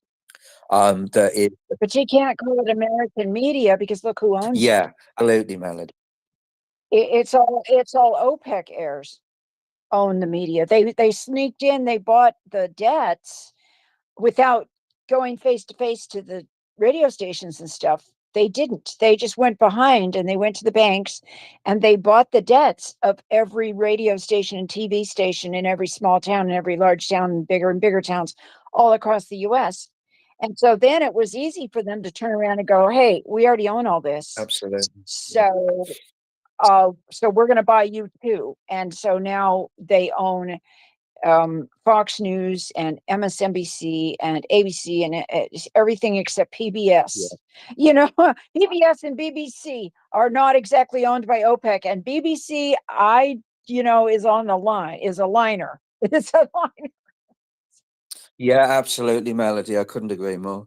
I'm afraid to say that when it comes down to it, the ills of these particular situations are so far-reaching and so far encompassing for the public and for organizations that are striving for truth and decency, that are continuing to have to fight through this very dangerous and very this fog of misinformation and disinformation that continues to descend from every orifice of reporting angles. I will say this, that I do honestly believe that the disinformation and misinformation machine can be fought at every single level, and it must be fought for as long as it takes. And I also feel the more that these propaganda feasts of disinformation manifest themselves in any given places, the more we can strive with extra vigilance and with extra determination in order to wipe them out as and when is necessary. Because as we all know, when you only need to have one person start to push a disinformation campaign against any given thing to do with the climate, and you have a snowball effect where you'll have multiple organizations, this is just an example, multiple organizations of disinformation pushing and descending, and we all know where that can lead. So I will say, But on our side, though, I mean, we can have a snowball of truth. We can, Melody. Yeah, absolutely. Yeah. We can teach each other how to measure stuff. Yeah. And then we can say, look, we measured this, and this is the answer we got. You go measure it and see if this isn't the way the math seems to work out for you. Absolutely. You know, these are the measurements we took. I mean, you can ask ancient publications. Go ahead and ask Farmer's Almanac if the temperature is increasing. They sure have been keeping records just on this continent, just to white people on this continent. I mean, that's supposed to be the source of information. Yeah. Since 1792. Yeah, you're absolutely And right, Melody. Yeah. When it comes down, so we've got the documents to prove, and it's all very simple. It's not complicated. no, An increase in temperature is like one dimension. You just count that one thing and watch it increase, and it's telling us a story. So we could have, the cool thing about the truth is it's not as hard to explain. Guys, I hate to interrupt this fascinating conversation, but I want to hear from Jennifer over there in Germany how it all is going, what's new with the Sunday climate space, and how the boyfriend is, most importantly. He's fine. And I start to answer Melody. I think the problem is that information is not easy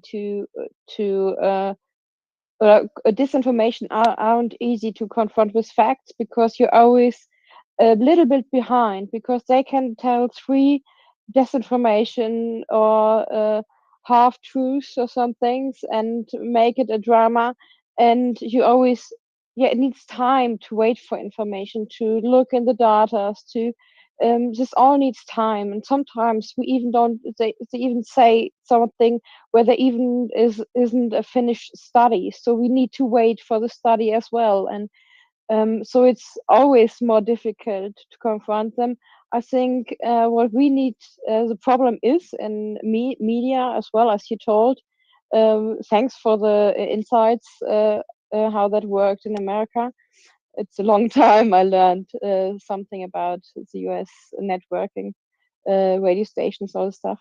And but the problem is that they aren't funded. I think in US they just decided to fund local news media, radio station as well as papers. I think because it's really important, because the people, when the people don't have news that show them the effects from their perspective, they get less interested, because it's nothing that really confronts or touch their life in their view, because they can't make the connection.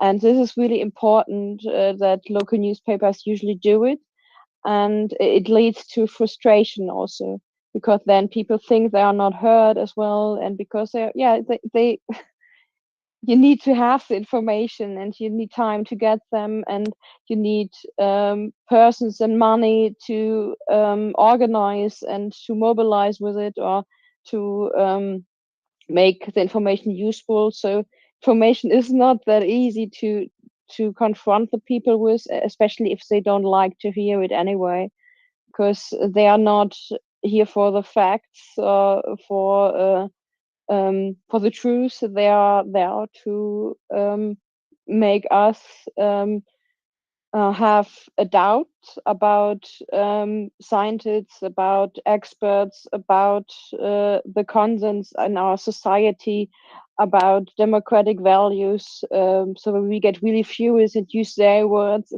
They won, kind of. And so, yeah, it's not information, confront people with information. It's not that easy, as we found out in Germany as well. Yeah. But it's we're always a little bit behind of US, I guess, and they use the 2025 project in Germany as well. It's the Republic DE in Germany, or here on Twitter, and Denkfabrik R21. They are pretty similar. They started independently, but came out the same time, and they use the same disinformation sheets to they're also paid by the Heritage Foundation. I mean the Republic DE, and so they are mostly from the conservative parties in Germany, their network. And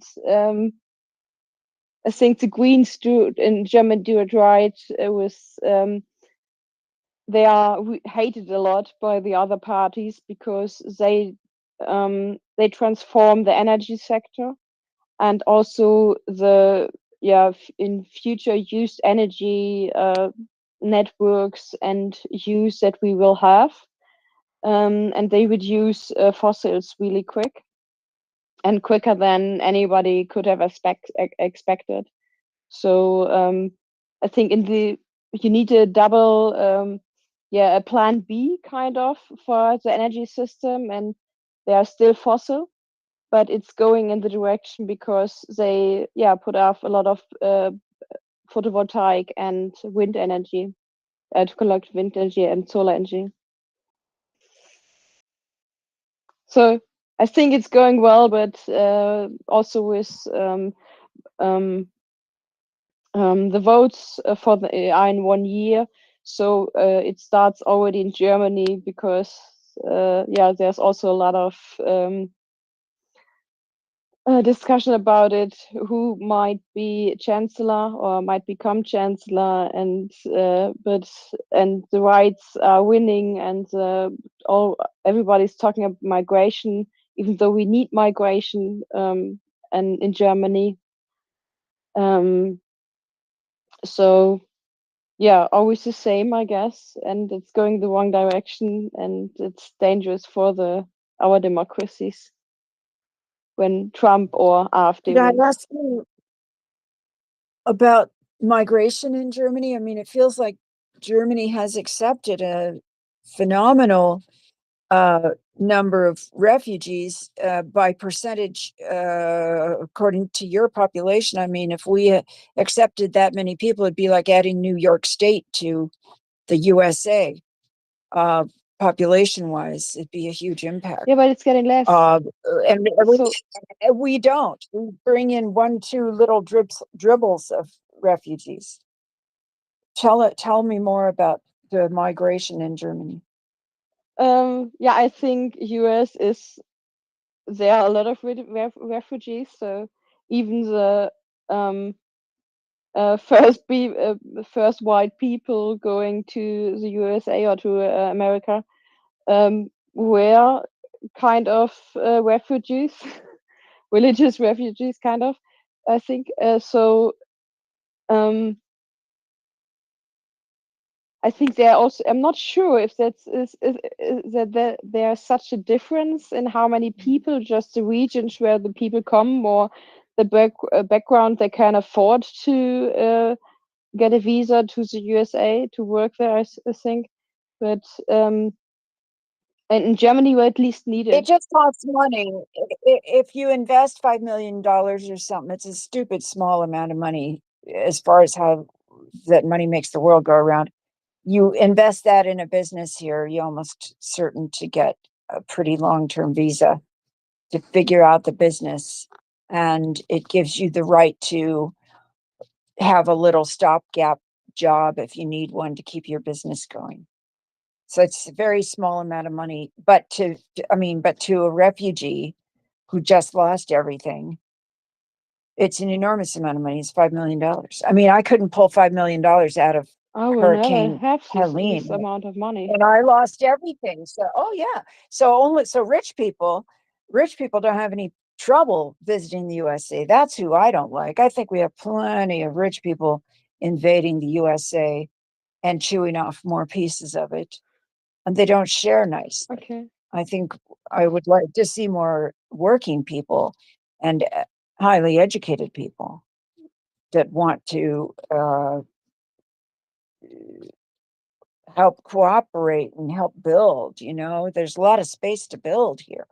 You can figure out a good my buddy Paul is here. Paul and Earth-Based Soul draw these fabulous pictures together of imaginary societies, and often cluster city type things that have everything 3D, like that Italian building. It's got the food, it's even got cleaner air than the city around it. And once you fill the system up with water, dirt, and plants, and initial food, it just keeps going and going. It's a beautiful passive solar off-grid plant covered building. I think there's 2 of them in Milan. That's what we have to immediately do, that and save ourselves. Oh, I'm so frustrated, Jennifer. Everyone needs Bogota, to take up. Miss Everyone needs Melody, to, hello. yeah, yes. Bogota and Bogota. Düsseldorf are your 2 buildings. Bogota and Düsseldorf. There you go. Düsseldorf, yeah. I forget that. Wow. Those are your plant-covered buildings, or your green buildings entirely. And yes, people have to accept that being a migrant is a plus. Is for a country. It's a huge plus for a country, and the Yes. future is going to be about migrant big movements of migrants. Are you Germany took a million serious? migrants from Yes. Syria. Imagine if, okay, how many Germans are there in Germany? Why don't What is the population of Germany? why don't we ask Jennifer? She Got me there. politely. She's Yeah, there. she's German. She has her hand raised. 90 million, I don't know. 100 million. 60 million. Quite a few Jennifer, people. I think Big country. Ollie, hold on, Ollie. Jennifer, what's the population of Germany? 38 million. Oh, It's 33 okay, million. so Ach, Quatsch, 83 million. 33 million. That's Sorry. yeah, that's 83 it. Yes. million. 83 million. Because, well, if it's 33 million, that'd be 1/10 Yeah, no, that's not. It's 83 million of the nearly. US. And I'm not sure So how. that's 2/10. Hmm? It's about 2.5 of the USA. Yeah, let's let Jennifer speak. Go ahead, Jennifer. Yeah, I Yeah. think only when you all the EU states also from the European Union, I think they're about 10 million more than the USA. But yeah, Germany, I think it was always we are a land where the people pass through every time a lot of times to for the goods to and also for living, and there were always movements in Germany, so or in the European region where people where there was transmigration to other areas, and and we still need it because our the people that are older, they are the majority, and they will finish to work soon. They will so there are less workers that need to support the older people then that worked already 45 years. And so we need migration to care for the people. A lot of doctors also came from Syria and started to work in the east with their own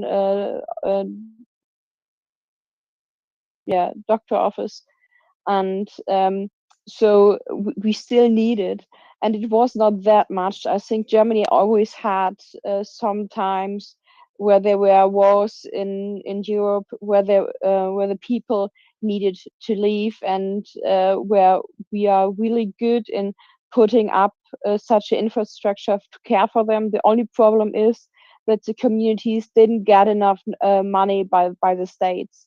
So they had a network where people find a good job in regions where they were before they were in more industries. So they were able to change the sector they work in, and but it were good jobs. So it's easy to put that system back up, but it need to be financed by the state and not only by the communities. Then everything would be fine. And but they are trying. They always have a black zero, a debt, Schuldenbremse. I'm not sure what it's. Yeah, what does the black zero mean? Black zero. I'm hanging on the edge. That you can't have any Yes. debt or any more debt. So the state is always A blank check. A blank check. It'll be a blank check. You can't just have something for nothing, like a blank check. Well, No. I'm guessing it's that, but No, maybe I'm you wrong. said black zero, like no debts. Yeah. Oh, the system doesn't work. But you need to invest it in only it, works like if the there's US no does. debts, but people Yeah, do yeah. die. People die. Yeah. No, I get you. So you don't have money for the social system, for street worker, Exactly. for Exactly. And migrants often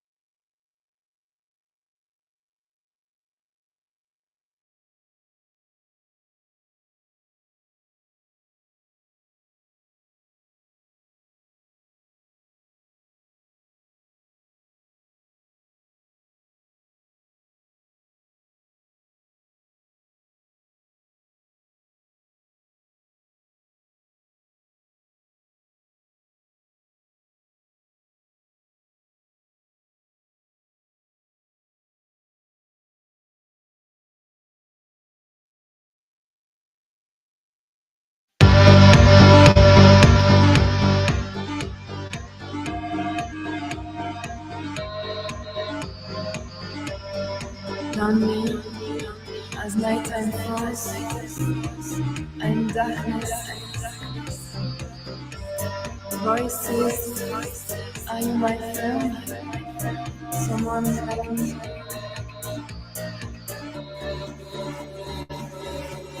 Into the deep,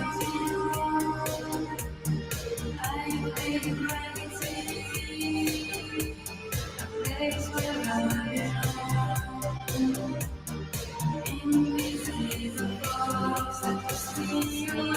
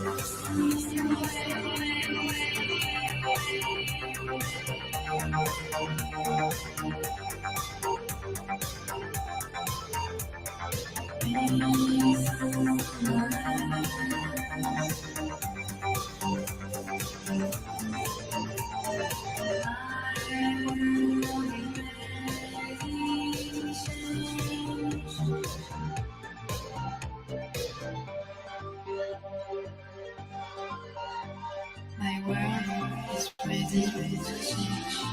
Into the beyond, I feel gravity, a place where I belong. Invisible force that pushes me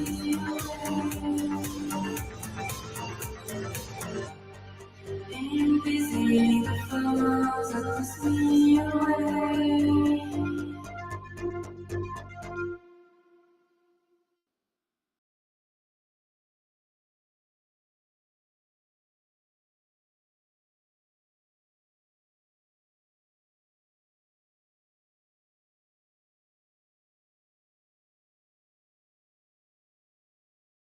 Kind to one another. The inspiration. I listened to Melody before. She sounded, it was music to my ears when she said 26 people, but 26 people have families and they have friends, and which means more people that you could not convert, but make them think. Because all we have to do is think clearly, remove all the chatter, all the distraction. And it's a sad day that we have to worry about disinformation, right? It's a sad that disinformation is controlling our lives and people are acting on it, and there is no way or that we don't have all the tools in the way to be able to hold them accountable for that. Because if you're hurting people, if you're hurting humans, if people are acting on all these lies and mis and all these lies as truth, they believe in the lies as truths. That is an awful thing. And you're right, the disrespect, the rudeness, the don't care, the attitude, because we now have this thing, oh, we have the freedom of speech and the freedom of the press. Hello, it wasn't there free to hurt everybody else.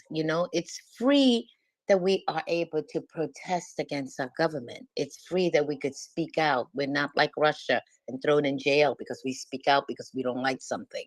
It's there because we are free to for the government and let the government then act on our behalf.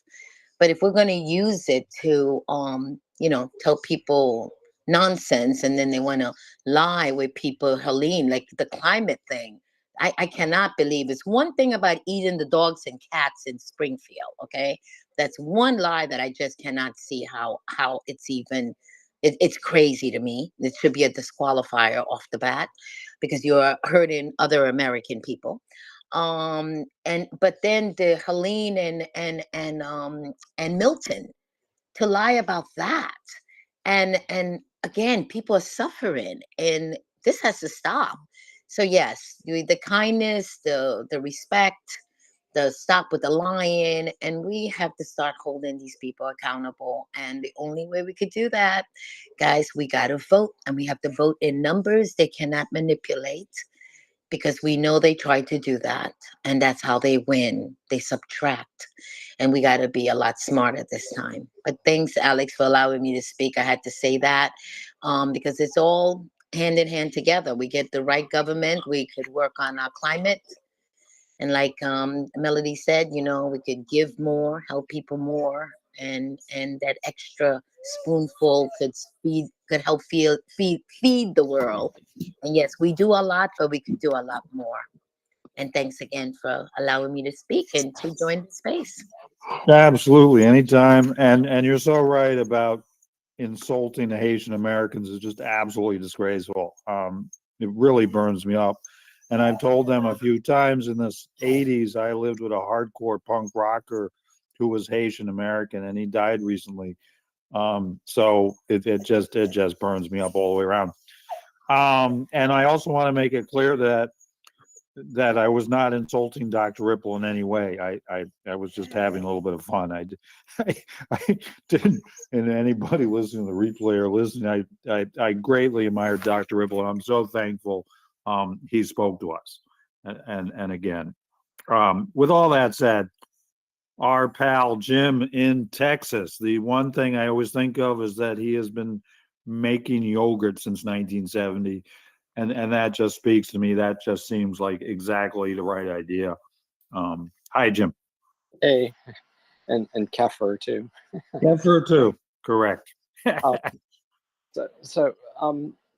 This is a point I wanted to bring up, and I've brought it up before, but it's specifically related to immigration from Central America north, and we've heard many times that climate change is driving a lot of that immigration, and I think that is true. That is the case. But in most of that discussion, I have not heard any mention of whether action can be taken to fix that, short of stopping climate change, which is really hard to do. But what really impressed me was a couple of years ago, a podcast episode of How to Save a Planet podcast, which is done by Ayanna Johnson. I'm not sure if I've got the name right, but I'm sure a lot of you know the name. But anyway, there was a podcast episode specifically on what's driving farmers in desperation to have to leave Central America, and it explained it down in detail, but not just the climate change effect, but a change in agriculture that could have gotten them through the disasters, so that they wouldn't have to head north out of desperation. But anyways, down in a detailed level, they discussed that in Central America there's what's called the dry corridor, and for a long period of time they grew their crops during the wet season, and there would be a short sort of interlude in the wet season when it would go dry for a week or two. But with climate change, that interlude during the growing season was stretching out to 4 weeks of drought, and the crops were not making it through that 4 week window. And one person from Canada with the Catholic Relief Service went down there and started working with the farmers to change their agriculture practices. And that's where we get into things that Farmer Ed has been talking about for months. But anyway, those small changes of practice were getting farmers through that 4 week dry interlude that would have saved them. So I'm somewhat frustrated that I keep hearing all the discussion of the great wave of migration north, and almost zero discussion of there might be some some technical fixes that could help the situation. I'd love to be able to tell the administration, the U.S. Administration this, but I don't have a channel to get that across. Thank you. Thank you, Jim. I think we're going to wind this meeting up at the top of the hour. And so much to unpack over 6 hours, as always.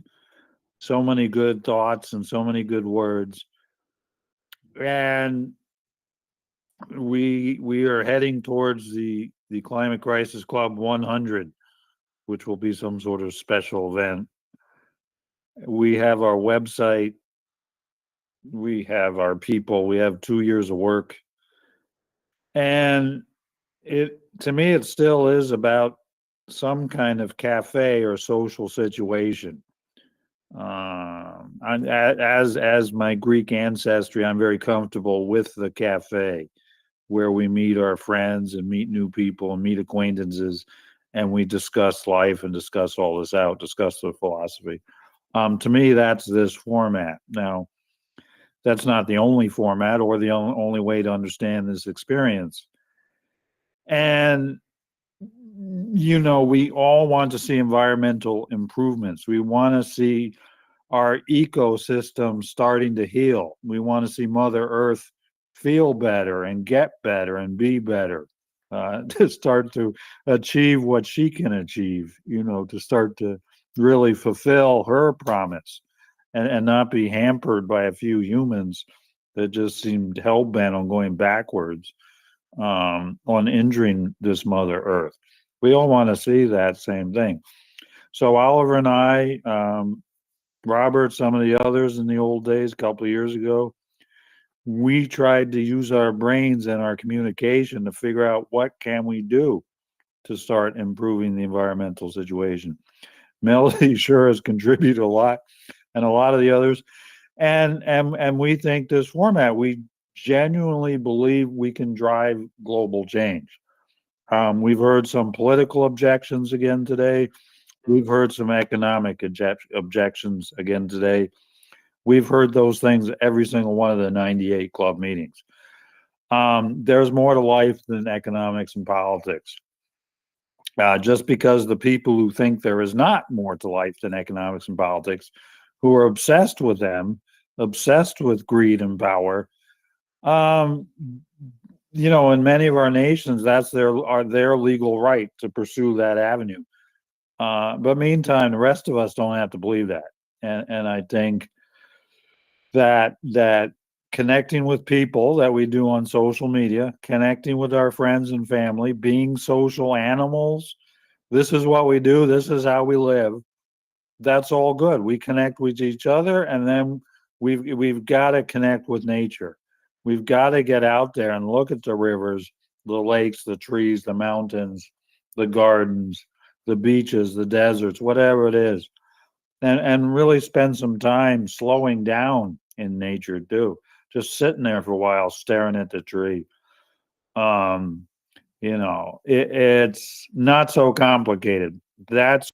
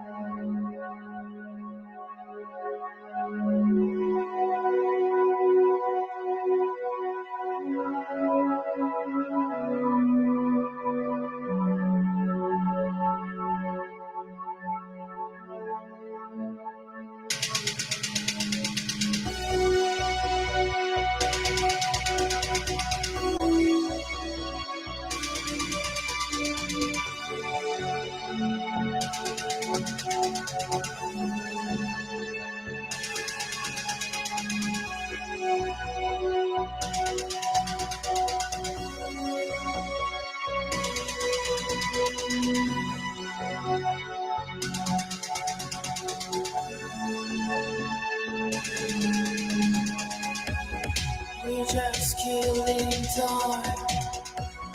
We're the last ones to survive.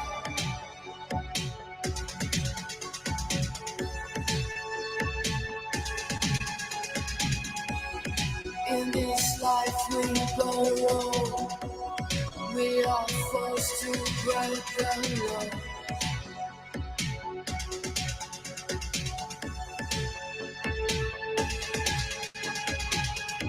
If we can feed in this world, we are doomed to stay alone.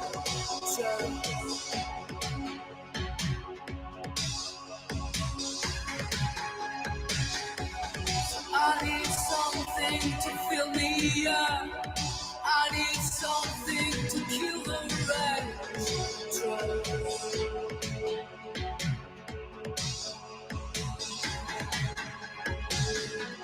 The world is ending, but I don't care. We will die, but I don't care. Trust. The world is ending, but I don't care. We will die, but I don't care. Trust. Suddenly the sense inside me. Suddenly the fears inside me gone. Trust.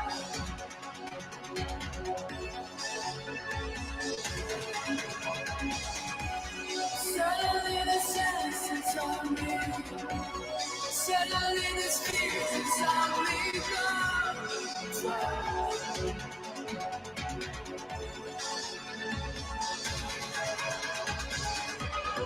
We're just killing time. We're the last ones to survive.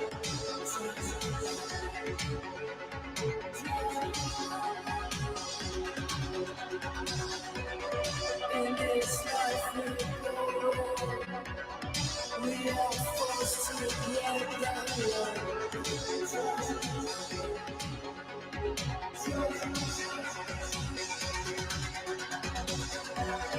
We can feel in this world, we are doomed to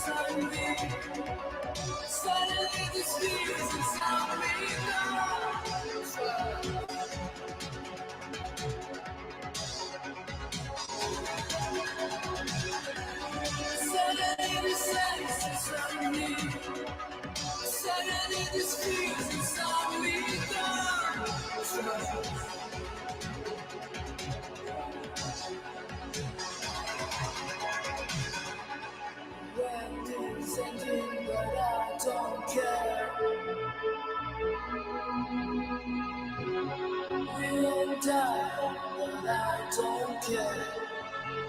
Trust. The world is empty, but I don't care. We won't die, but I don't care. Trust.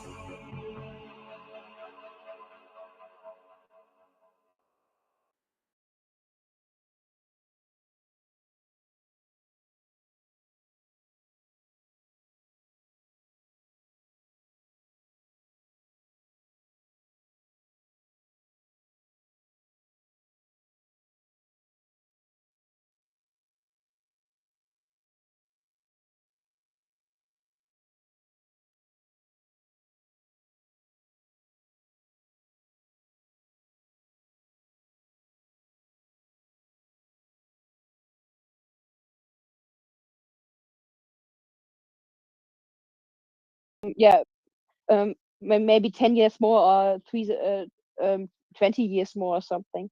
So if you do it really quick, should be better for the economy as well. And if we still need to make our areas safer so that floods can have places to where they can sink into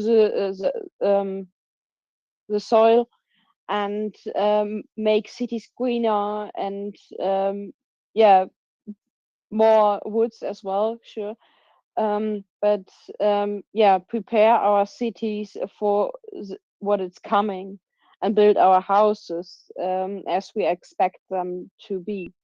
And because insurance companies might not be able to, yeah, if it's destroyed, you will need some time to have a new one and to rebuild everything. So yeah, we need to change how we live, how we work, and we need to do it really, really quick. And this thing we can do on all and on several levels: vote right, get engaged on the local area, and also to talk with people that might not want to vote. So last week I also talked to a person that was a punker, and he never voted. I'm not sure why, because he also hated the AfD, and so because he was shouting um, at a news advertising in the underground station with Weidel on it. She's from the AfD. So I talked to him, and he might. First time he really thought, okay, I might talk to my people to talk about voting and to get engaged in, yeah, at least vote for something, because he hates the AfD so much and because it's really necessary. And I think it's the same in the US or in all the other places also. So there are not only votes in Germany in 1 year or in a few months in the US. So there are votes everywhere, and we still can change how, yeah, with protests sometimes as well to support these. But there are many levels we can get engaged in, and I'm happy to hear all the stories where it happened. Thanks heaps. Thank you, Jennifer, again. As always, and Jennifer does host the German Climate Space on Sundays. Really quality space, really good stuff. Meantime, Ingrid is in New York City, and what can we say about New York City? The Big Apple. The Mets did make the National League Championship Series, and the mayor didn't do too well. Well, disclaimer, I've taken pictures with him, but did not vote for him. I was a Maya Wiley kind of gal. And I wanted to say something because earlier when I was listening, there was someone, I can't remember the handle, but he was talking about migration. And that, now it's coming from the south, maybe one day it's going to come from the north. And what I was thinking about Florida, especially with these two hurricanes that hit back to back like that. Here you have a peninsula piece of land that is really, really sandwiched between the Gulf, the Atlantic, and the Caribbean. And if all three decide to act up funny at the same time, God knows. And when you now have insurance company that don't want to insure property in Florida, there might come a time where the Floridians will be migrating north. Because it was marshland, right? It was swamp, and it's sad what's going on. But when you see the destruction, you also see that buildings are not being built for that type of that climate in that area as either. So there's going to be some sort of realization that we're going to have to construction is going to have to be different if people are going to continue to live there. And what's going to happen when insurance companies are not going to want to insure people there? And it's not going to be sustainable for our government to continue to rebuild in an area that is not sustainable. So those are the things that are facing us, and a lot of us are so into our own shells, living where we live, and it's not going to happen here. You get these people. Oh, what do I care what happens in Texas? What do I care what happens in Florida? They forget that we are the United States of America, and that's something that we need to pound in to everybody, because we're forgetting that everybody that's here living in the States are fellow Americans, and that respect, and that doesn't have to be love. We don't have to be bosom buddies, but that respect and that care is needed for all of us, because we all deserve it, because that's what this country is all about. So I just wanted to add that. Thank you. Yeah, exactly. That is true about being fellow citizens. We don't have to love each other or even, like each other. It is about a certain kind of cooperation that the citizens must have together that does not involve intimidating and bullying and heckling and being rude. That said, the projections, the science mathematicians do expect the American South to start losing population in 20 years or so, that people will start immigrating north because of climate. I can't pull anything out of the blue here, but I remember reading quite a few studies on that in the past.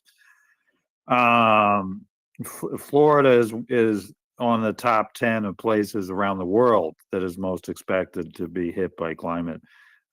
It's likely half of Florida will be covered over by the ocean. As the ocean rises, the soil will get salty, and the crops just won't grow there. There's one problem after another with Florida. And yeah, Ingrid, it is one of our great states. We have to respect all the states. What else do you have for us, Ingrid, before we close up? Hi. No, I just wanted to say what's interesting about the Florida, just sitting around and just looking at common sense, seeing what's going on every time a disaster after a disaster, and we see what happens, and we realize some of these people rebuilt from before, and shortly after they're building again. So, yeah, it's sad, but we're our fellow Americans, and we will be there to help and support. But it's sad that the way we're doing it, we're not being too smart. That's all I'm saying. Thanks. Absolutely. So many topics today. Just great to have Doctors Dibble and Dr. Ripple. Dibble and Ripple. Wow. Dropping by today to two surprise guests. Really great to talk to both of them. And hopefully we'll keep rolling and keep getting more and more great guests. I just like to do a round of final words here. Melody. Hey. Well, I want to thank everybody that's kept us in their thoughts, and I want to raise thoughts and attention and action for everyone in peril from climate crisis today, in our hearts and our minds and in our steps. Thank you. Absolutely, 100%. Amen. Right on. Oliver, good work as always. Outside of me, you've been to the most of these. Oh, I just wanted to say for Jim that I felt very much what he was saying. that this is a good topic to get to another day, is about how we can how help can be a more general thing, and how it can stop too much of say if it's a huge migration thing, then it can actually, by just putting cisterns in the fields to help farmers overcome their drought, that would help a lot. They wouldn't have to then migrate. They would have water in the fields stored from the wet season, things like that.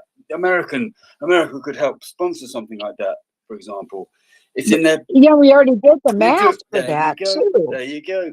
America's got it figured out. Yep, that's it. That's the way to do it. It was just a reaction to it. But I just think as a theme, help, universal help, coming back and forward is a sensible thing anyway. It's in everybody's benefit, not to, go down the road of hate and what has been talked about quite a lot today anyway. Yeah. Absolutely. It does occur to me that this environmentalism climate overlaps with so much of the other fields of human thought. The climate is universal. It's all the way around the world. It's all 8.2 billion people experience climate, as do all the animals and plants and everything.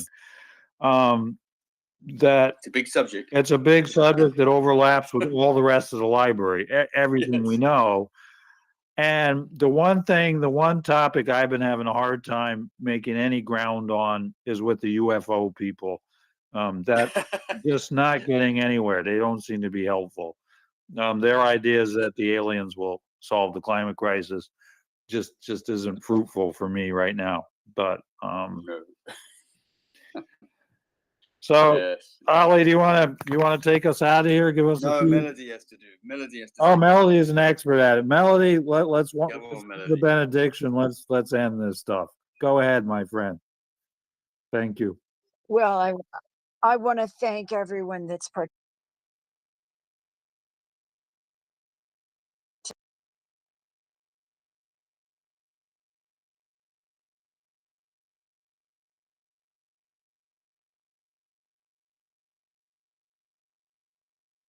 You also for your devotion to democracy, because if you weren't devoted to democracy as well as climate crisis, you would probably have been bounced from this club sometime.